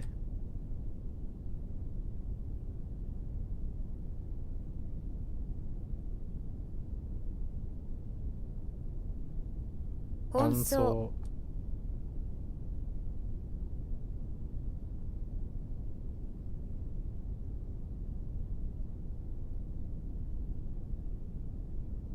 突版。手錠。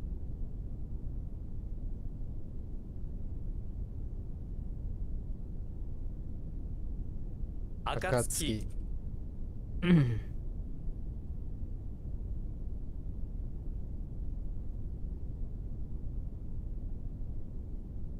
凹凸。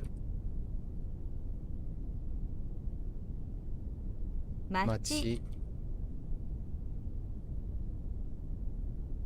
大家。奔奔放。波。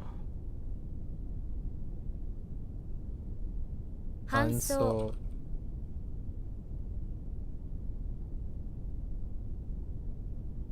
楽譜。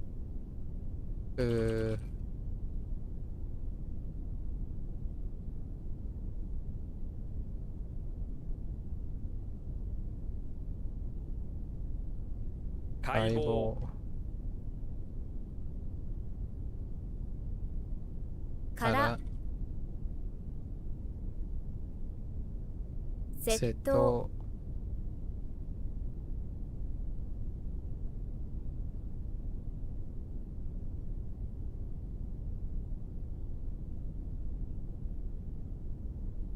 考考え。え。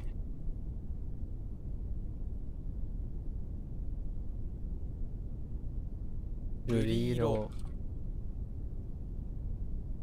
bright bright うーん。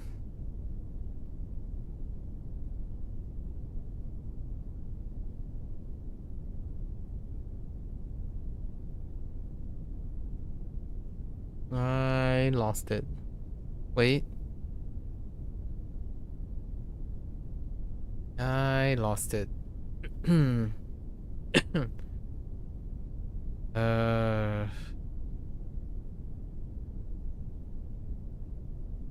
the toy with, right?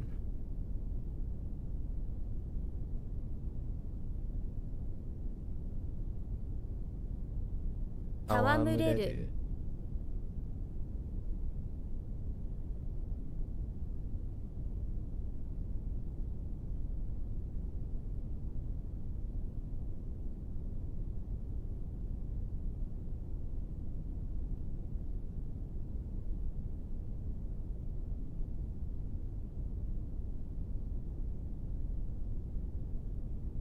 へこむ。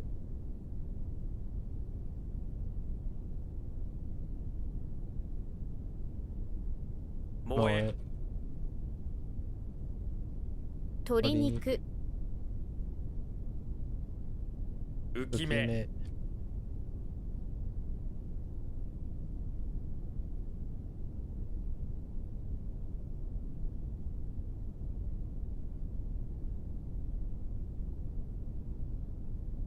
Oh, whoops. 憤慨。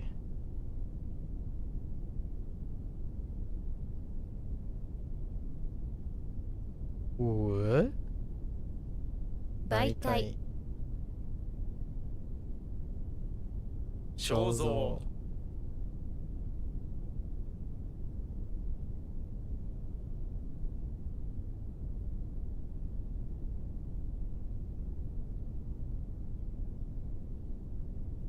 いっぺんに。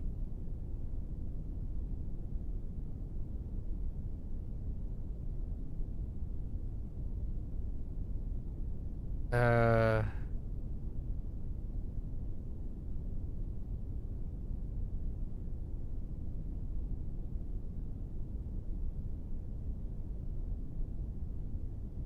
街並み。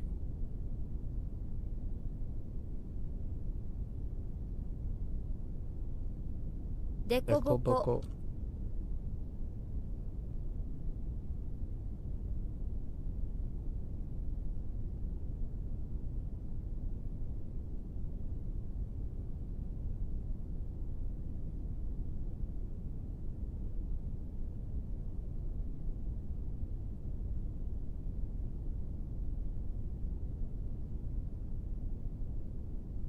急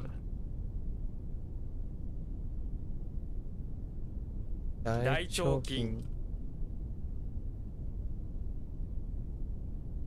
筋引く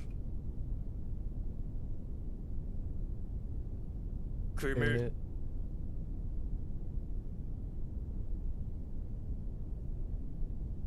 しとやか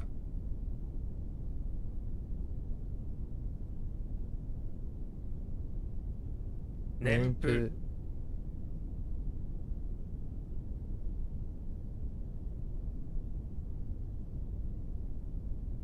ゆ遊戯きうん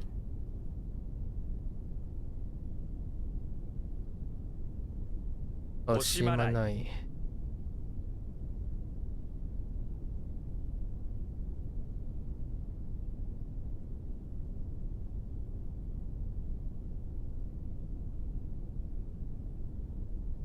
とりあえず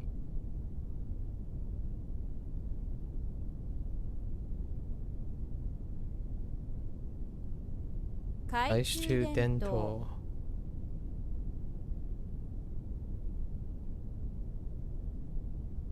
容赦容赦硫酸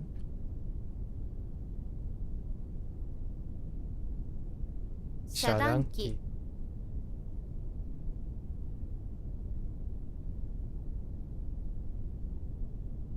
みずみずしい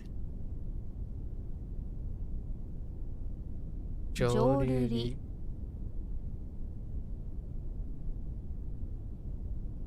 養鶏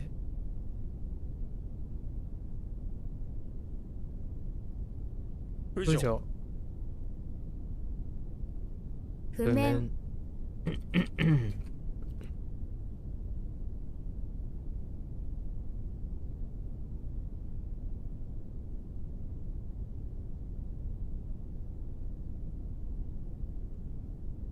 朽ちる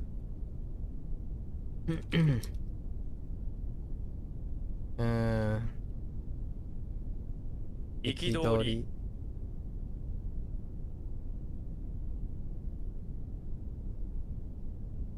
系譜ホス錠錠剤剤晩酌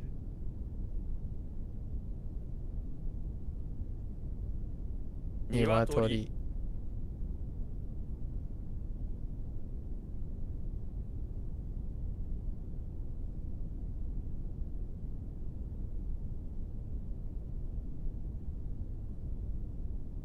脊脊椎椎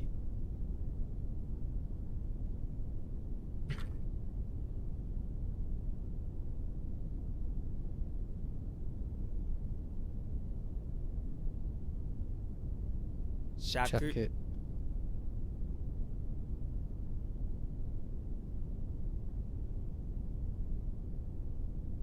宿女女女上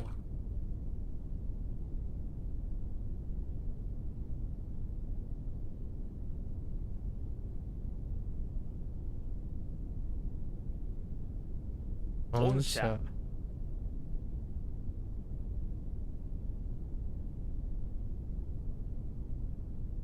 豪豪傑傑不不要要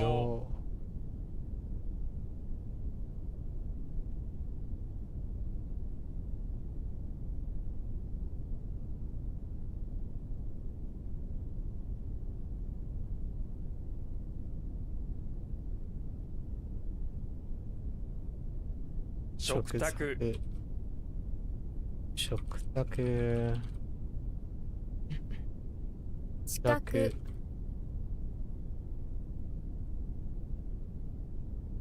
普遍的 And there it is. Actually, I just want to make sure.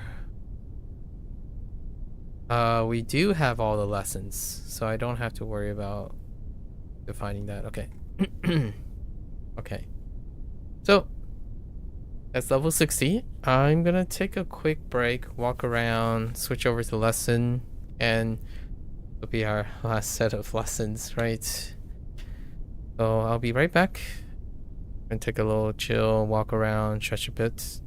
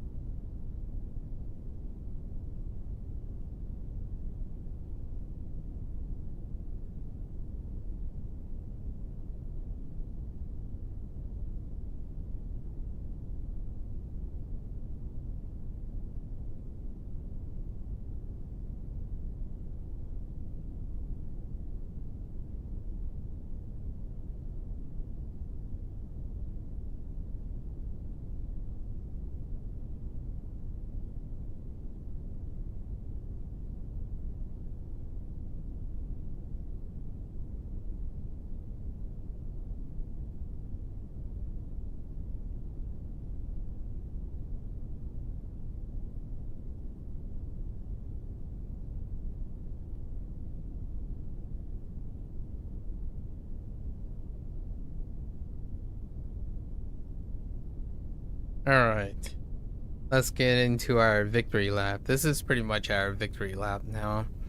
We're gonna cruise across our final lessons, and it does look like it includes all the remaining kanji. It's kind of interesting that one of the older kanjis got moved. So, let's get into our level 60. Alright, so poem. Compose a song that can be also a poem, right? So this is used particularly when referring to waka poetry. Interesting. So what is that? Eika. Eika. Mountain pass. Oh, that's interesting. These are separate things instead of combining them. Hang on. So instead of doing it this way, they kept it separate. Intriguing. Yeah, mountain above and below. Mountain pass. What could this be? It might be kunyomi because it looks very unique. Otherwise, I would say ka. Ka or sun. Nope, it's kunyomi. Okay. So we have Toke. I mean, To and Ke. That works up. Tokyo and Gecko. Checks out. Actually, that works fine with me. Deep feeling.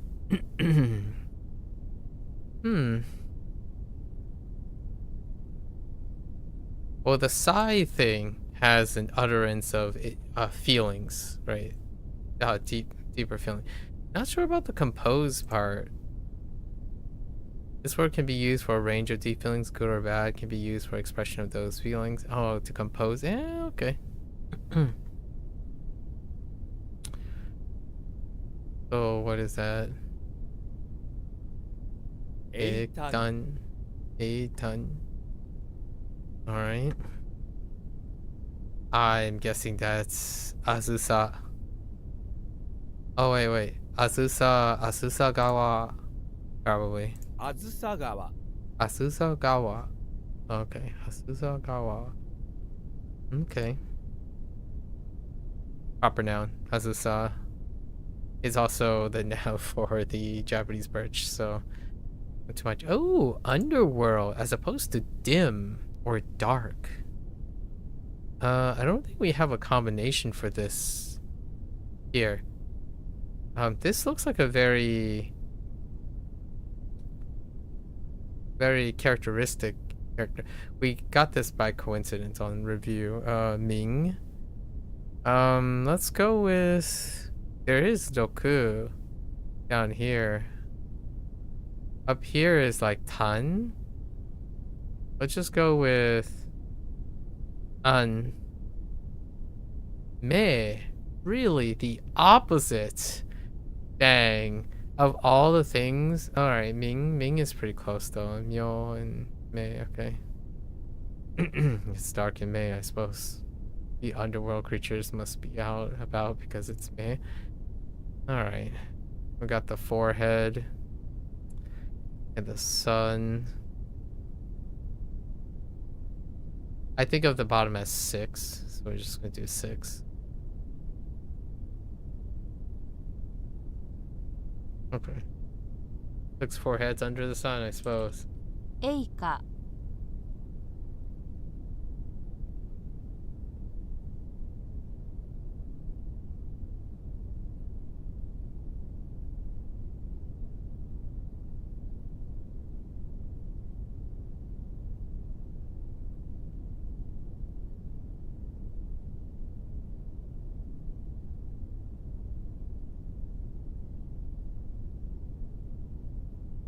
Underworld is so weird.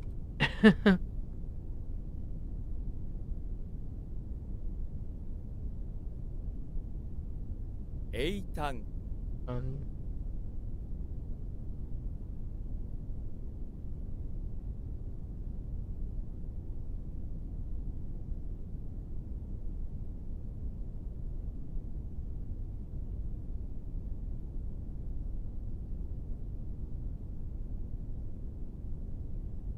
Oh, oops. Azusagawa. Alright. Sada. Oh, interesting. Spread out. Okay. Sand spread out. I see. Oh, that's just Sa, no Apuka. サラ Sada. Okay. Sada's fine. Die.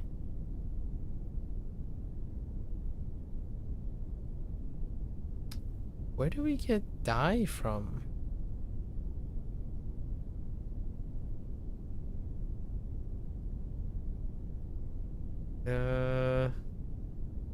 What does that look like? The way of...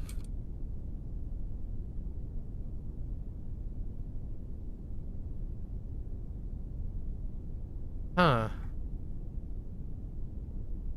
Oh no. Oh no, wait, hold up.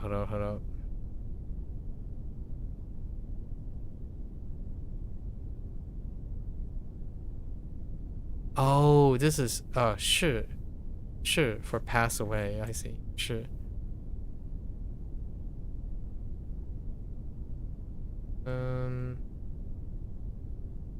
I was thinking of chai, which is to take apart. That's, hey, 是.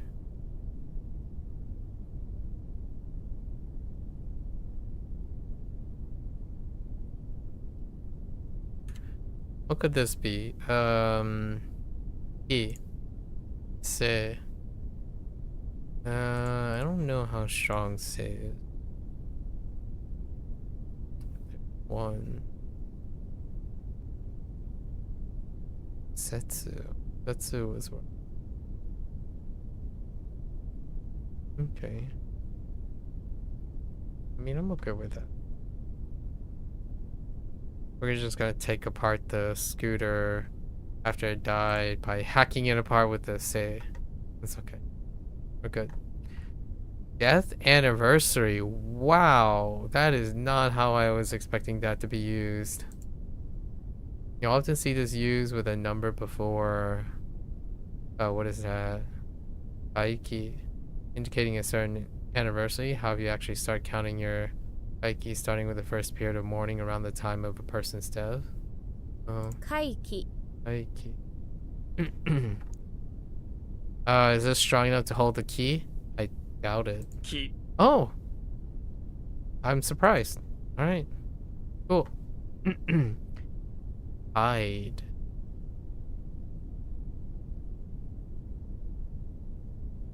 Oh. Wow. Knee. Now, this thing in the middle, the right flower actually has another reed attached to it. Don't remember. Is it sui? Okay. I don't know if I remembered it as to, or it could have been sa. Heck, it was he. Waka, is that? Yeah, it's Jaku. Dang. You are one weird little guy. Alright. Cage full of followers on the right. You hide in a cage full of followers? Fair enough. And then it's Toku. Okay.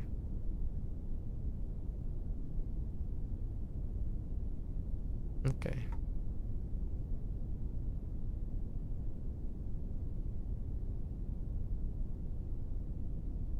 Kaiki.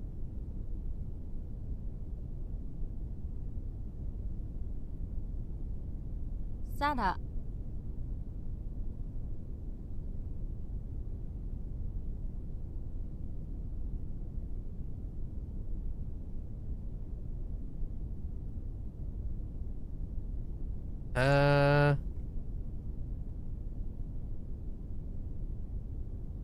I understand. Oops. Ki. Okay. Taboo. Well, why have I seen taboo already?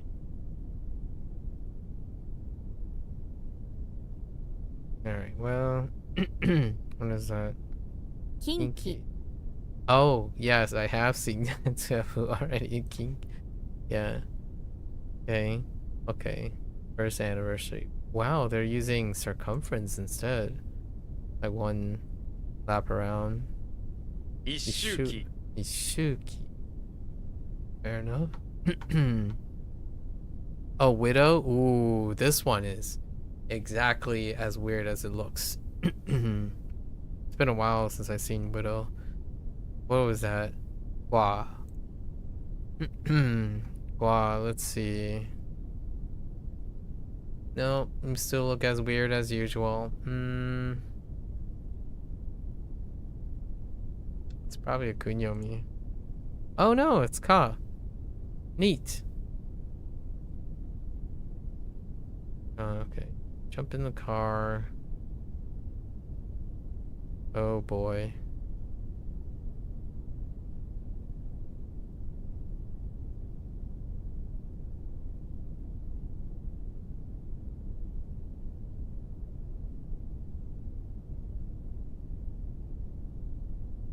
Okay. Unpleasant. What part of you is unpleasant? I guess something morning could be unpleasant. So do we switch this up, or is it Akimawashi? 忌まわしい Iwamashi. Dang it, I got you. East Asia. Okay.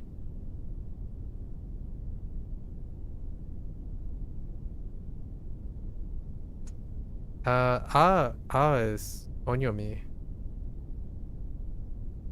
So 東和 Owa. Okay.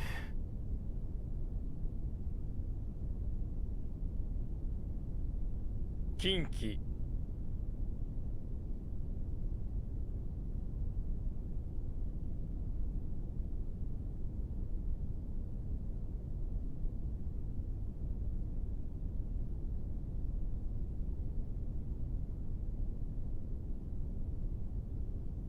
Oops.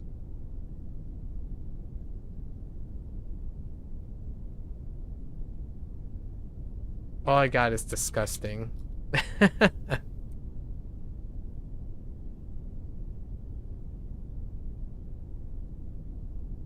東和 一周期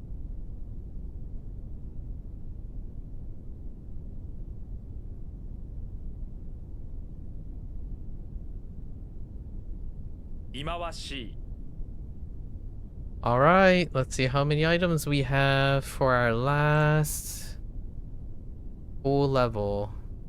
119. Wasn't too bad. Got some. Gotta keep consistent here. Finish strong. Contempt. Disdain plus scorn at the same time. Contempt is good. Formal word, mainly used in writing that describes words, tones, or behavior which is contemptuous and alright.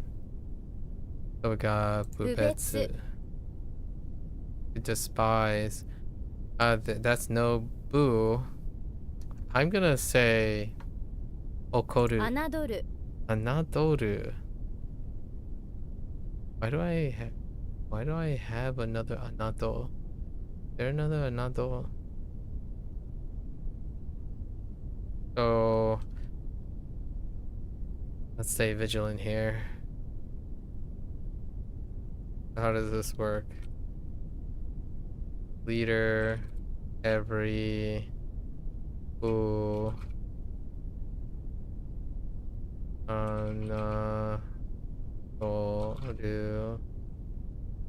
do, I.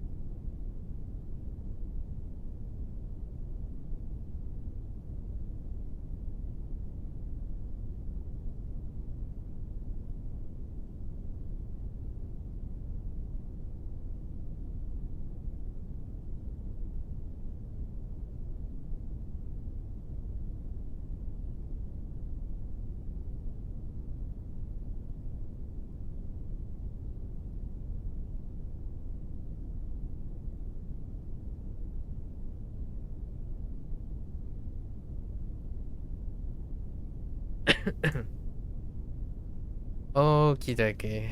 Handoru it is. Oh, there's diarrhea. That is not the same diarrhea though.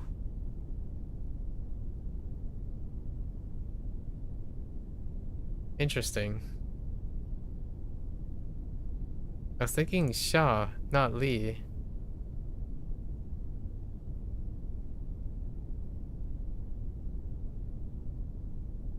Yeah.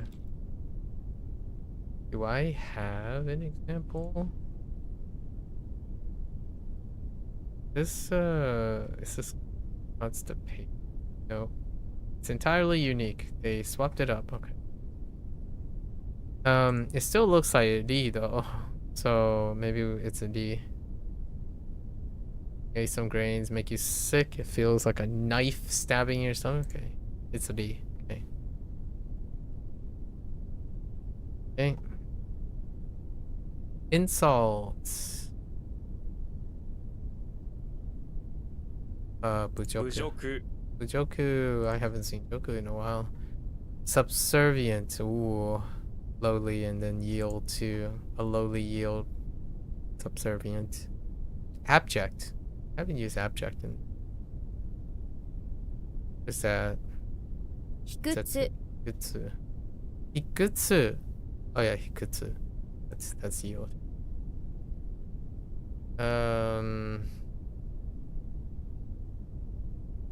Anadoru.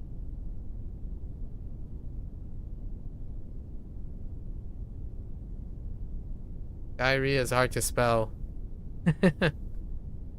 Bubetsu.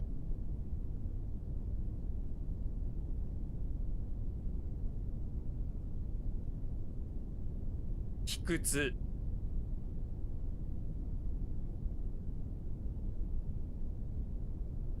What's another way to say despise? Like really, it's like contempt. Disdain. Ooh, disdain is. And then. How do you like despise and demean something? Humiliate?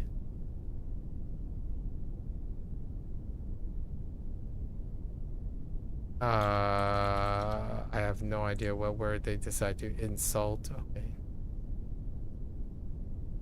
Sure. There are so many words that can elicit.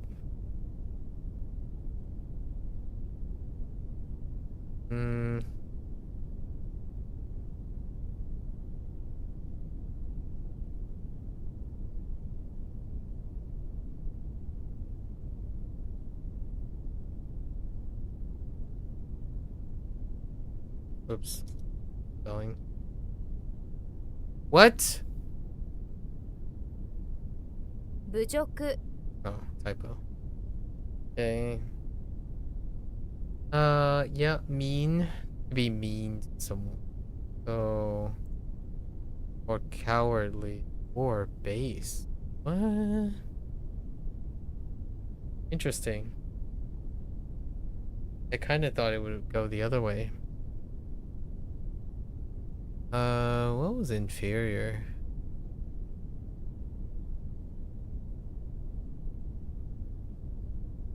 Hiretsu. Hiretsu.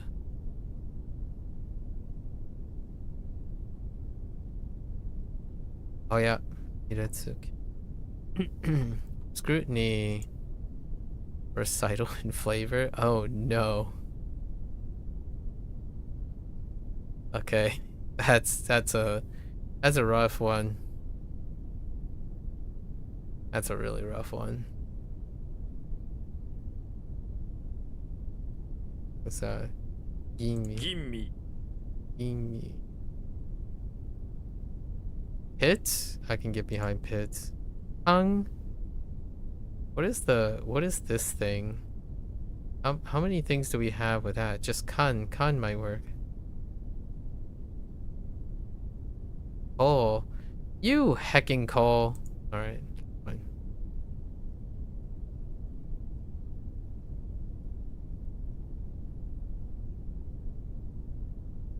How strong is coal? Coal is pretty strong, huh?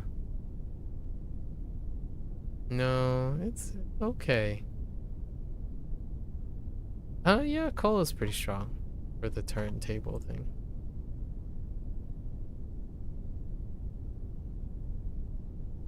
To endure? Okay. So, koraeru. Aeru. Marriage. Oh, no, oh yeah, the other marriage. 婚姻 Okay. Okay.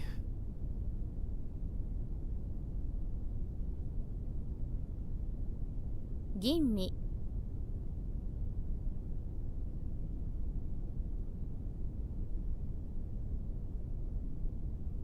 比列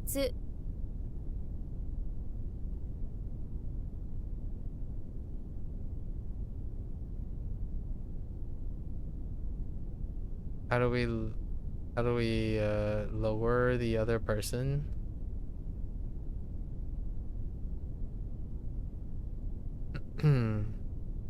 I don't know. Oh, being mean.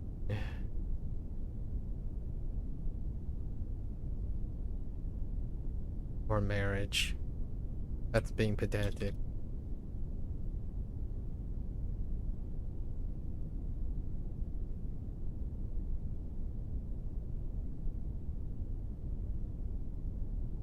Konyin. こらえる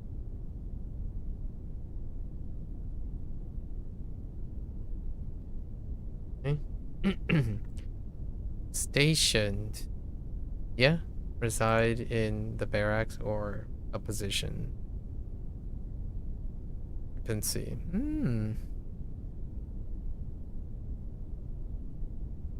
Assist you. 駐屯 Chuton. Chu, not Chu. Chuton. Misaki. Okay. Means Cape, which is a piece of land jutting out. Yeah. While Misaki is mostly used in place names and compound. Maybe used as dental. I see. Indigo.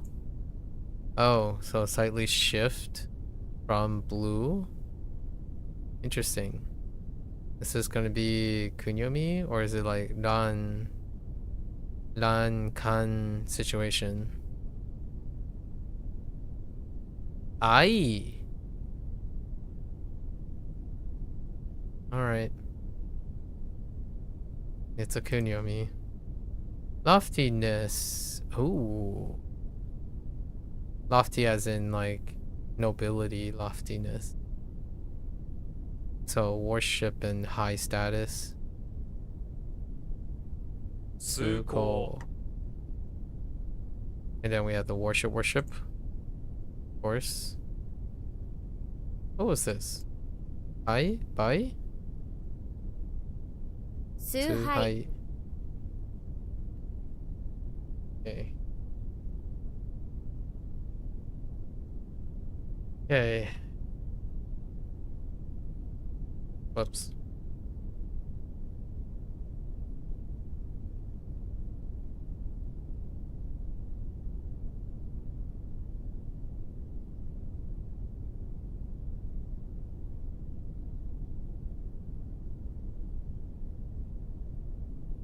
「駐屯 Misaki.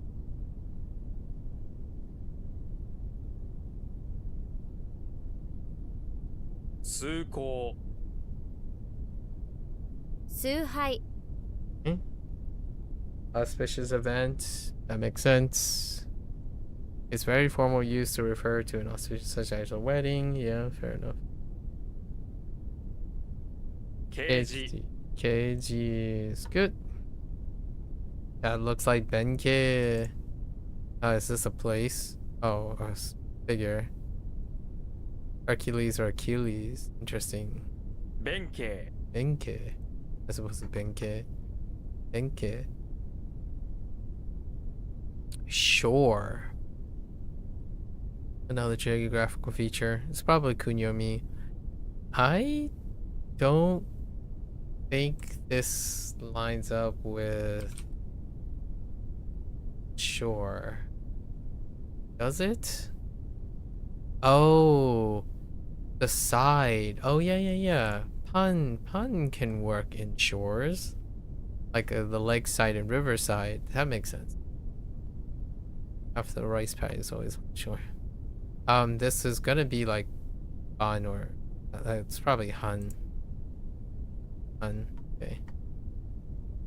Congratulations! Oh, double congratulate or celebrate. Keishuku. Keishuku. I was gonna say kyo. That's the something else. Keishuku.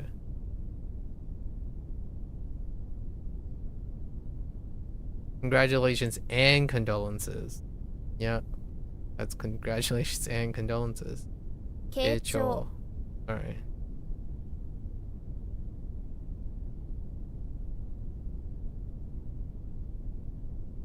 Oops. I meant to type Han, not Kan. 刑事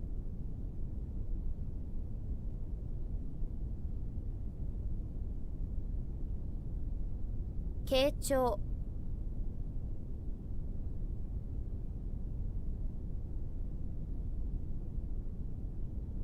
慶祝。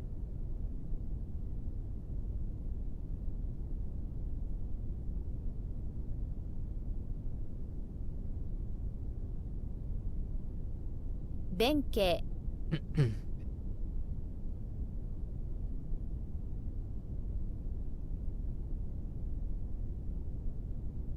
Unskillful. Well, that's another way to say okay, so immature and clumsy. What is it? Chi? Chisetsu. 季節。 That's okay. Imitation. Oh, double imitation. 模擬。 Mogi. Shimasen song. Oh, interesting. That's a no, shamisen shimasen. Shamisen song. Interesting. Is that a ba? A bo? Bo? No. Is it a? I unsure. It's definitely an utterance of some sort. Bei, perhaps. Bei. Yeah. Bei. Bei is a grammar thing. Chinese. So. It still could be. What is the shellfish thing? Oh no, uta? Oh, it just goes out with uta? Those songs. Alright. I got you. I can work with that. Disguise. Makes sense. Imitate an entire. 偽装 Lawyer. Wow.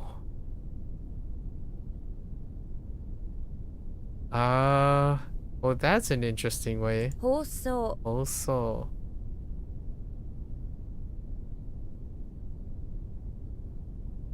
Why is this unexpected, Rendaku? Okay. I didn't see that. Interesting. Different way to say lawyer.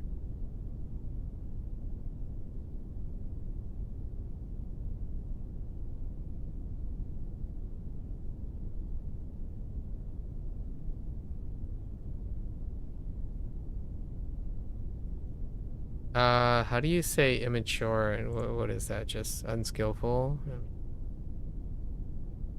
Immature still works. Okay. –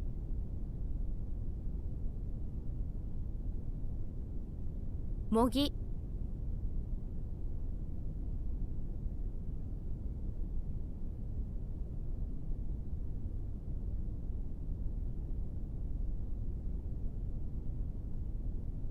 放送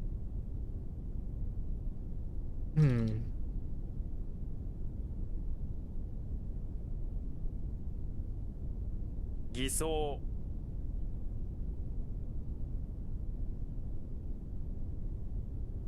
Oh.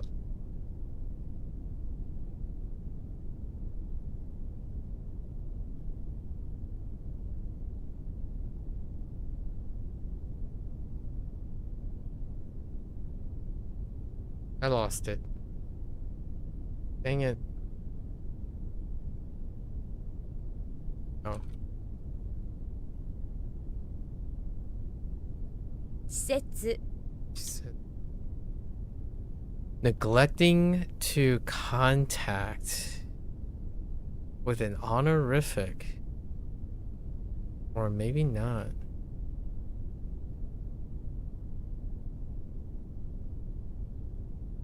Gomu. Oh, Gomenis. Oh, wait.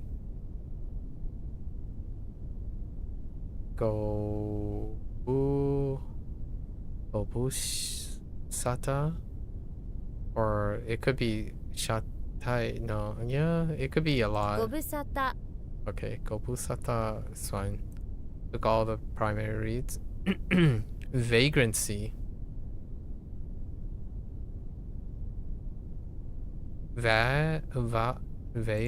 Vagrancy? Yeah, okay, vagrancy. That type of vagrancy. Okay. Yeah. 流浪 Doodle. It's shortened, but that's fine.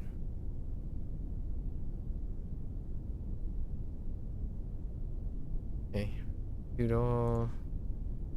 Torture.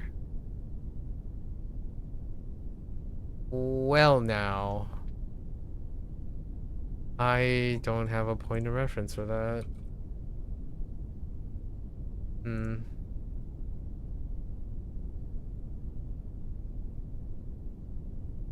Oh, we have. Oh. What happens when you add a finger to. I should have a reference to this. I should. Oh, this is Kao for flog. I guess that's torture too.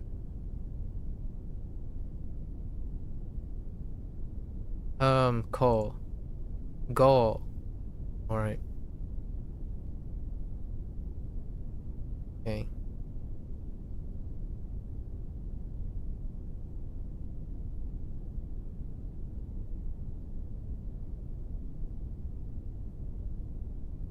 Okay. Waste. Wander and expense. That's fair enough. 浪費 Wandering, yeah. 放浪 Photo.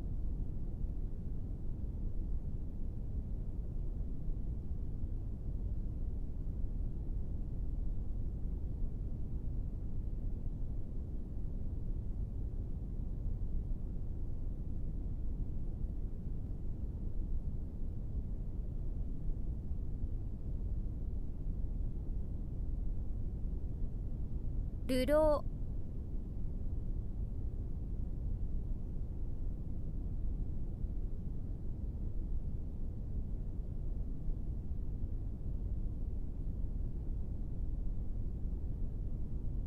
ご無沙汰 浪費 放浪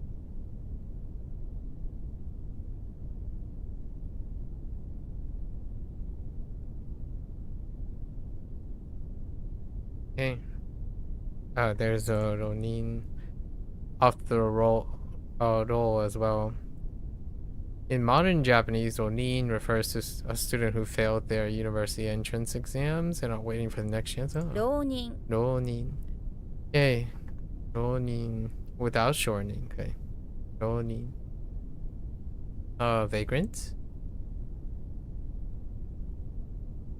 Okay. A bum is certainly another way to look at that. This word has a negative connotation, so you wouldn't use it for someone who's just homeless unless you really mean okay.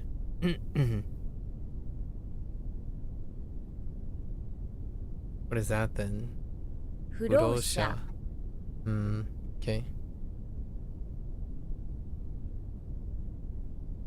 It already has fu. I'm not sure why that doesn't have fu yet, but okay. Valley. Ooh, a different valley instead of Tani. What in the world? I think this is gonna be a kunyomi. Recognize.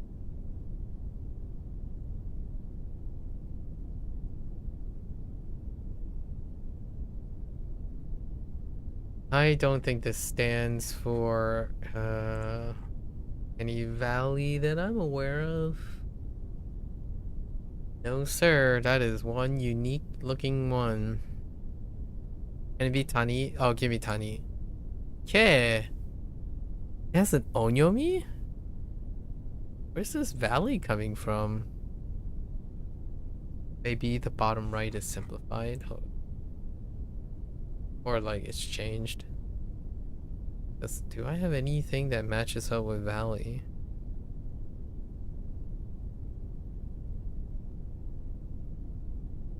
Not that. Huh. Oh. Creek kinda matches up with valley. Wait, this is K? I don't know if... Yeah, that one... I don't know if that simplifies to that or not. If they took that... Closest thing I can think of is...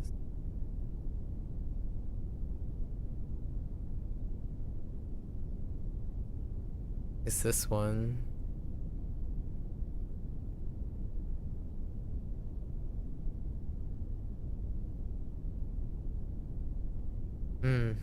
That's too far away. Alright, well, what do we have? Husband, Cleats, and Nami.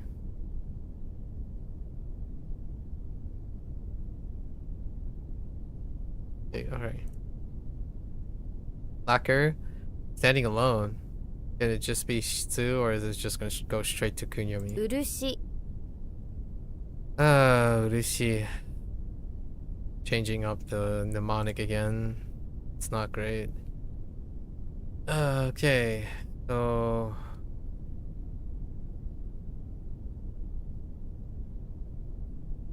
Let's just say... Spray...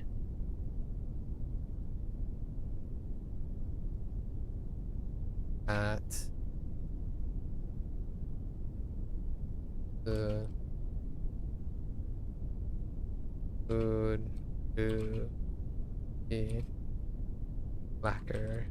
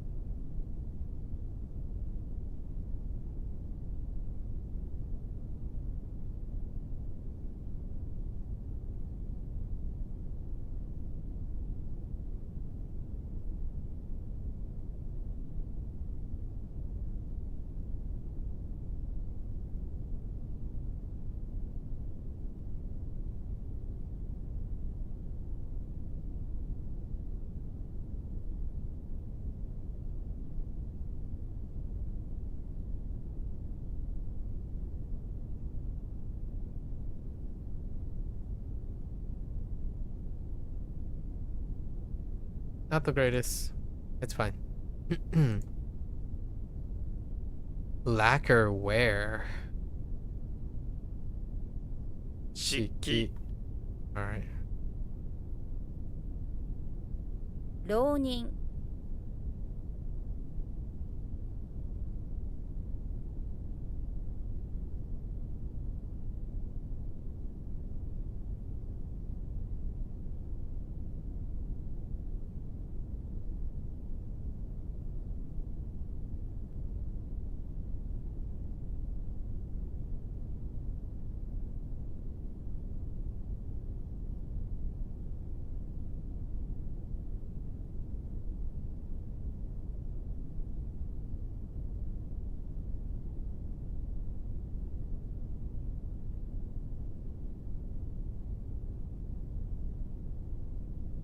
不老者漆器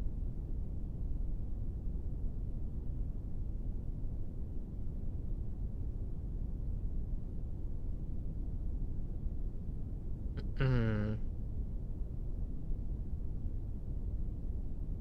漆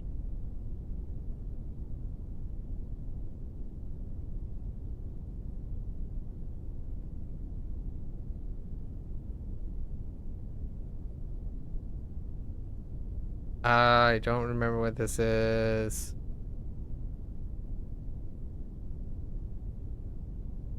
Was it a geographical feature?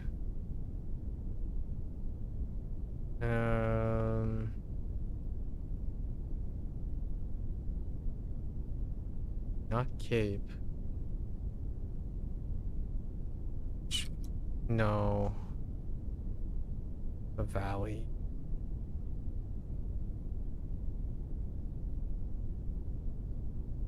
Jet black.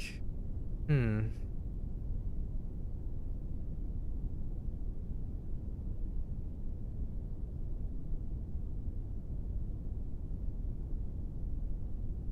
Hmm. 漆黒 Shikoku. Shikoku. It could have been two different things. Okay. Shikoku is okay. Immense. Yep. That's immense, alright. 甚大 Okay. Bargain. Hmm. How does that line up with a bargain? Oh, you know. So it's in the Lien category, right? Or it's a pivot to.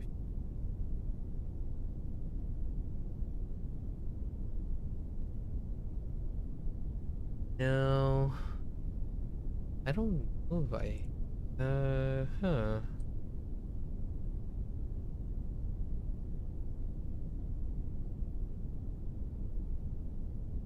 Oh, yeah, it is honest. I'm guessing it's the cheap honest. Like a cheap sell honest. That's why they got what bargain. And what is that? Gen. Then. Okay.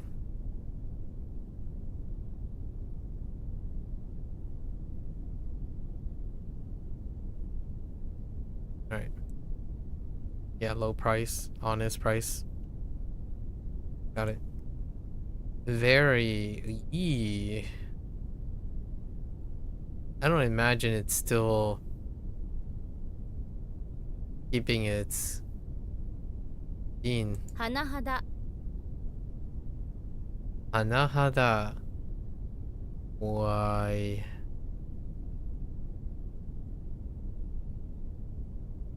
A very flowery language.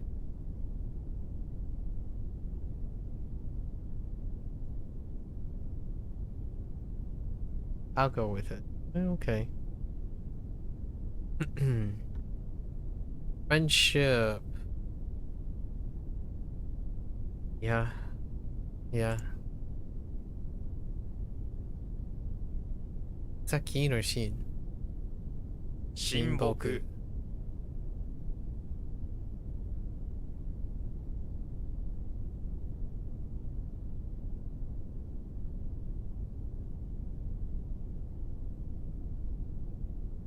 漆黒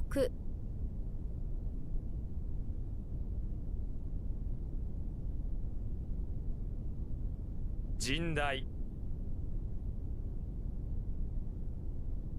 親睦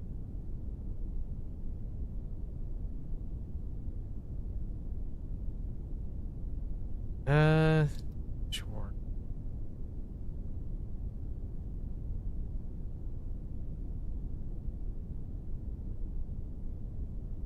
甚だ Jet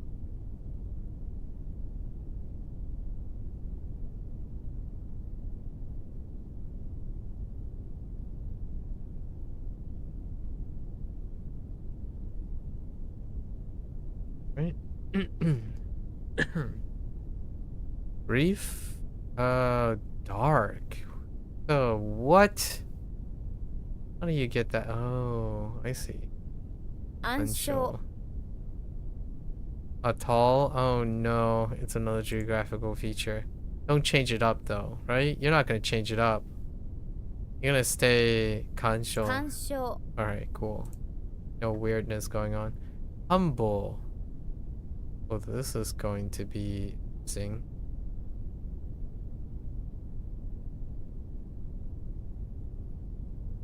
This character looks like it changed.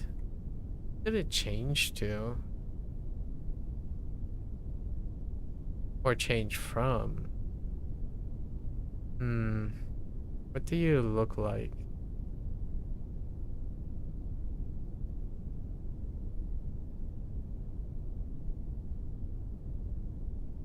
Really not that. It could be Run. No. Humble. Definitely more of a Japanese grammar twist. Alright, well, we got humble and discreet. Keen.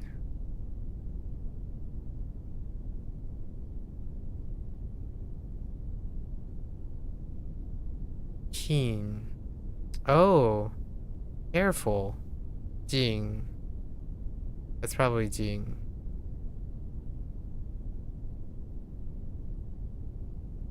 Happy New Year. Oh, goodness. I think that's Jing.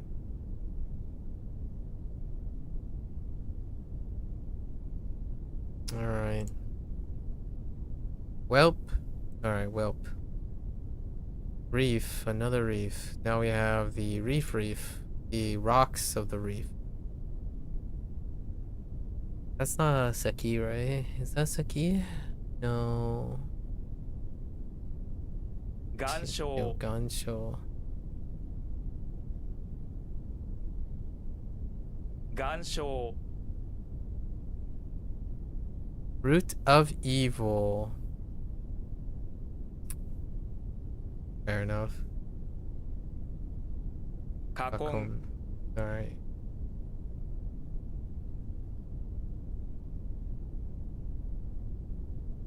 Ansho.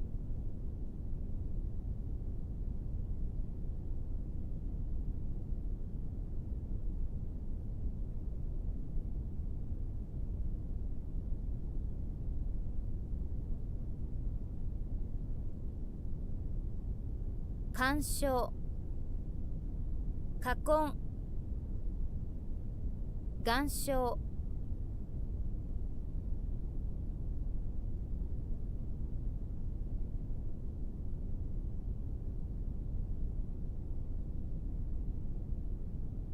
Alright.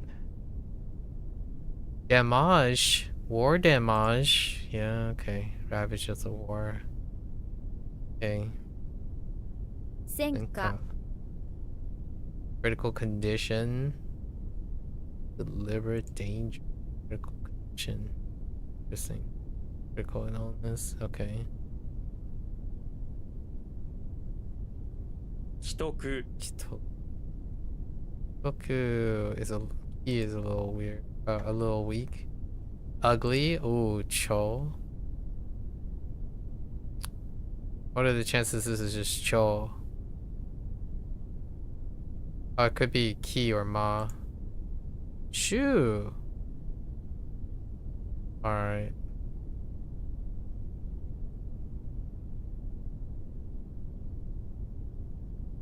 Alright. The spin. Can we get a Mawagu or something? Something like familiar? This is a kunyomi. 紡ぐ Tsumugu. Yikes. Alright, well.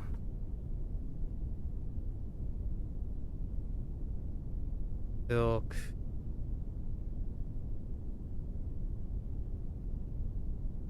Oh.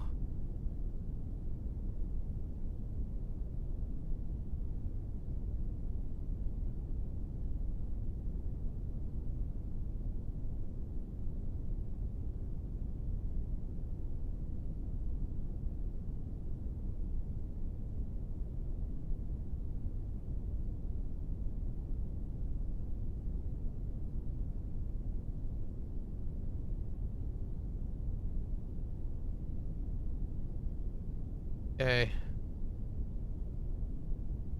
Alright. The Mugu it is. Spinning. Alright.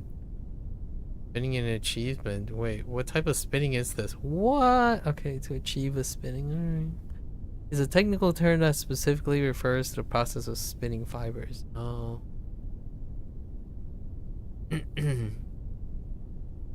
What is that though? 紡績 Boseki. No. Boseki. Yep. Alright. Okie 既 dokie. 得 Okay.「戦果」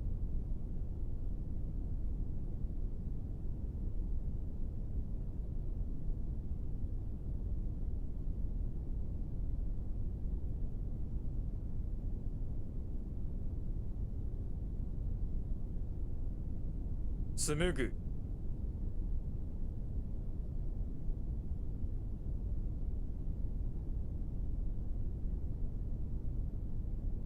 紡績 Hmm. Okay. Excuse me. After this, I'm going to take a quick intermediate break because we're about halfway through our lesson Q. Spinning and weaving. Yep. That is spinning and weaving. 紡織 Boshoku. Oh, they changed it up. Wasn't this like shiki or something? Okay, shoku. 紡織 Do you look like shoku? Not particularly. Will be okay. Guts means guts is just like the English word guts. Yeah. Okay. What are the chances it's gonna be ton? 単 Nice. Nice. Alright. Grid. I thought this was something else. Something not grid. This is rise in Chinese. Sheng, but it was a grid. Was it related? Not really. Measure. Interesting. Yeah, that's a 20 slides. Mine sounds like a grid. Shin. Mazu. Masu. Masu.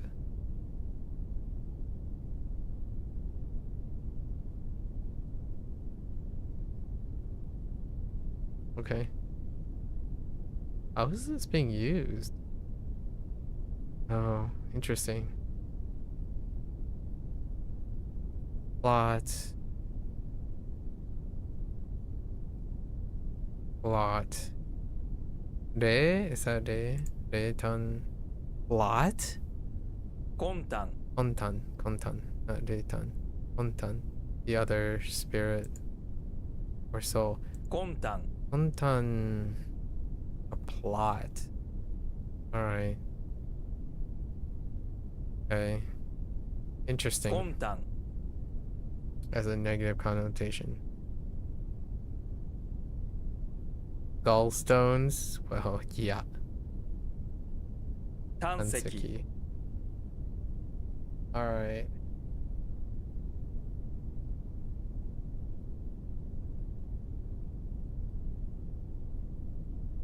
紡織」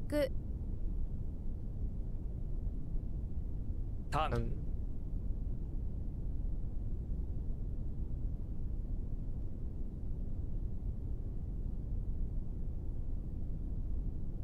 魂胆」 Excuse me.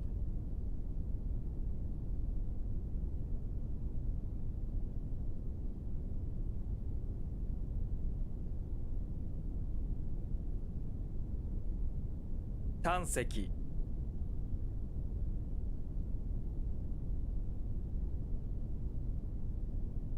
Then help.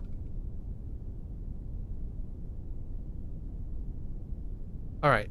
So we're halfway through our lesson queue. I'm gonna take a quick break and a quick bathroom break, walk around a little bit, and I'll be back for the second half.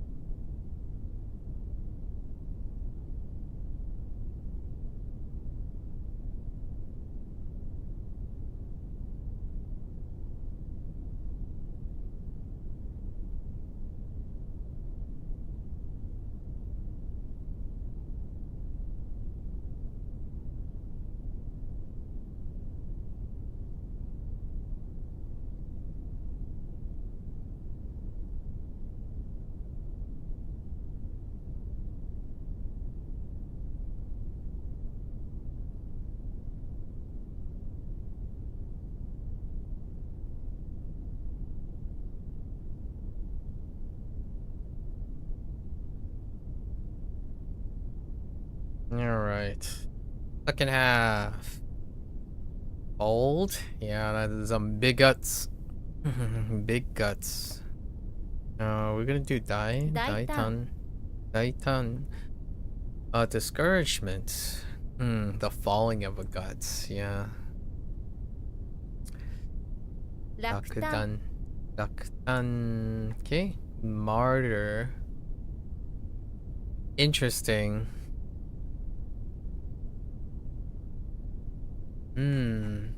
Martyr.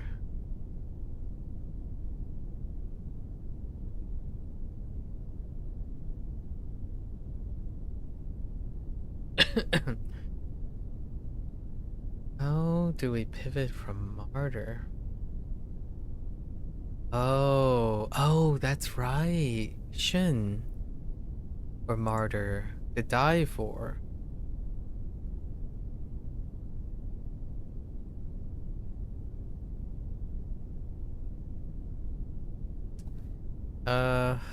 What is that? Jun? Jun. Alright, fair enough. Scorn. Ooh, lightweight and scorn? It's used when you look down. Oh, like belittling someone. Lightweight. What is that? Kaibetsu. 軽蔑 Keibetsu, not kaibetsu. Ke! Wait. Was this, always ke? Oh. Dang it. I went off kai because it's suspicious. Oh, but there's also ke for diameter. Okay. Ke actually ended up winning out. 軽蔑 Okay. Alrighty. To compose. It's not a. Let's go with. Ooh, you say.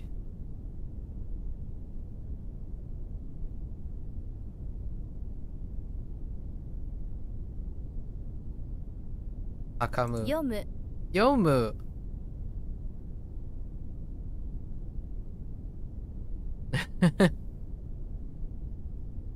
Alright, we have word. Eternity. Go. Move. Compose.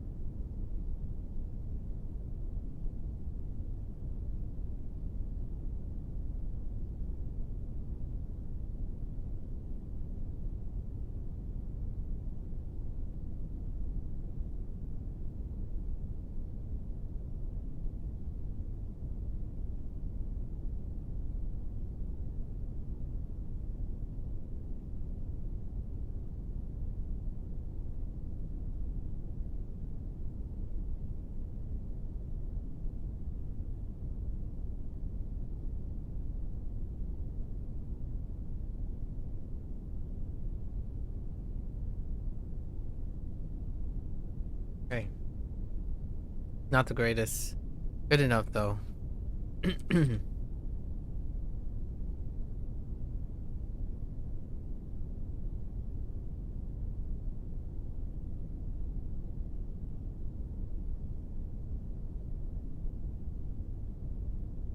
大胆 落胆 I don't know how to write. How do you discourage something? Okay. Discouragement. Deterrence should have been on that list. Possibly. I guess it's a little aggressive.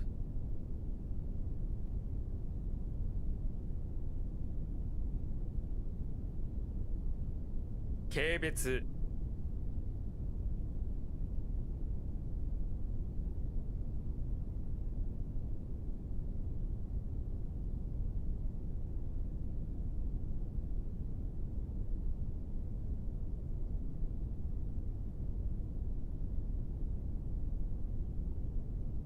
読む Demotion. That's interesting. Left is considered demotion as opposed to be right? Okay. 左遷 Alright.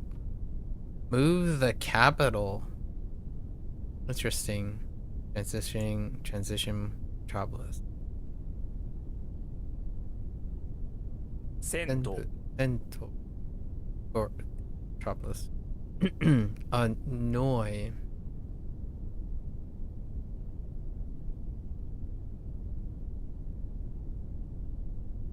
I don't know if I get annoyed from this. Do I? Oh, it's like, oh, it's probably annoyed. Yeah, that is annoyed. This is fun, right?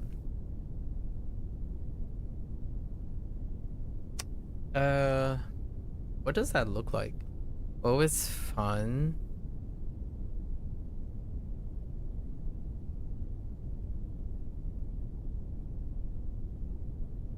Hmm.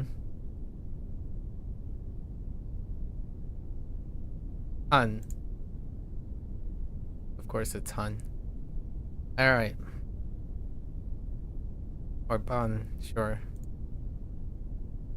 Change. Yeah. Refers to historical long duration. 変遷 Vincent. Dairy farming. Yeah, I got you. 酪農 Akuno.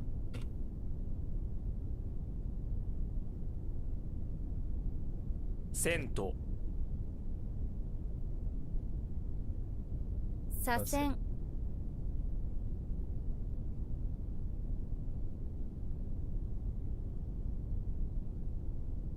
That should be fine. ,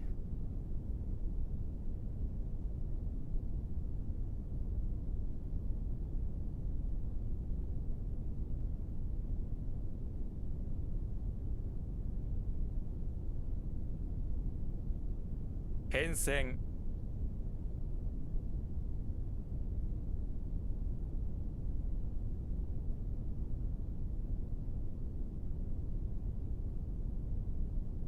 酪農 Casting. Yep. Yep. 鋳造 Sensor. Censure. Yeah, censure.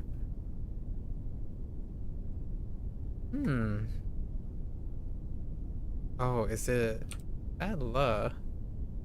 No, it's not la. Rain it. Sure. I don't think I have a combination like. Oh, all right, new one. What do you look like though? You kind of look like a Kai or a guy situation. It could end up being weird, like a Cole. Guy? All right, I'll take guy.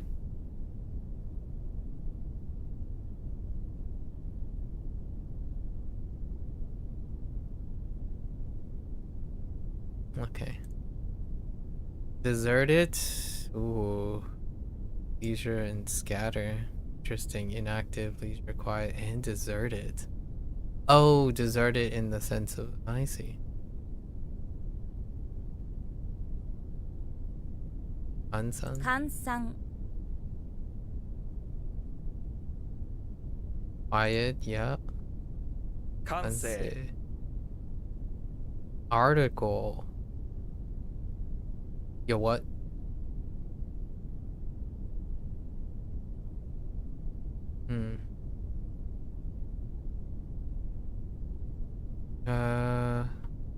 This the soldier.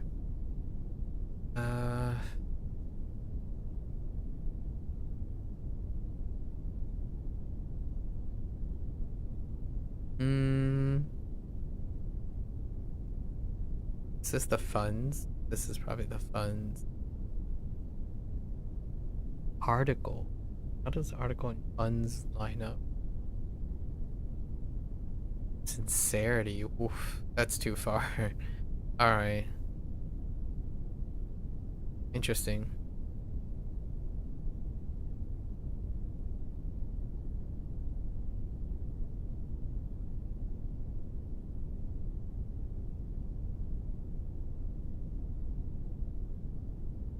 Alright. So what do we got for you then? What is that? Quan. What do you look like? Khan. It's Khan. Alright. Alright.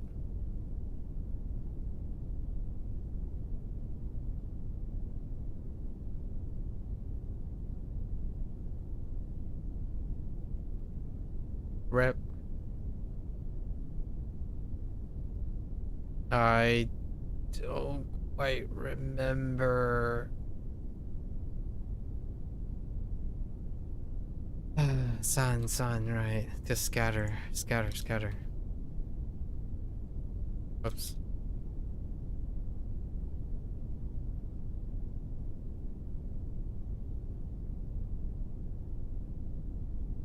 鋳造、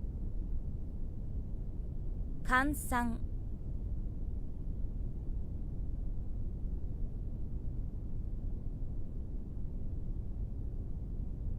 感性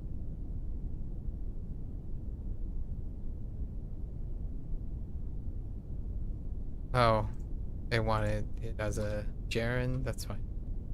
Sure.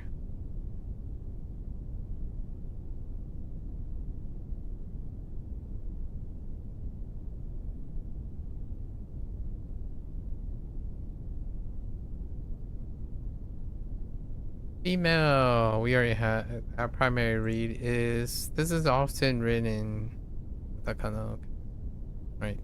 メス、 Mesu. It's fine. Jetty.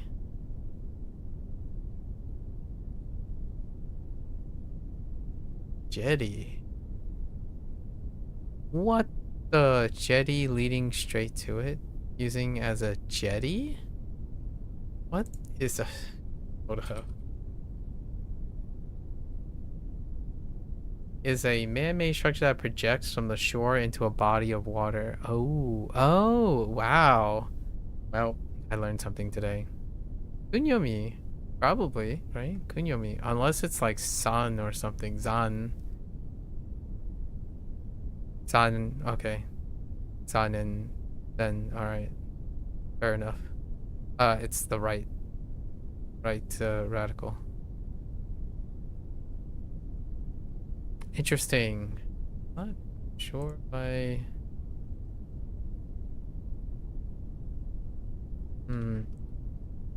I remember this being like this is a reduction. It's more complicated. Traditional. I'm gonna say.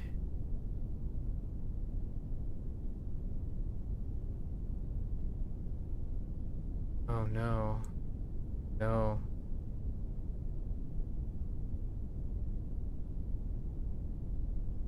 Not that. Not that. Something related to. Is it a handsaw? Is that? No, no, no. Oh, I don't know you. I'll have to come back to the. All right.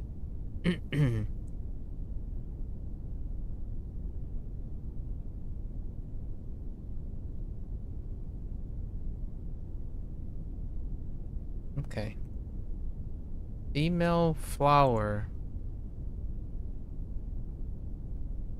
Okay.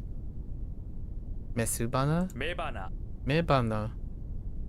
Alright, so we just shorten. Okay. Sure.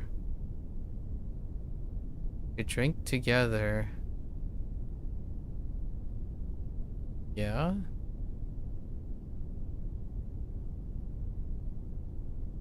So, Kuni.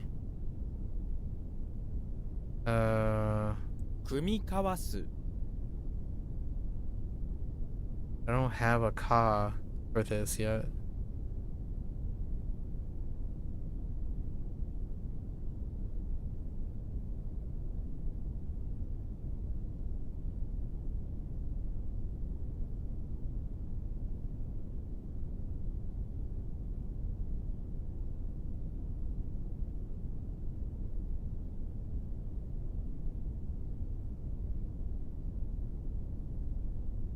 Okay. Room. That is a new combination. I don't think I've seen that.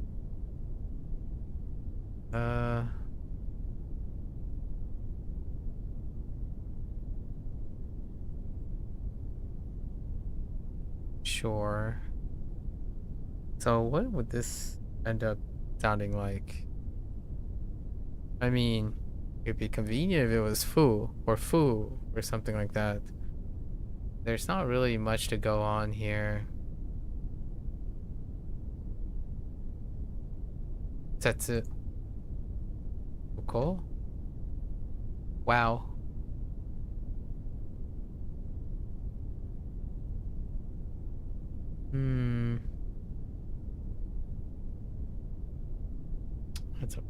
Up one.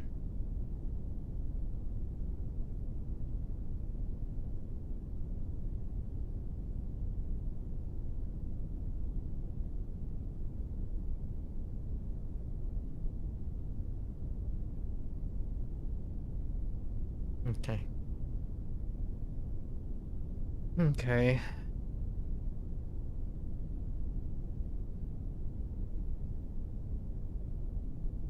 Mesu.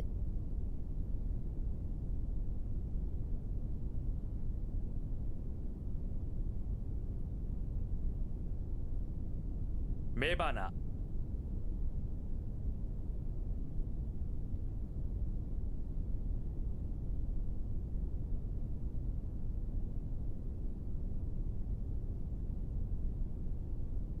Kumikawasu.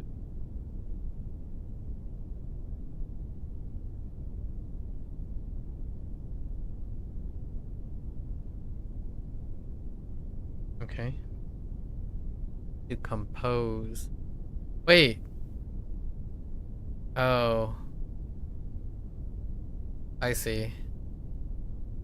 Well, what are the chances that they use the same read and they change up the ending for the wow, they're both transitive and intransitive. This particular verb is used in relation to poetry.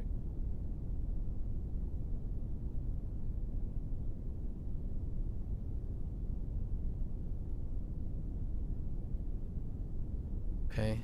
Same read though?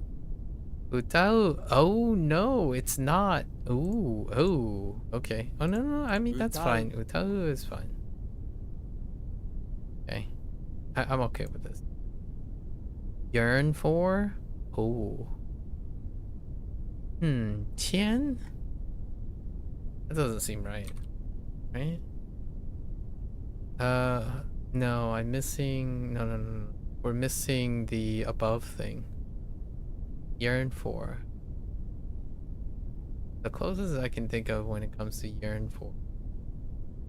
Dian. Form of Dian.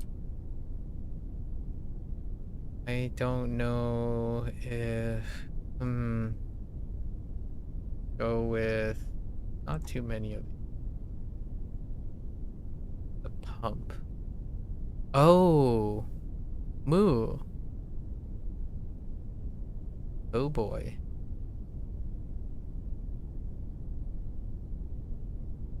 To adore, yeah, to admire.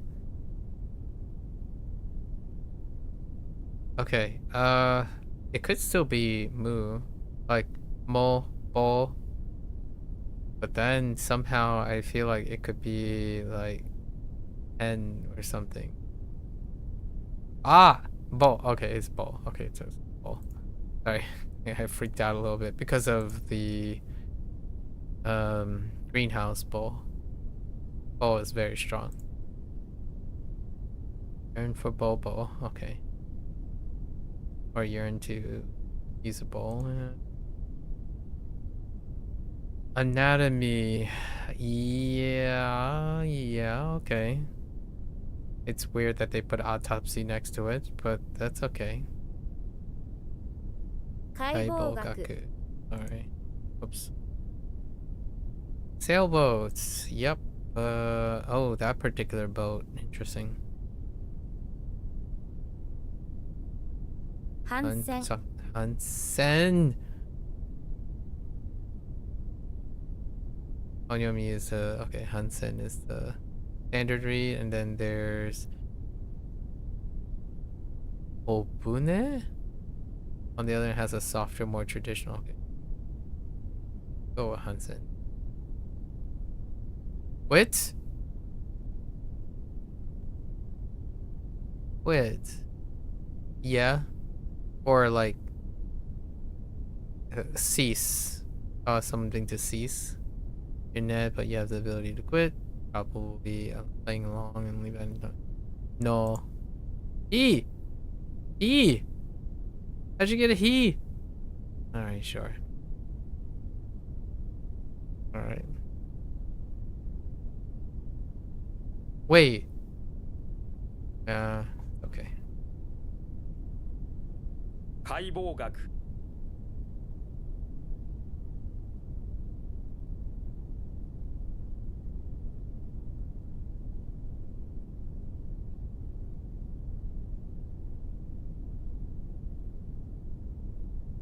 歌う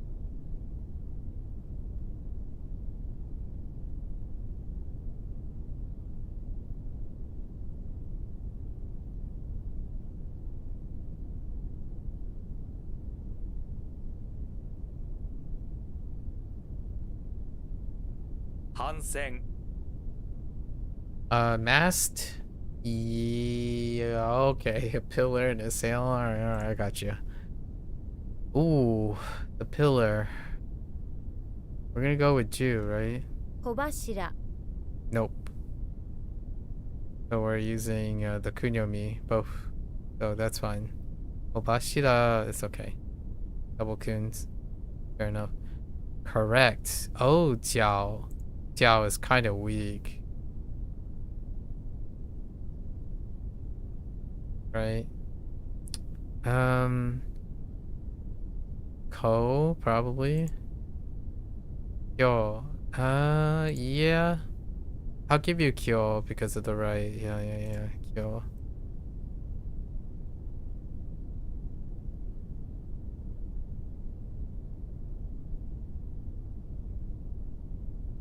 Would have preferred, like, it's not that great. Alright, fine.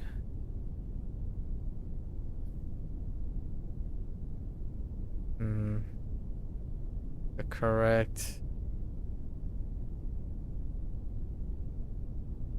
What was the right? I use bridge. I use. What did these guys use? Okay.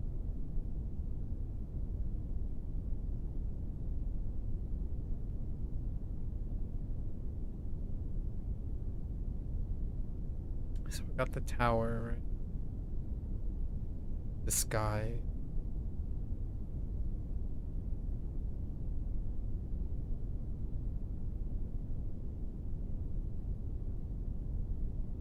Okay. Another orchestra. Oh, this must be the full phrase, and the other one was possibly.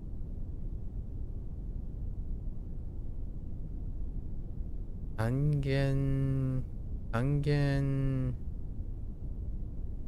gakuki, gakuin. 単元楽団 Gakudan, not in. I was thinking of the other group. Kangen Gakudan. Okay, fair enough. Deep emotions, the double deep? Or, ooh. Okay. Yeah, strong feelings. How should I not even think of a quantity? Oh, unable to quantify. That's interesting. 考え Kankai 無料 Murio. Certain. Buy? Buy? Oh. If you... Oh, not more. Sing. Oh.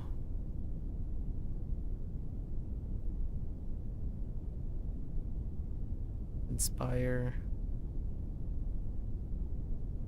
Alright. Certain.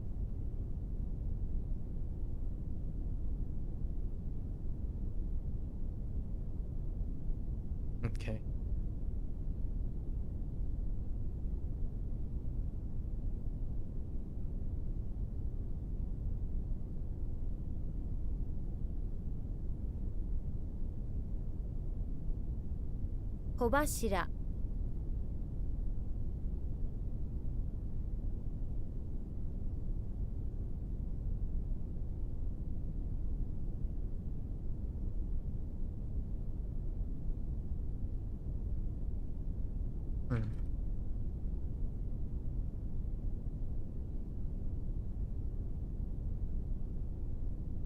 Let's not be pedantic here.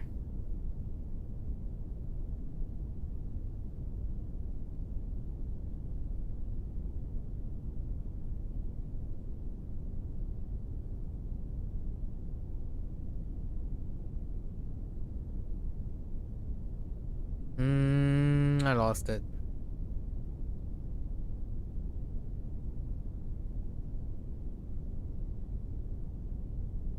考え無料還元楽団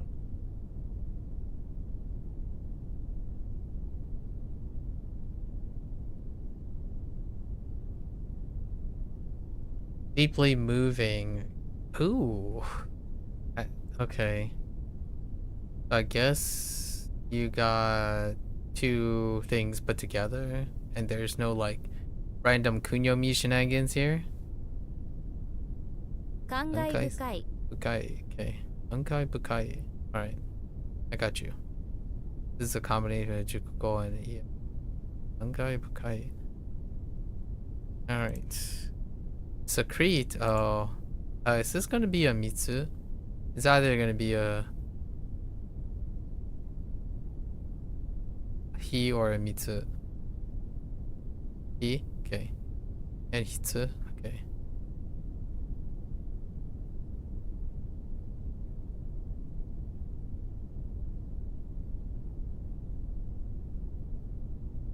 Tease. Aku. Oh, Akuki. Akuki. いたずら Itazura. Oh man, it's an exception. Well, we have Ita, that's fine, and then Zura is not that work. Zura is not working. So let's find this way. We'll go with like bad play.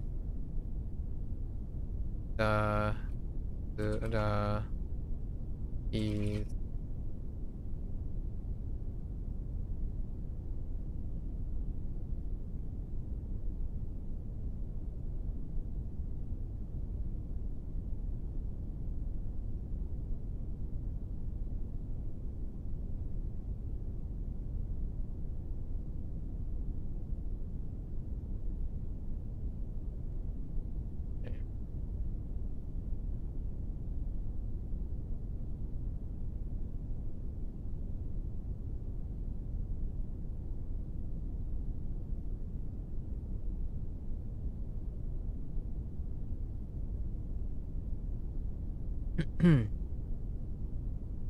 Azura. Play flirt. To play with, so it's just the noun version. Come to me. Then help. What is that? Awamure. 戯れ Okay. Gradually. Yikes. Wait.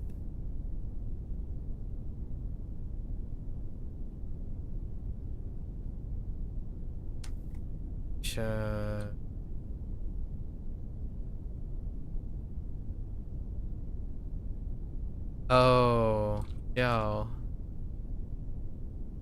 Oh, 不是 Jiao. Dang it. Let's compare.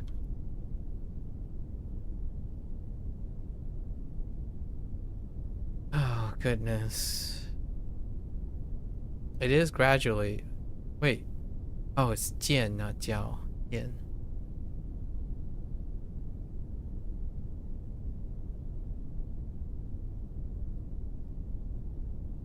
Wrong location.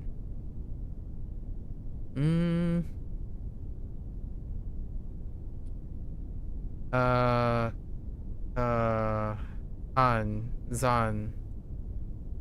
Oh, it's Kunyami. Yoya, Yaya. What? Alright. Hang on. We still have the R thing, right?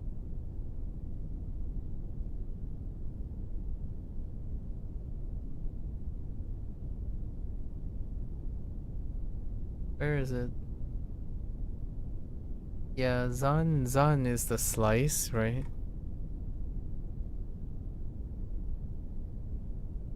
I'm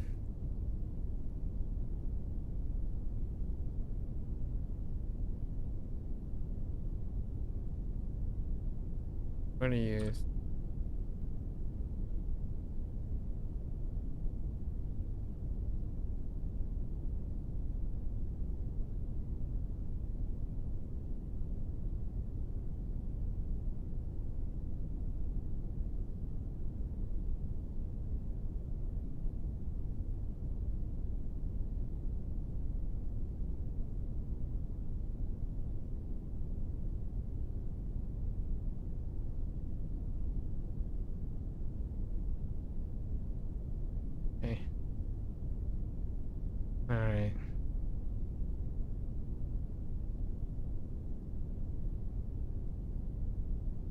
いたずら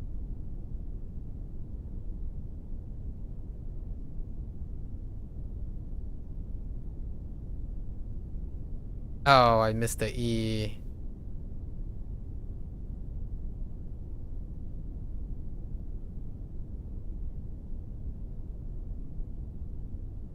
感慨深い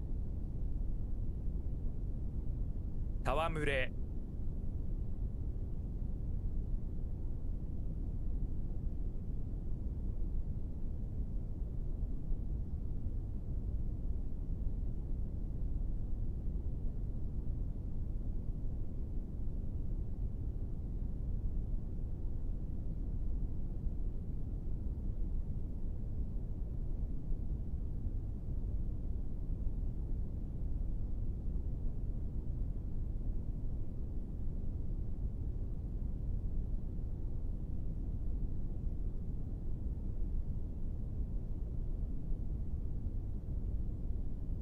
I don't remember what this is.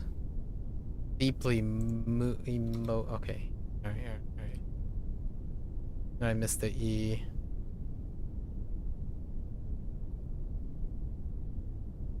Alright. Cigarette butt.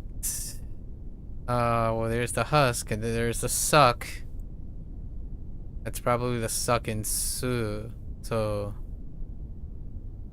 吸い殻. 吸い殻 Suingara, yeah. Okay. Seaweed, yeah, that's seaweed, alright.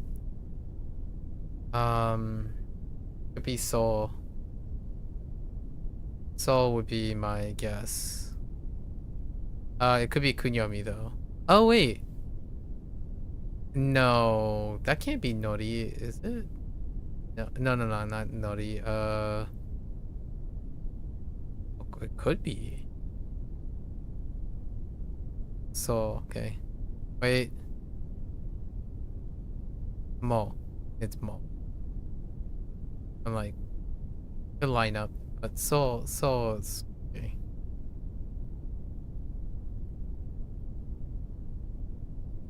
It just looks like so I think we're okay with that. Alright. Become muddy. I imagine this is the intransitive. So nigoru. 濁る Okay. Sulfur. Oh, yellow sulfur. Okay. What, the yellow? 硫黄 Real- Ah. Okay, well that sucks. Yo, okay. I think we're just gonna go with the Eagle King is yellow. Sulfur. King. Lexio. Okay. Okay. Reckless. Reckless. I am unsure how that becomes reckless. It's because that combination does not exist. Alright. Nothing really close either. Alright, reckless. So, female death, huh? Death woman, reckless. Has a feeling of Sinestra at this point. Death of a... give me ball for 1,000. Okay, there is ball, but it's mole as the guy from on. Okay. Goodness gracious.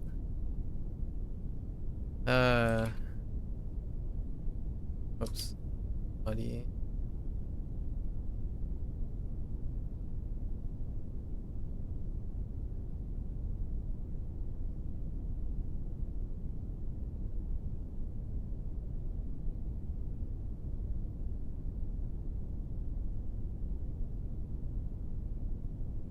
I no.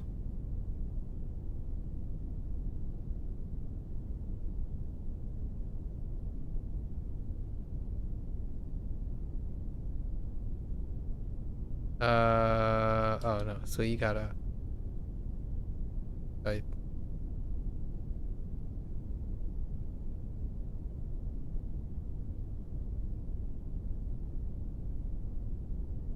Yo.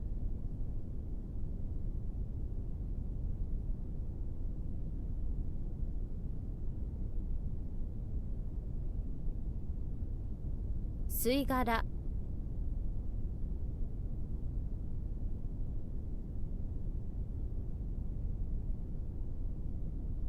濁る Okay. Relentlessly. So this is without pardon. So spare no, like just relentlessly. So without any excuses, mercilessly. Yeah. No mercy, no excuse. Okay. This is basically the negative adverbial form next to a non-adjective. So yoshanaku. Okay. Barbarian. Ooh. Huh. Wait, was that actually barbarian?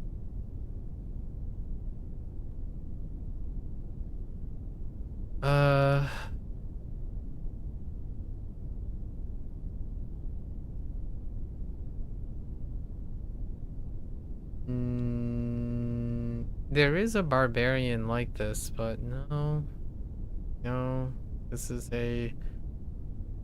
he's one. Interesting. Insecting again.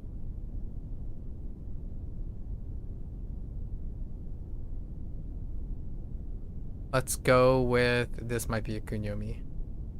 Otherwise, key. Ban. Okay. I don't remember what was it. Oh yeah, I was way off the mark. That's all over the place. Alright, Ban it is. Oh, we have a Ken coming up. To scorn. Did I already use this in a... I feel like we do have something. We do have a kunyomi.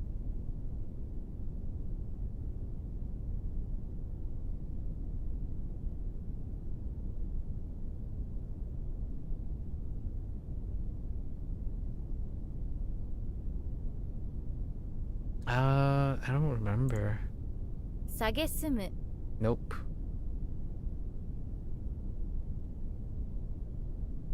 Agesumu. Just gonna start flipping some tables. Okay.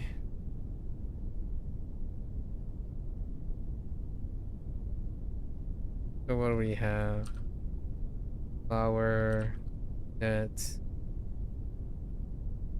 A9.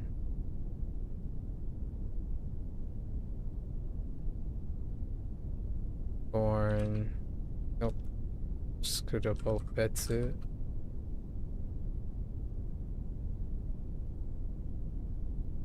Yes. Scorn.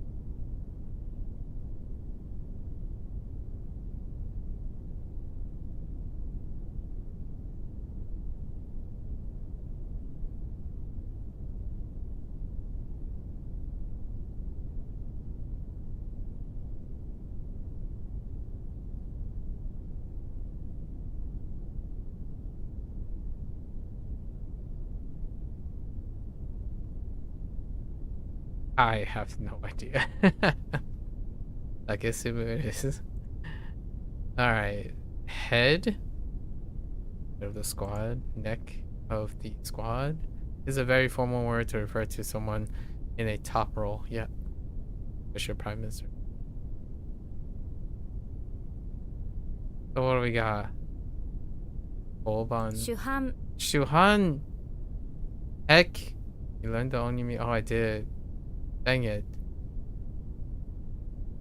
Yeah, that is rough. Oof. Body part still rears his head beforehand.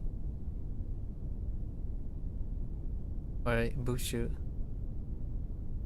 That's the only time we had the... Oh, no. We do have Shushol. Actually, Shushol works.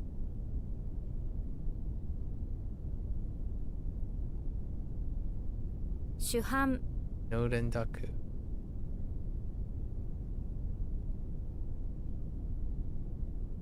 Okay. Thrifty. I mean, this is obviously Ken, right? Hero Squid tells all. Be thrifty, frugal. Oh, where does this lie?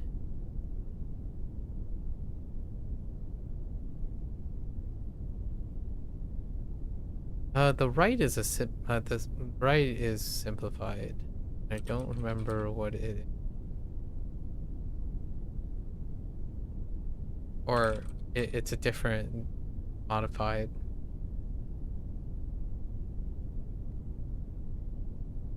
It'll be tough figuring out which one it is. Jian. It might be a Jian. Or is it a... I gleam, thrifty, economical? Like a Sheng. I don't think so.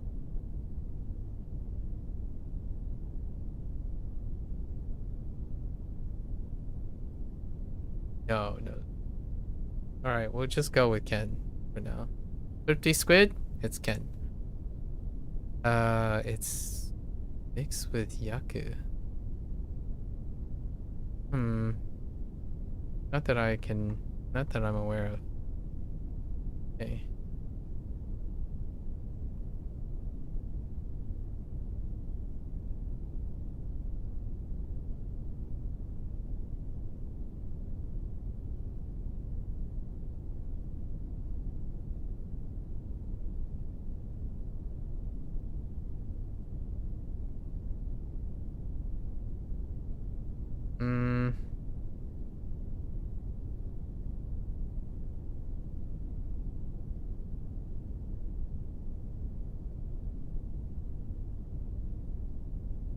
I lost it. Dang it. I lost it almost immediately when I was surprised by... all I got is frugal. Stick with frugal for now.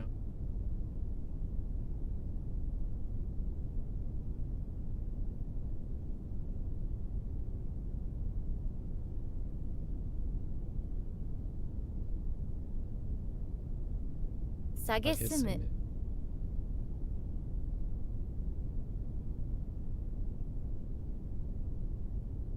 容赦なく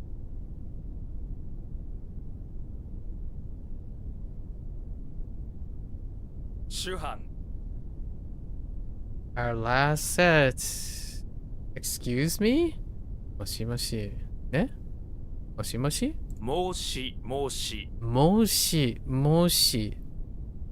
Whoa, you would encounter moshi moshi in dialogues said in older times, unlike its modern shortened version, moshi moshi. Okay. I'm like, whoa. Okay. You need to calm down. 申し申し Okay. Leader. Another leader. How does this leader work? Oh, this is the... Oh, man. This one's tough. Chinese doesn't work either. The one with the sleeves. Yeah, the Boston sheet. This is a very formal... Okay, political context. I'm not surprised. What is that? How do we get this? Oh man, it can be so weird because of... It could be like sore, like naga sore, or naga, wait, 領収 oh no, it just goes straight to shu. Wait, am I crazy? It's like, sode, right? Yeah, shu, okay. And that does look like shu. Wait, hold up. No, it's more like chew. Dang you. It sounds like, I mean, it sounds like it should be shoe or show. 領収 Yo, shoe. Alright. Yo, shoe it is. Inner shoes. I got you.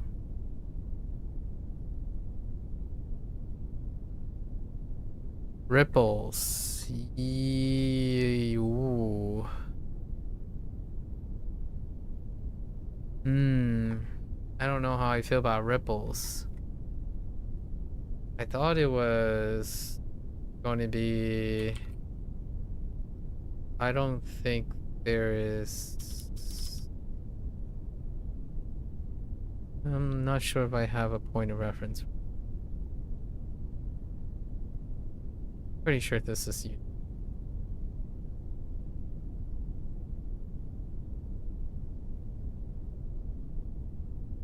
Nope, I got nothing.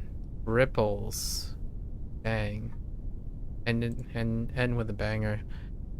Alright, so, I mean, there's water. There's some scooter and car. All sorts of way creating ripples. Yeesh. Yeesh. What could this be? Den? Give me den. Alright, cool. It's the den with water. So, ripples. I guess. Bow? Oh, Kalto. Yeah, this is Kalto. Of course it's Kalto. I mean, Koto. Kolto. Kolto is Kolto. Which is like... And then I'm saying Kalto because of... Very similar. Ancient. Refers to, yeah, the Chinese custom of kneeling and touching your head to the ground. Kalto. 口頭 Koto makes sense. Sounds like Koto. Alright, cool. What a way to end. Koto.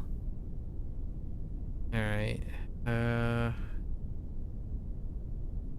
領収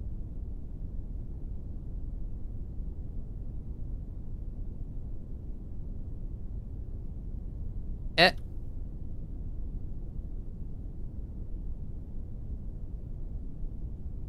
申し申し口頭 Eh.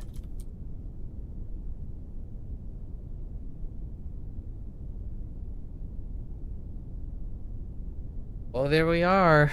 Well, tomorrow's a big day, but you're not gonna see that. Alright. So, one last final time, right? Kind of interesting that Shoal got moved. Or Shoal got moved from Manor. Okay. Move forward.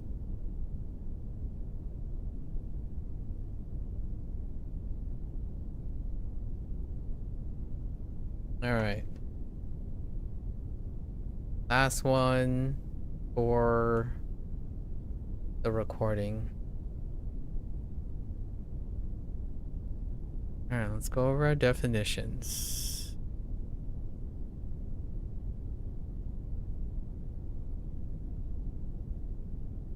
Dim is fine.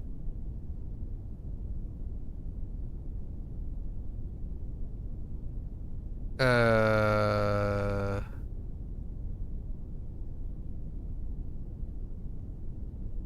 want to say it's martyr. No, and that's not martyr. Or die? It's just die.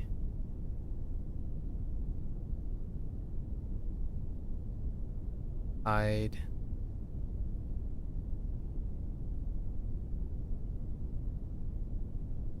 Widow. Wow, these are pretty... Wow, 4 negative words. That's a weird one. Oh no. Diarrhea right after. I don't know how to spell diarrhea. Not how you spell diarrhea. It. What the? Okay, well this is indigo. Indigo is pretty neutral. Okay.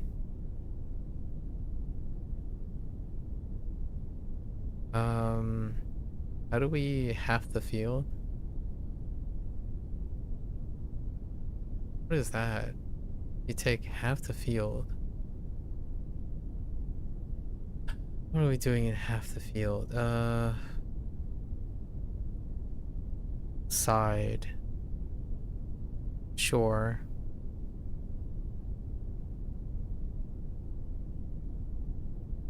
This isn't obviously, it's something else.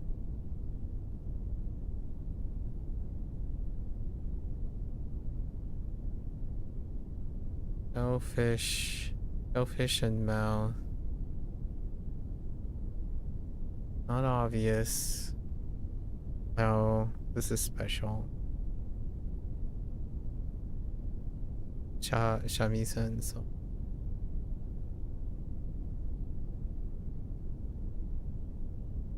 Torture.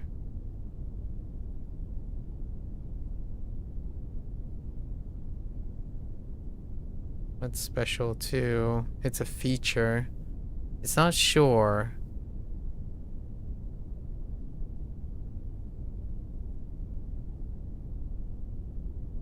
Geographical feature. It's not a jetty. Jetty is coming up. It's not a cliff. The valley. Could this be Xia? It could be Xia. Huh.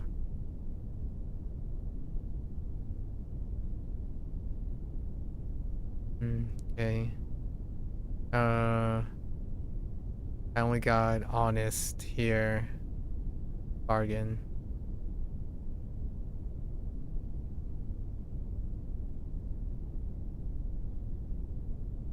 The boot. Careful, diligent, something like that, right? Being careful. I think it's careful, or it's kind of like careful, like diligent maybe,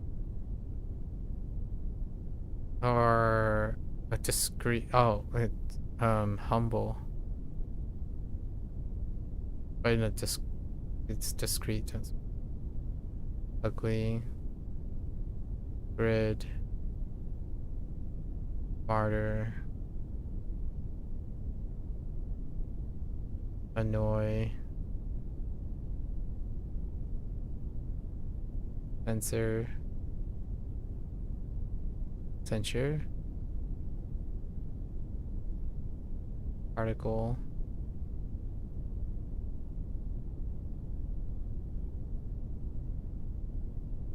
Jetty. Correct. Wait. No, that's not correct. That's groom.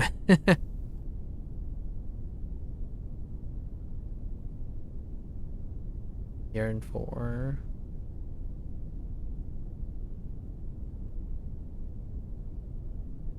One of it is leave, quit. This is correct. Certain. Secrete. Gradually. Seaweed. Reckless. barbarian.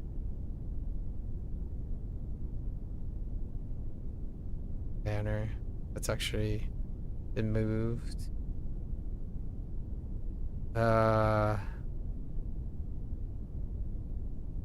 Yikes.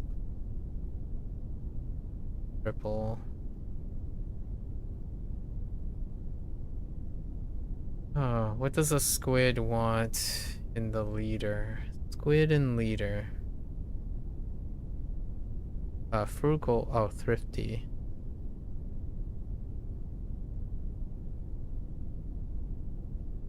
Alright, Monix. What do we got for the Monix? This is gonna be tough for the Monix.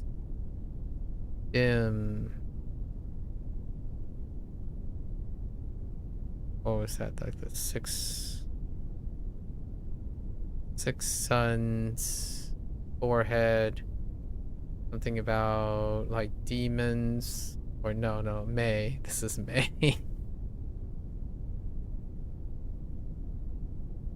Die. Are we doing the slice?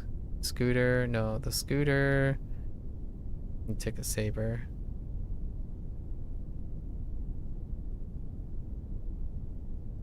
Hide was a box, a cage con.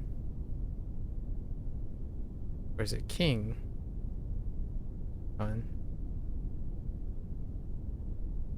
Eh? Con?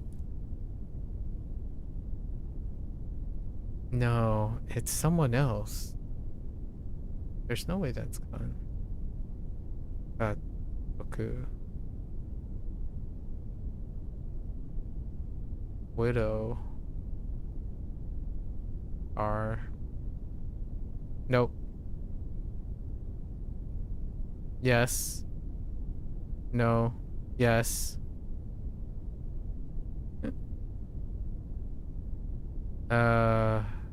This. Read. Pit. Guess we go with coal, right? Or is it goal? Coal.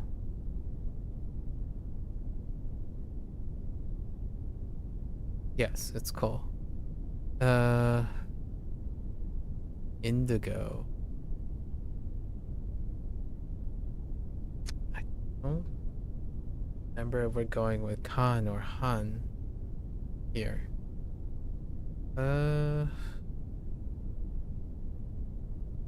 Probably Khan.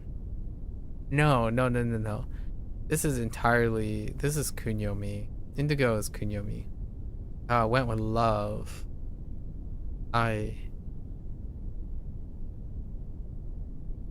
Sure.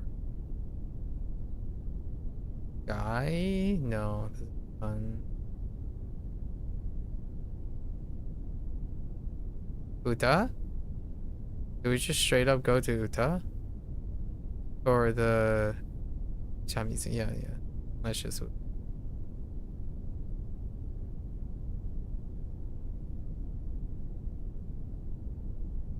Orchard.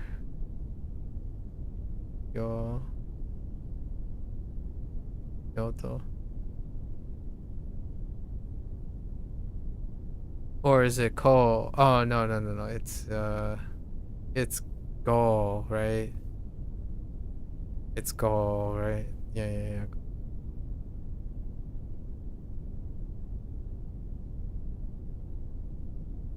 Valley.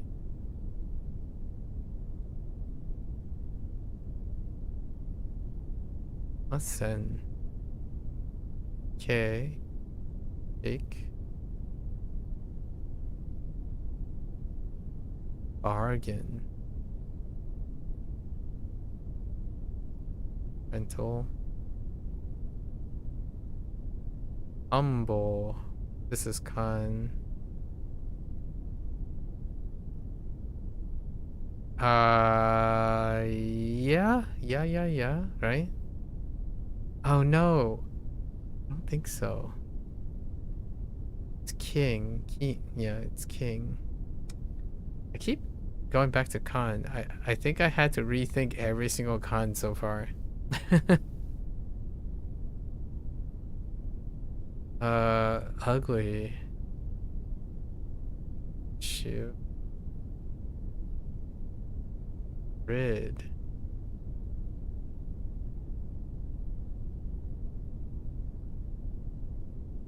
Something about yeah, nope. This is ma plus plus mu? Ma no, su.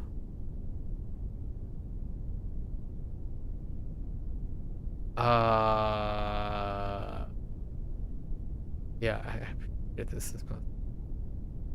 Martyr. June.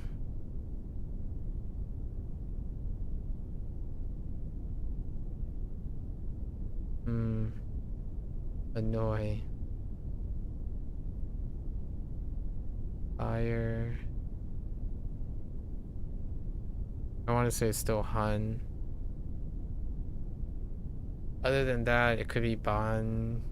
No, I think it's Han.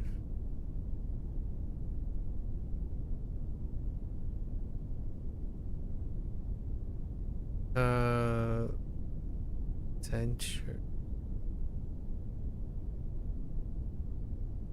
Someone took the sword and censured the guy.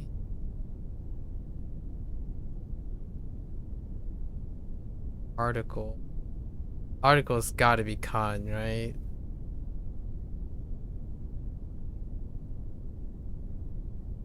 Are you Khan? Khan, yeah, you're Khan. I think I'm feeling pretty good about that. I think. Jetty. Santa. Room. This is special, like, we have a moose and oh. Yeah. Yearn for something about greenhouse, flowers, small drop. This is a bow. Okay. Wit. It's not that. Oh, it's heat.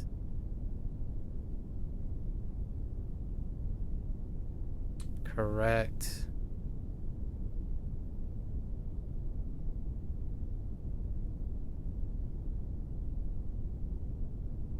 Wait, I think I might have gotten two things mixed up. I already have a kill. Were there two kills? Where's the other kill at? Did I decide otherwise? Okay, good. I think this is kill.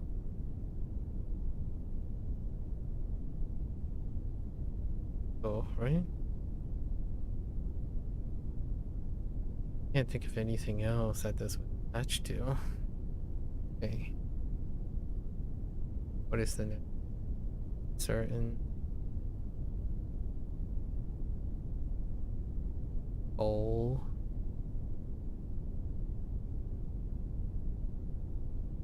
Eat. Fragile.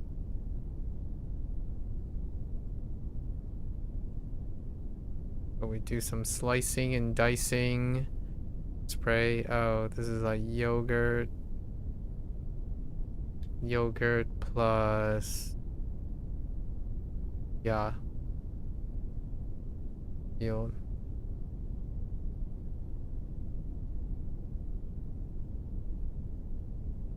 Seaweed. Soul. Reckless. Oh. Barbarian ban. This is Olga. And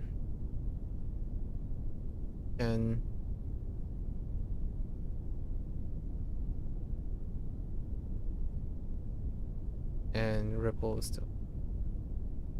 Okay. Neat. Go over our reads here. Me, im, se, die, oop, I, ah, widow, the, diarrhea, ko, it, I think that's good to go. Unsure. I think uta is shamisen song in Yomi. Goal torture. K Valley. Ren bargain. In humble. Drew ugly. Masu. I think Masu is got to be Yomi. Okay, and then in martyr, annoy, guy, censure, article, yeti, muko, as groom, or yearn for, eat, wit. Actually, he, I am unsure if he is probably on you. Oh, correct. Oh, oh. Certain. Yeah, okay. He secretes. Okay. Yoya. Gradually. So. Seaweed, more reckless. On barbarian. Short manner. Ken thrifty, and then Ripple. Alright. Finally reached it. So officially we have seen every kanji. And I believe there might be like 2101 kanji or something like that. 2101. I didn't actually do the official numbers. And there was an easy way to see this, but it doesn't account for certain things. So I think we are at 2100 pass. I could do some quick maths, but I don't think that's I'll come back to that at some point. So this is our last daily experience thing. This is the mark of the end of a journey, right? To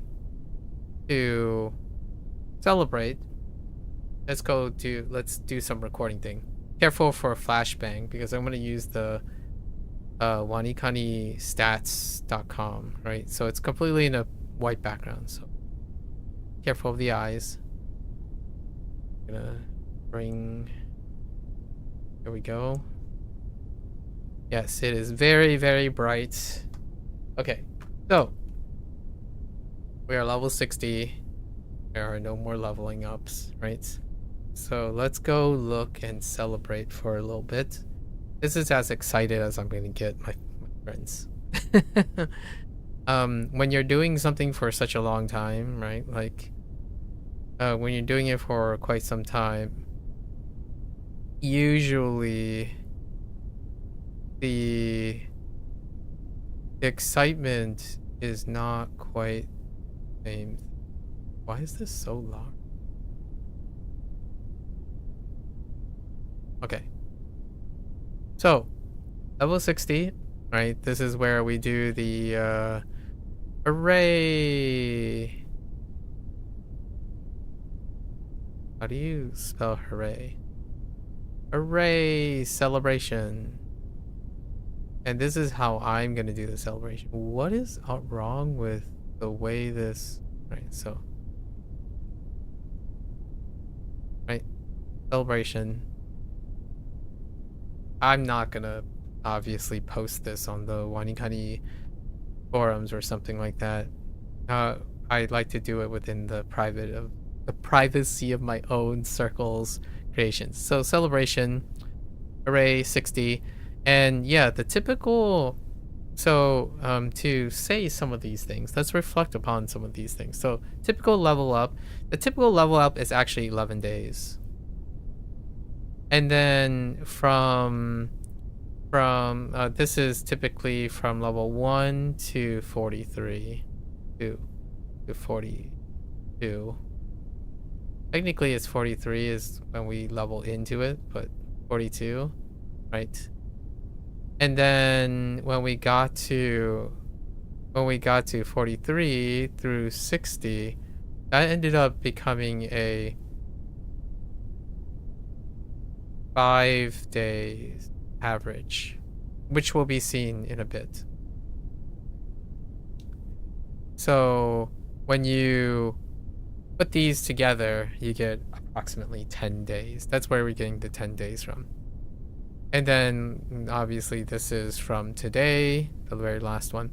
And this says the start date is December 29th. It's technically the start date is the 1st of January.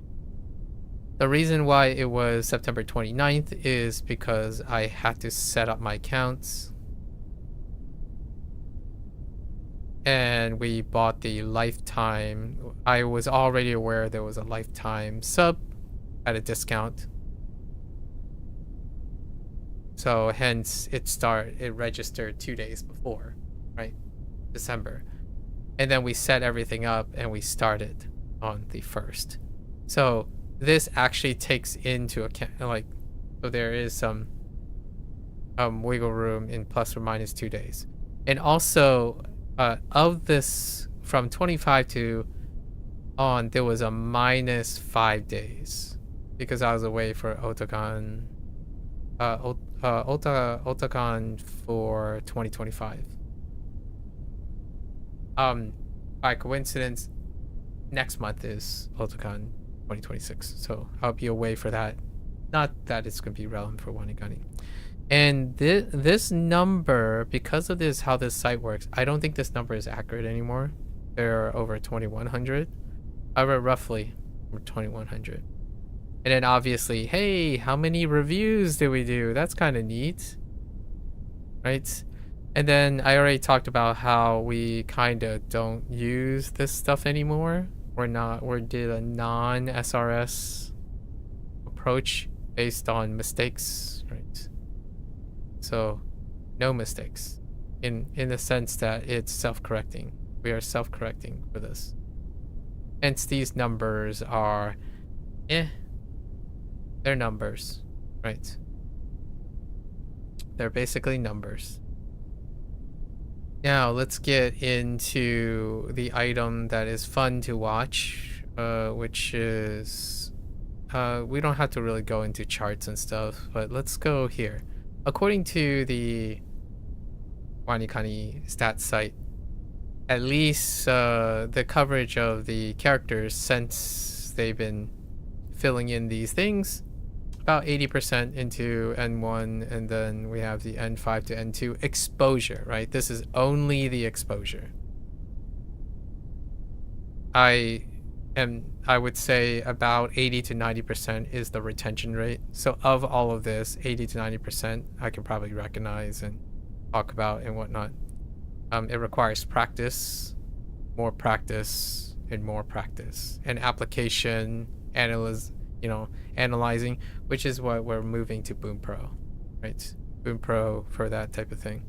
So, some interesting charts in here would be something they whoever made this originally had some like reading frequencies, like percentages on like particular sites. I do look at the NHK site quite a bit. In fact, actually, you can read most of YouTube comments. So outside of this, I typically read YouTube comments and Japanese YouTube comments. So a lot of the media that I actually, so to add, right? So a lot of the media that I watch, right? There are official sites for the content, like video games and streaming networks like TV shows and series. They have analogous Japanese channels, which Japanese people type the commentary there. So the vast majority of my reading and stuff, or translating and whatnot, comes from like forums and stuff that are very appropriate to me. So not necessarily any of these things. Like, I don't read a lot of Wikipedia. I actually don't use Wikipedia all that much, and I don't use Twitter. However, NHK, the easy site, is fair game. Now, when it comes to items, we don't really need to know that. We already know it from WaniKani.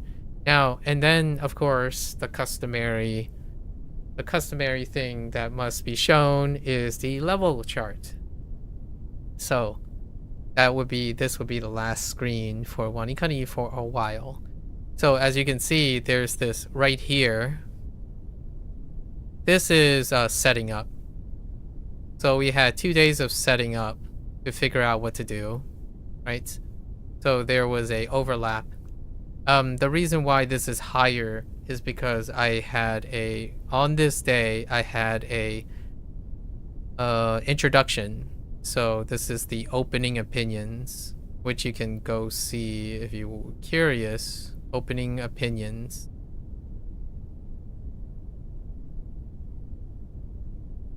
It took about 3 hours-ish. So opening opinions is when I try to reveal my thought process and stuff. This was the transition from Duolingo Japanese, and my life's experience, right?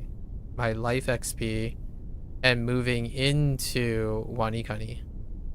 So that's where I talked about here. So then it overlapped on a next day cycle, and that's what we get, this little weird thing. Then everything else is constant, right? This is constant. However, the time frame is not. Here, from these moments, these are long sessions, like longer. Like on average, they were like 2 hours longer. And then here, this is Otakon 2025.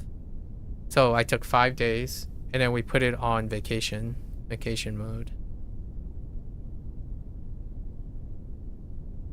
Then here to here, this is when now we have less hours.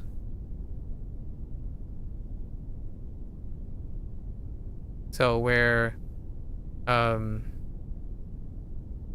we make up for the hours, basically. So this is my steady state, which is more like at the high point, we have anywhere from like 15 minutes, right, to the high point of 2 to 3 hours total.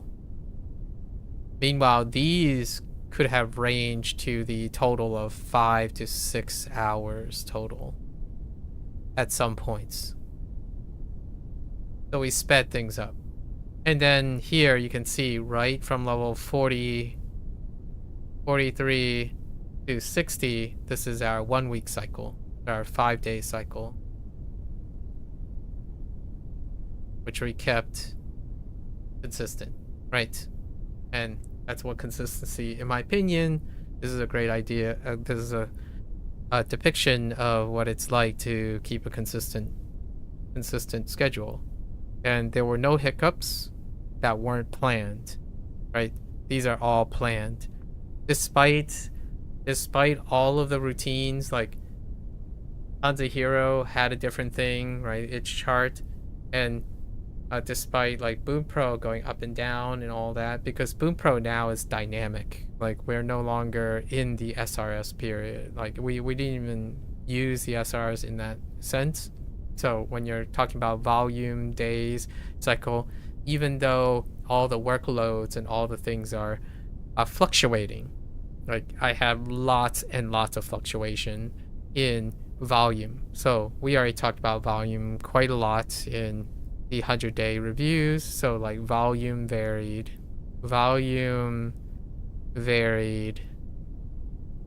day to day, right? This can be at any of the 100-day reviews, 200, right, 300. We have gone over the volume bracket. It looks something like this most of the time, right? That's what it looks like. And then for the 5-day cycle, it's simply this, right? This, and then this. Those are the 2 days.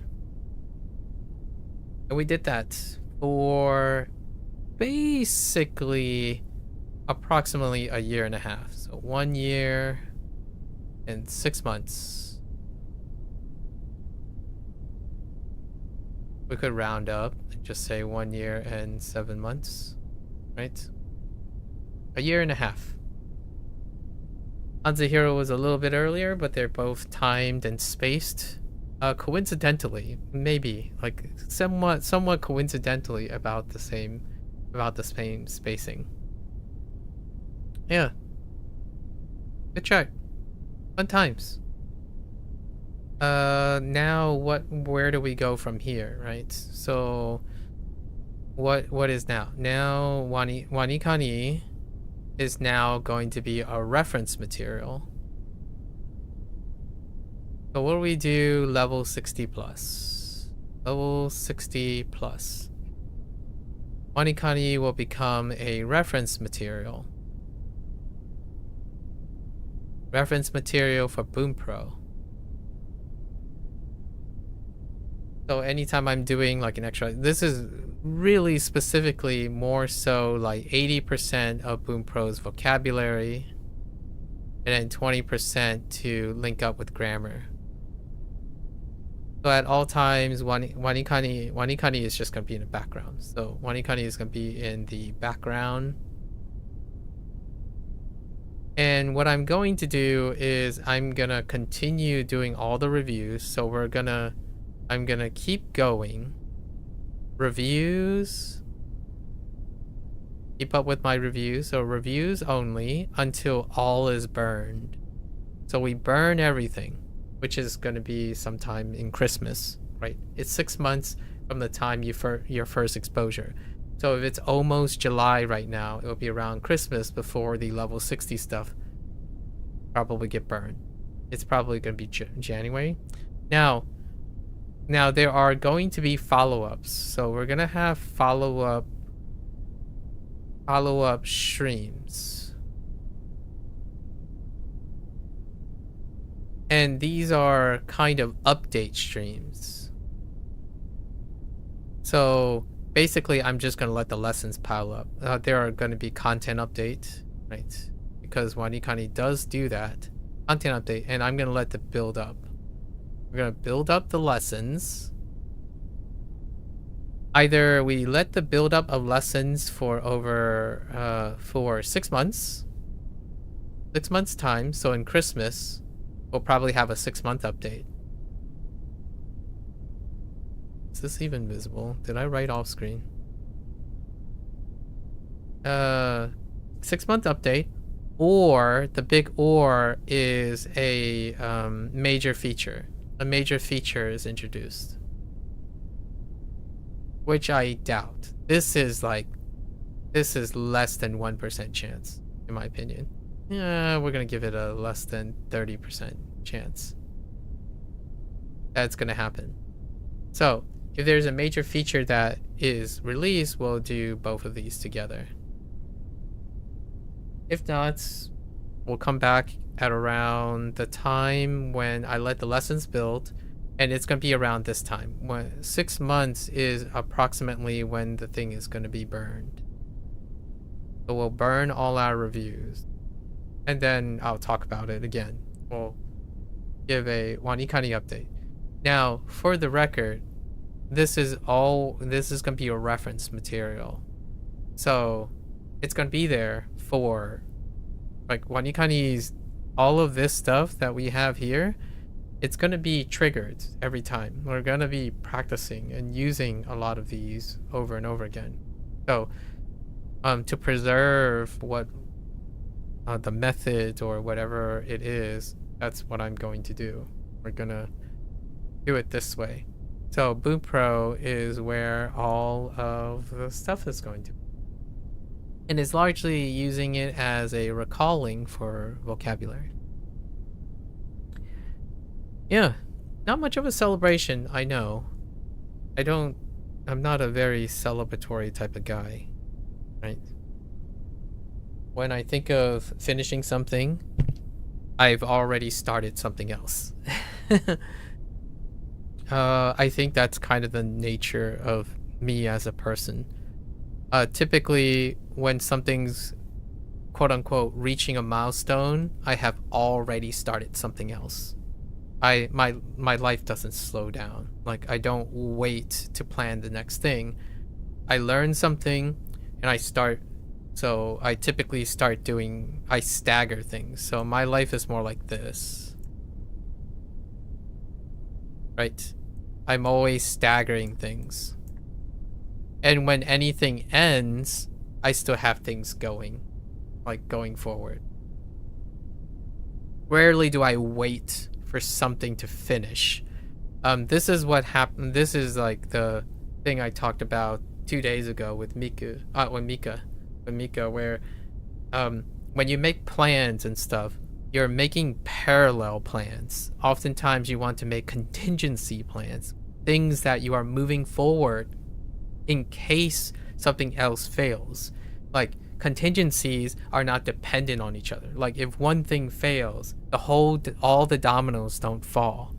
Like, one of the problems, or maybe not really problems, but learning lessons that don't occur very often anymore in the internet generation that I've met. And this is not a reflection on the United States, because I actually interact with Americans far, far less than internationals because of my time slot. The time that I'm streaming is also the time that most Americans are spending their evenings and doing things and whatnot.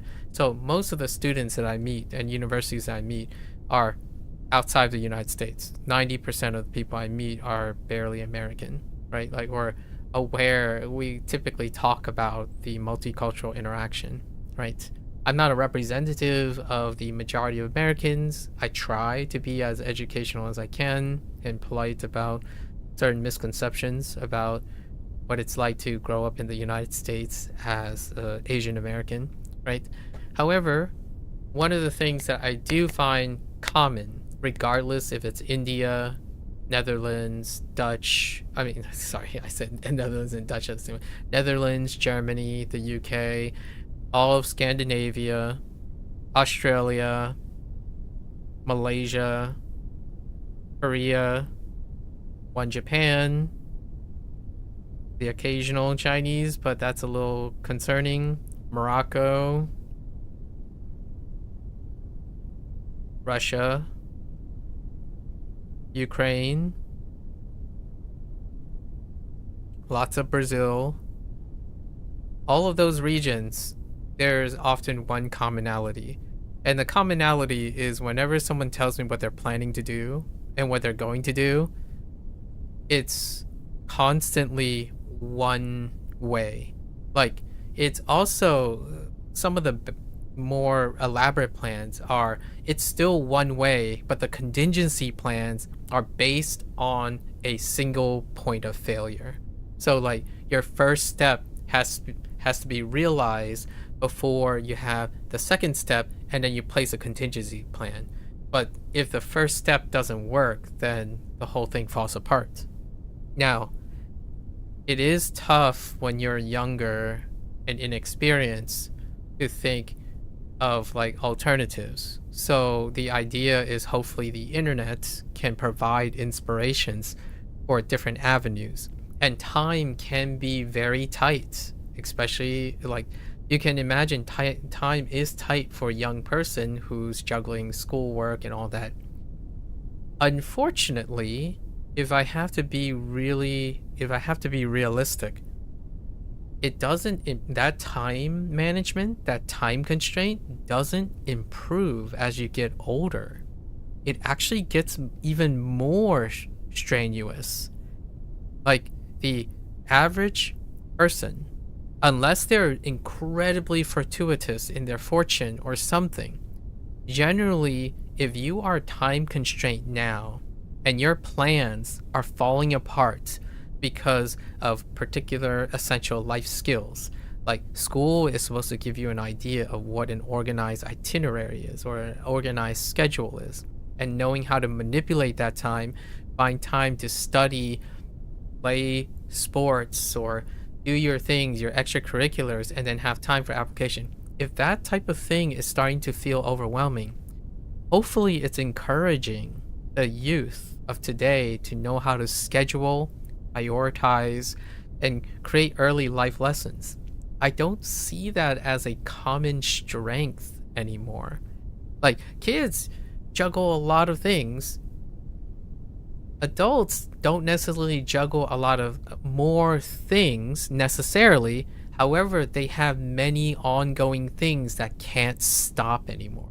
You can't drop many things either. You can't simply just drop your job and not have another job line up.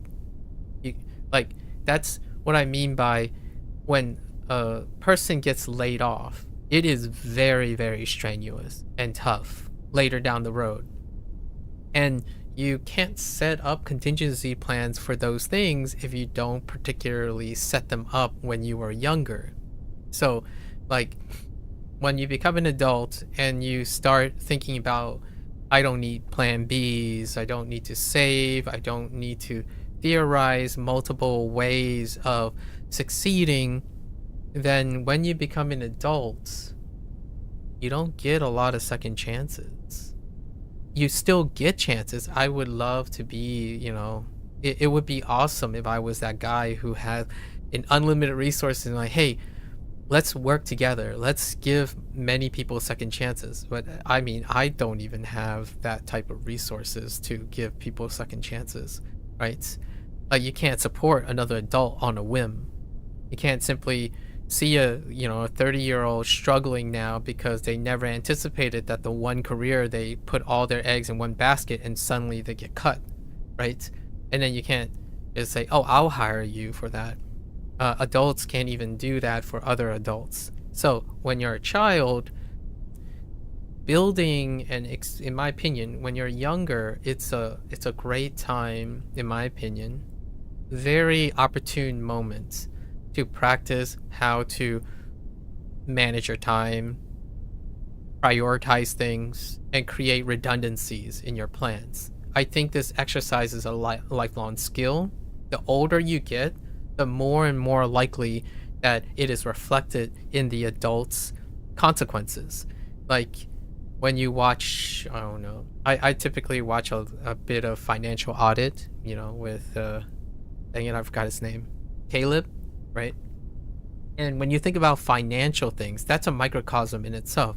When you think of financial investments and how obviously these are cherry picked, right? They're specifically highlighting what could happen, the potential of bad acting, right? Like what I mean is bad actors, the more exaggerated examples.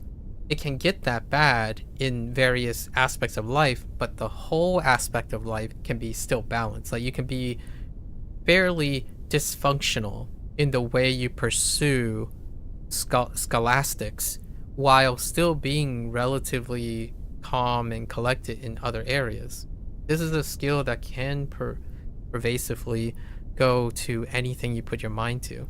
Like language learning wasn't alien to me. Like how do you study consistently and plan your stream schedules and then have all these other things go on? It was like clockwork to me personally. I know that's a weird flex. I don't particularly think it's a weird flex because I think in general, healthy, successful people, I like to hope, should all have this potential to do this. It is not something that is special and unique, in my opinion, to some select group of people. Like I am no more tolerant and diligent than someone who is able to have practice time and experience for this.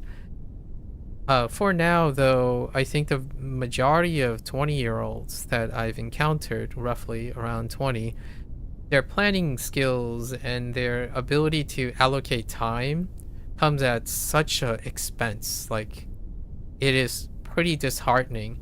Like, even to the point where I think the way they schedule even their health, their hygiene, their sleep hygiene, it derails all their plans. Their plans consistently rely on being ideal. Like you want your plan to be ideal. I want to do this in 3 months, no less, no more. And I want to do this then in 3 months after that, knowing that the first 3 months go well. That's not, in my opinion, how you plan for life and you plan for long-term projects. Like, hear me out. When you hear mission statements and personal statements of someone who is young and lack experience, they typically write in a manner of speak that is filled with certainty. It's certainty to the point that it is likely going to fail. Not that they are going to fail overall. They will find that their original plan that they go and seek out had many, many bumps along the way that ends up, surprisingly for the successful people, to turn out even better than they originally planned. That is what I mean by it. Where when I see plans, especially those who I met online, when they talk about language learning, like they're gonna learn, I don't know, how to read kanji, like that's their one task. And their plan involves the strictest of idealism. Like the best they can do is the ideal situation, right? Like level 60, for example, in WaniKani, when someone goes to use WaniKani, their ideal plan is to spend 7 days across the board, because that is the ideal pace. It's the maximum pace, and some of them do manage that. The thing is, their celebration and their vision, despite they speed run through WaniKani, that's incredibly impressive. Like if they stuck to it and realized the ideal, they still only accomplish that. Like it's a ceiling. Like when you set your mind to a goal, you stop observing any additional potential or opportunities. Like when I started WaniKani, I didn't sit there and say, all right, whatever WaniKani needs to do, that's all I'm going to do. When I'm learning, as I'm learning, as I'm going through this stuff, I thought of other ideas. So then I spawn new projects. The projects then are kept in parallel. So Bunpro started staggered with WaniKani. HanziHero started staggered with WaniKani. There are various projects going on while I'm utilizing some of the things as I'm going. You do not stick to trying to constantly limit yourself to an idealism. When you learn, you're going to evolve and your goal might not end up being the same. Like right now, it's awesome that we got to level 60, and then people ask me, so what I'm gonna do? I'm already doing it. Like when someone asks me, now that you're finished with WaniKani, what are you gonna do in the future? I already started the next thing. It's already been 5 months, 5 to 6 months into 2 or 3 separate projects.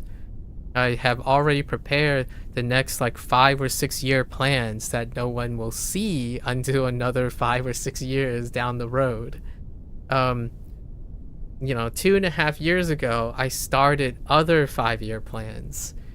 YouTube was a 7-year plan from the 7 years of Twitch to before that, the 5 years of grad school that I was looking and observing just in TV.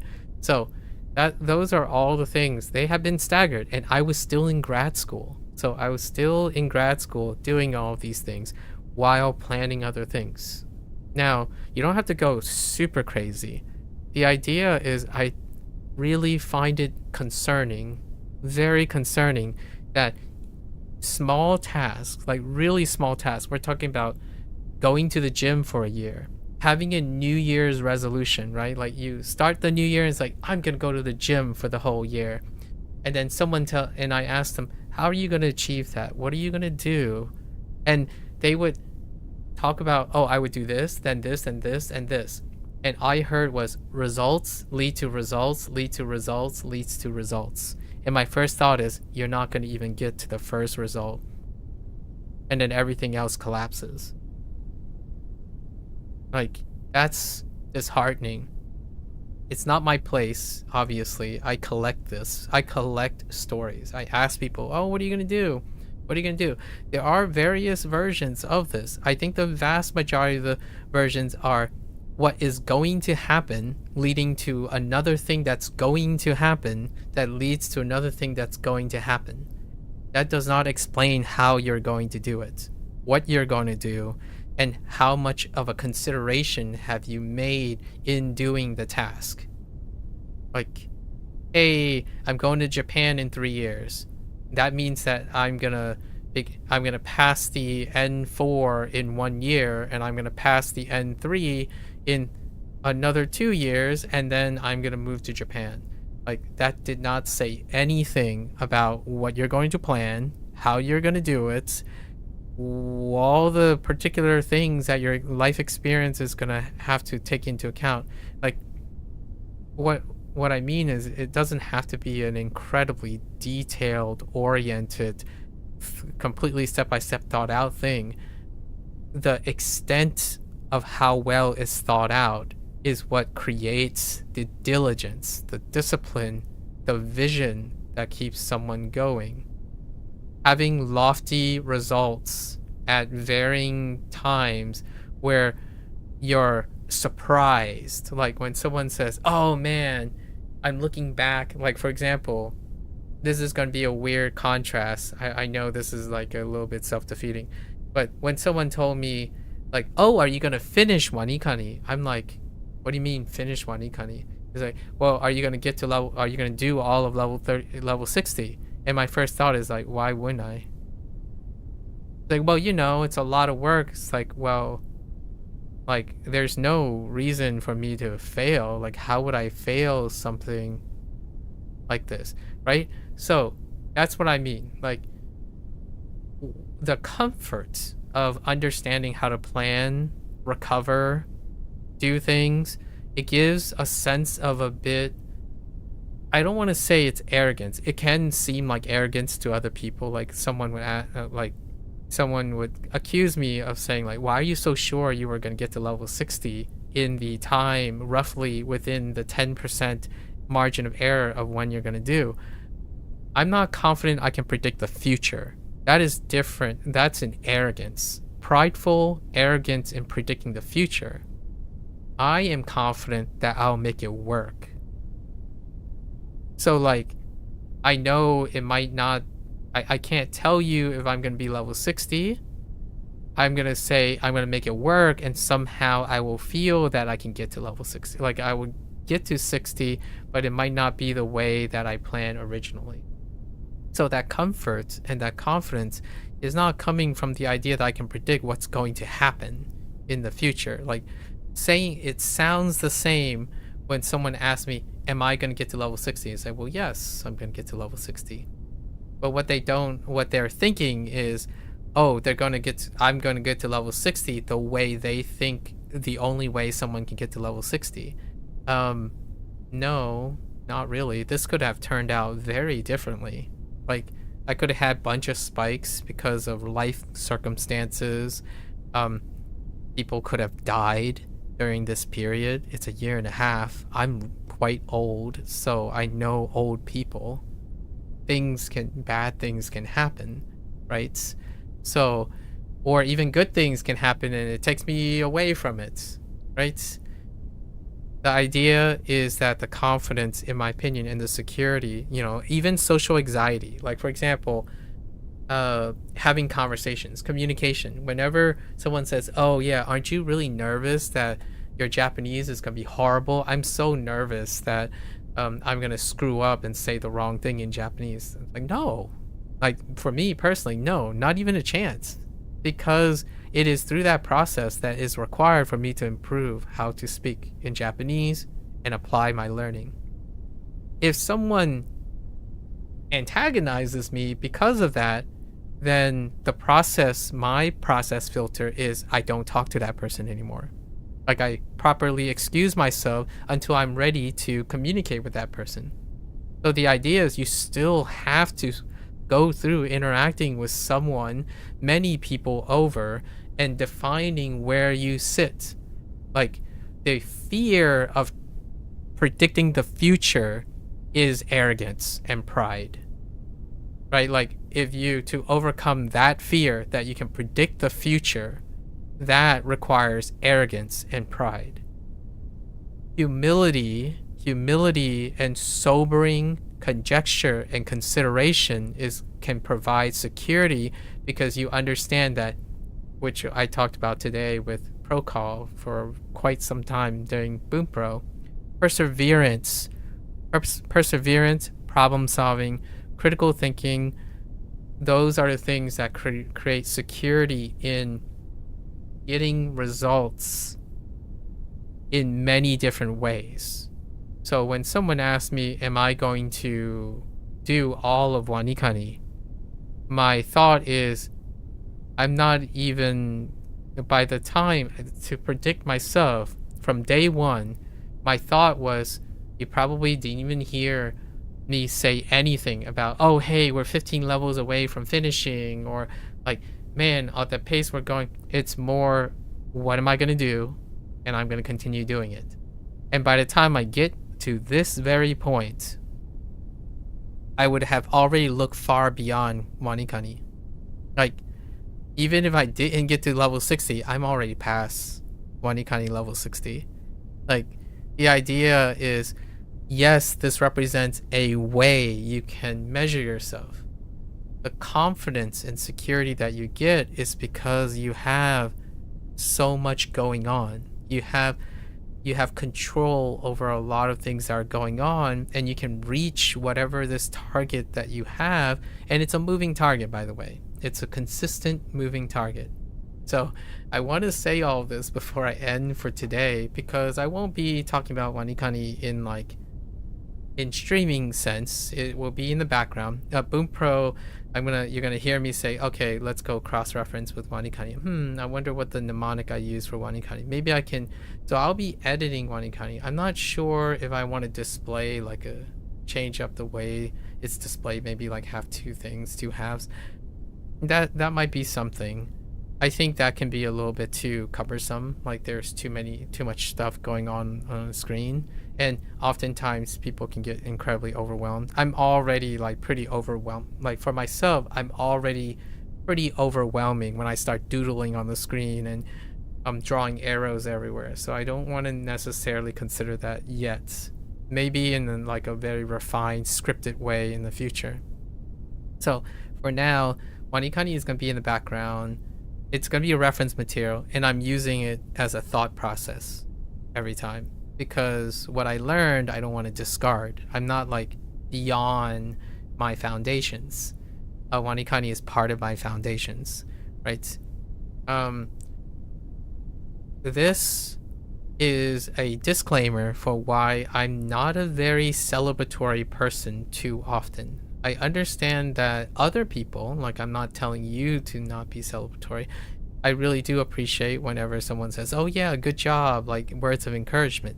And it can be a little dismissive at times because I have a lot of encouragement. Like what I mean is I myself am a perpetual encouragement machine because I am quite confident that I will persevere.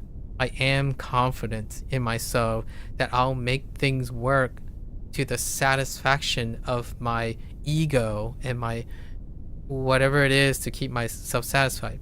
The goal of all of this like digression and talking and demonstrating all of this is that you can too. Whoever I may be talking to in the future, I want to demonstrate with a smile each and every day. I mean, obviously I'm not smiling all the time. Like sometimes I screw up and my like emotions could like go up and down. The idea is all of that is part of it. And I feel like there's so much desensitizing or numbing. I don't know how to phrase this at the moment because of the hustle culture of the online, that plans are made in a way that they're so efficient, right? So efficient to the point that, in my opinion, the dramatic irony that I experience when someone tells me their plan is that I don't know what they're going to do when they hit their first bump. Like, it's an immaculate plan. It's so ambitious. It's so great. It's also incredibly one-sided and linear. So that means what does that mean to me? It lacks problem-solving skills or critical thinking skills.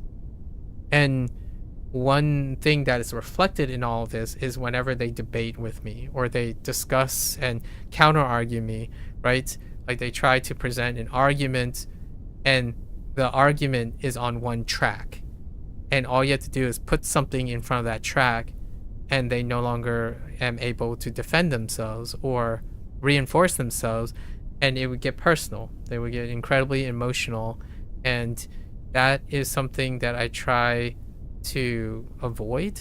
But at the same time, how can I demonstrate something indirect that you don't always have to be right to always win? Like, what I mean is feel like you're satisfied in the interaction. Like, I am perfectly fine with losing a argument and a discussion because that's an opportunity to learn. It's very different from someone who has a singular mentality and idealism as a form of planning and critical thinking skills, especially in the form of communication and learning, where when they inherently talk, there's only one way or the highway, or there is very low tolerance in having the time of day to enrich one's own perspective, right? This produces a lot of overlap. Staggered thoughts, staggered planning. It produces overlaps, redundancy, which is not efficient, right? In the name of the internet game, it is not efficient to create redundancy.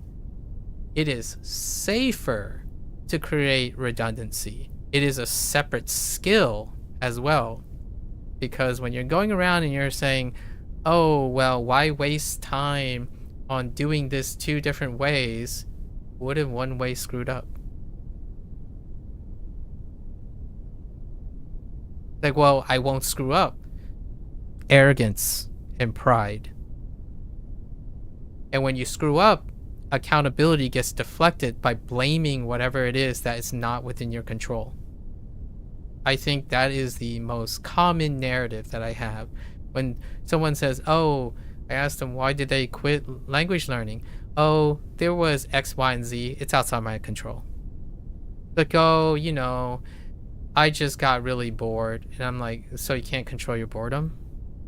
Like, yeah, I have this like problem that I don't know how to solve, and it just comes and goes. I'm like, so are you interested in understanding the nature of your problem before you go and try to learn Japanese again? It's like, no, I'll just figure it out again later and try again later. That's kind of how I feel when you have someone who's linear, who's vibing, who constantly thinks that there's no control, no essence of control, and no really motivation to do so because it's inefficient to spend that time. That's at least my way of trying to put myself in their shoes. It is efficient to create any form or sense of redundancy. Redundancy is for QCing. Redundancy is for critical thinking. Redundancy is for problem solving.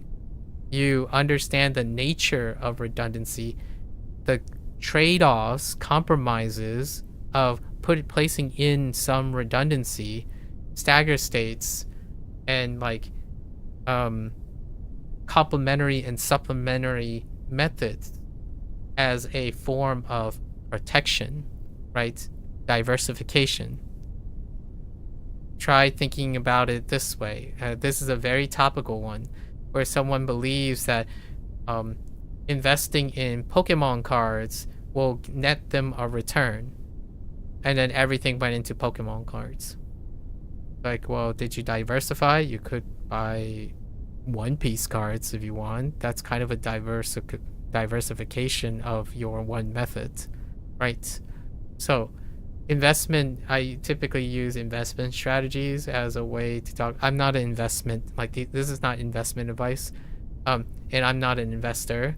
I can apply my understanding of how to ensure like redundancies and points of failures by reducing it to a level like the risk, right? Cost risk management, and time is a resource that you manage.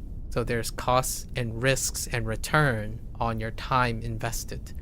So most of this stuff, while the jargon may have changed between like business investments to sponsorships to content creation, life lessons do not change, in my opinion. The fundamentals of putting all your eggs in one basket and expecting everything to work out, that is prideful and arrogant. And if it works, I'm there to celebrate with you. Like, I am absolutely 100% wish that this is the reality. When someone has a one-track mind, and all those one-track minds will be successful in their one-track swing for the fences thing. Man, humanity would be really interesting if nearly all of the long-winded Hail Mary passes succeed.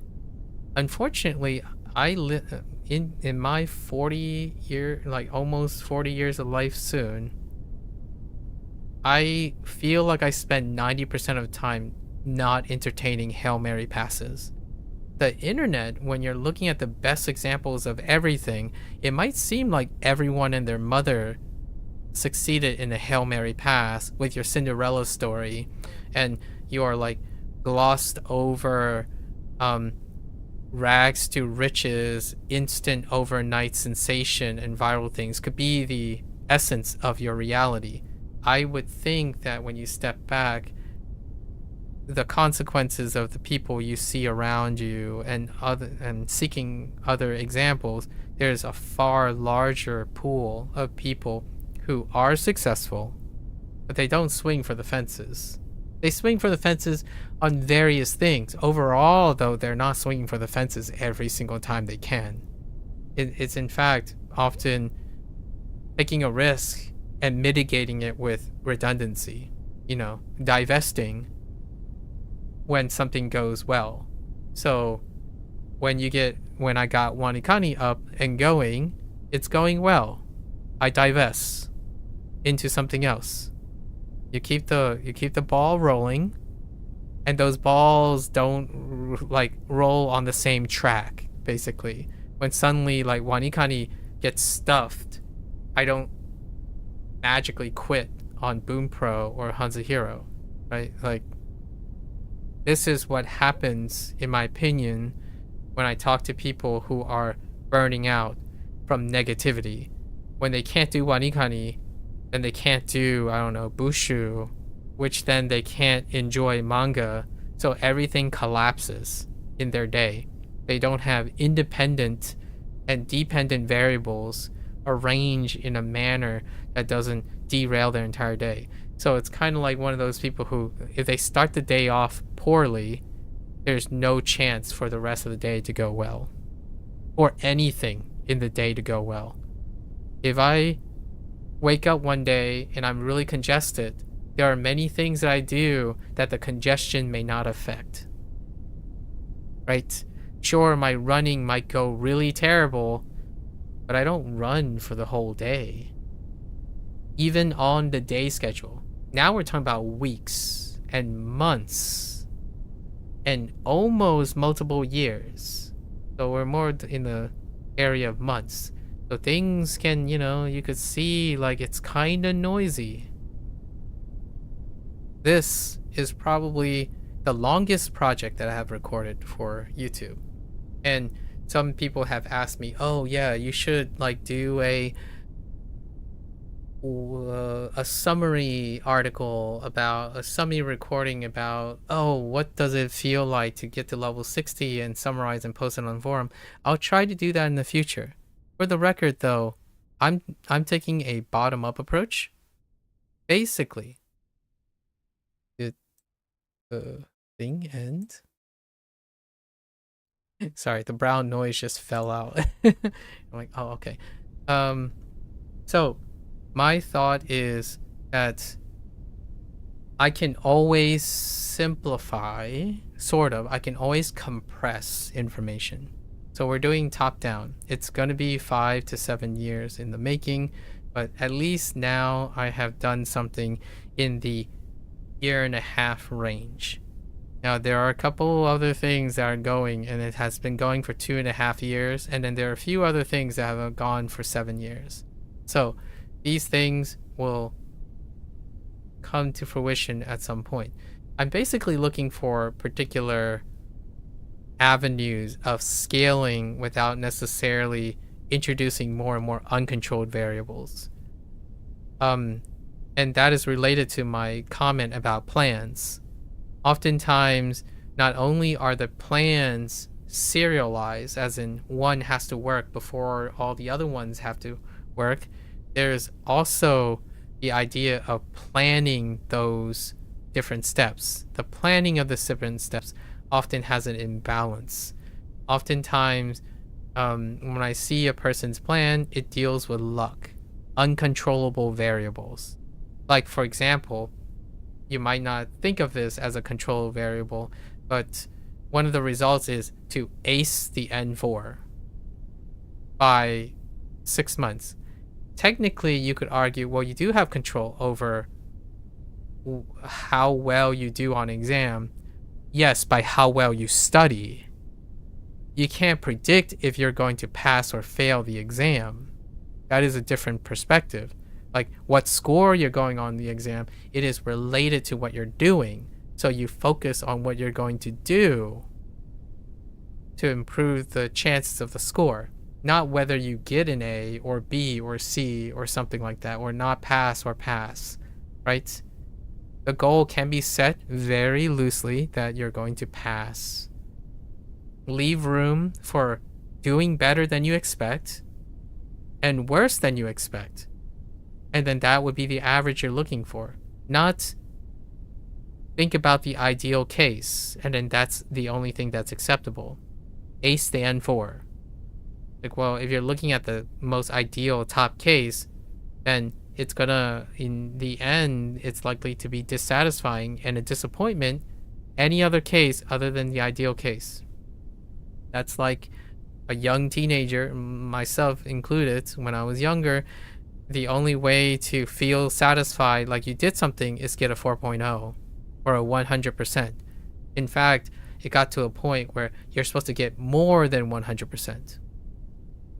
And yet that wiggle room is so small. Like the odds of getting 101% in a weighted score versus anything below is terrifying. I use the word terrifying is how I describe when I talk to younger people today. Whenever they say they're going to do something, they're going to start something, and it's important to them, terror, fear, anxiety, what ifs, worst case scenarios, even little bumpy scenarios sound like worst case scenarios to them. For myself, that tells me they're aiming for idealism, and pretty much everything else is a wash. And you take that into adulthood, and that is going to likely rock and wreck their self-esteem and even their ability to interact with other people. Like, I can't even begin to express how tough it's going to be to communicate with another human being, like, or to form a relationship with someone, to build a career on things you don't actually control most of the time, right? Right now, the fear is they don't have control over the things that seemingly do have a lot of control over, like scoring better by studying something. In the future is like, how do you satisfy your customers? Well, that's going to be tough. I mean, a megalomaniac who believes, who never struggled in their teens, who everything worked out really well, I guess their first attempt would be to manipulate and control their customers so that they are never wrong. I mean, there are kind of some topical examples of megalomania, so perhaps I'm not, like, I don't prescribe to that, so I don't like living the world as ideals. I think the very nature of being human and the human condition is that you are adaptive. You are, you persevere. You're a consistent problem solver. You don't solve problems and expect them to stop and go away. You solve problems and it leads to more problems that you can solve. And the idea is that's how you become stronger, faster, better, or experienced, or more confident. You're constantly solving problems, constantly dealing with critical thinking skills. And that, to me, when someone can see that in me, for example, then we resonate. Over these last 2.5 years, it has not been my experience. Most people think that my confidence comes from being able to predict the future. Like, I'm so confident what the future is going to look like. That is arrogant and prideful. That is a projection of the person who's accusing me of being arrogant. Like, I still remember the first 2 weeks of Duolingo 2.5 years ago when this arrogant person came up and started educating me in something that I haven't learned yet, right? And my first thought was like, oh, well, thank you. I'm working on that now. I guess I'll know it in the future. It's like, oh, I heard this before. I haven't gotten to it yet. And this person immediately said like, dude, whoa, I'm just trying to help you. Stop acting like you know everything. I'm like, it's not that I'm going to know everything. It's that I'm eventually going to learn it. You don't have to rush me along. Like, no one asked you to rush me along. Doing someone a favor and patting yourself on the back before they accept your assistance, that's arrogance and prideful. The only person who's getting defensive in that situation is someone whose pride is hurt. Like an expert, like an arrogant and prideful expert walking in the room and no one notices them and they get angry about it. That is a tenuous, weak veil of security. And there are quite many people who do feel that. Like, I still feel it too. Although I would say it's more of an imposter syndrome than anything else. I walk into a room anticipating that I'd be questioned and I'd be challenged. And in a way, it's kind of the thing that I've become so accustomed to. Like, overestimating people. I prefer to overestimate people so I can learn from the disappointment than underestimating someone. I said this multiple times. It sounds like a backwards way. It's like, but then aren't you disappointed most of the time? Yeah, I am. And I learned how to work with it. Like, I want to see how far I can expect people, so then I have every motivation to try to contribute to it. If you underestimate people, then you're constantly dependent on the other people to step up. So I'm not there to sit there and feel like I can't contribute to something. And then I'm also not there to try to talk down to people, right? Like, I don't walk in a room thinking I'm better than everyone else. I walk in a room thinking everyone's better than me, but we want to see how far that goes. And then if they are indeed, in fact, way skilled than me, it's a great opportunity to learn something from them. If they are in fact under me, like in certain ways, collaboration. It's an opportunity for me to show something, not intervene in their whatever decision is, because I'm not confident that I would be able to elevate their game. We would have to create rapport to establish a willingness to collaborate. That's kind of how I go about things. When I'm talking to someone who clearly indicate that we are colleagues, obviously you can argue, well, it's not appropriate when the person's younger than you and a student and clearly a beginner and stuff. Like, yeah, that's fair. You still have to talk to them and know where they are, instead of pridefully and arrogantly assuming what they want. You can use your judgments and your experience to predict and then confirm and test whether you are accurate or not. Not presume and discriminate and prejudicially use your thing in the guise of some altruistic excuse. Like, hey, I'm just only helping you. I studied for Japanese for 3 years. You just started. Take my gift. And I'm like, people can reject gifts. Like, whoa, sorry, I'm gonna humbly decline your gift. If that's so, if that is okay. And if the person gets emotional, it's like, well, you can kind of see it as a win-win situation in most cases, because entering an abusive contract with someone, entering or cultivating an abusive relationship, probably a win-win to not have that occur in the first place, right? So keep that in mind, bear in mind. Anyways, I thought I splurge a little bit on some reflections, some deeper cuts that has happened across maybe like the last 2.5 years, but specifically across the last 1.5 years. I've met a lot of people during WaniKani, far more invested people, which is expected of the archetype or the audience that WaniKani is in. Duolingo was a bigger mixed bag because obviously most people have cursory understanding of communication, and the way Duolingo fosters as a beginning step, it has a different feel to it. Now, there is a chance I don't know when that's going to happen, but we still have to complete our Duolingo projects because they have been updated. I said this before, like most things, I keep up to date if things are updated. Duolingo has been updated since the 1.5 years of WaniKani. And on multiple occasions, I talked about their updates and then talk about when I'm going to plan on that.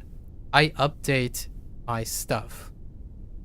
I said this before, I don't want to be that person who relies on some sort of hearsay and iterating on dogmatic beliefs when it may not be true anymore.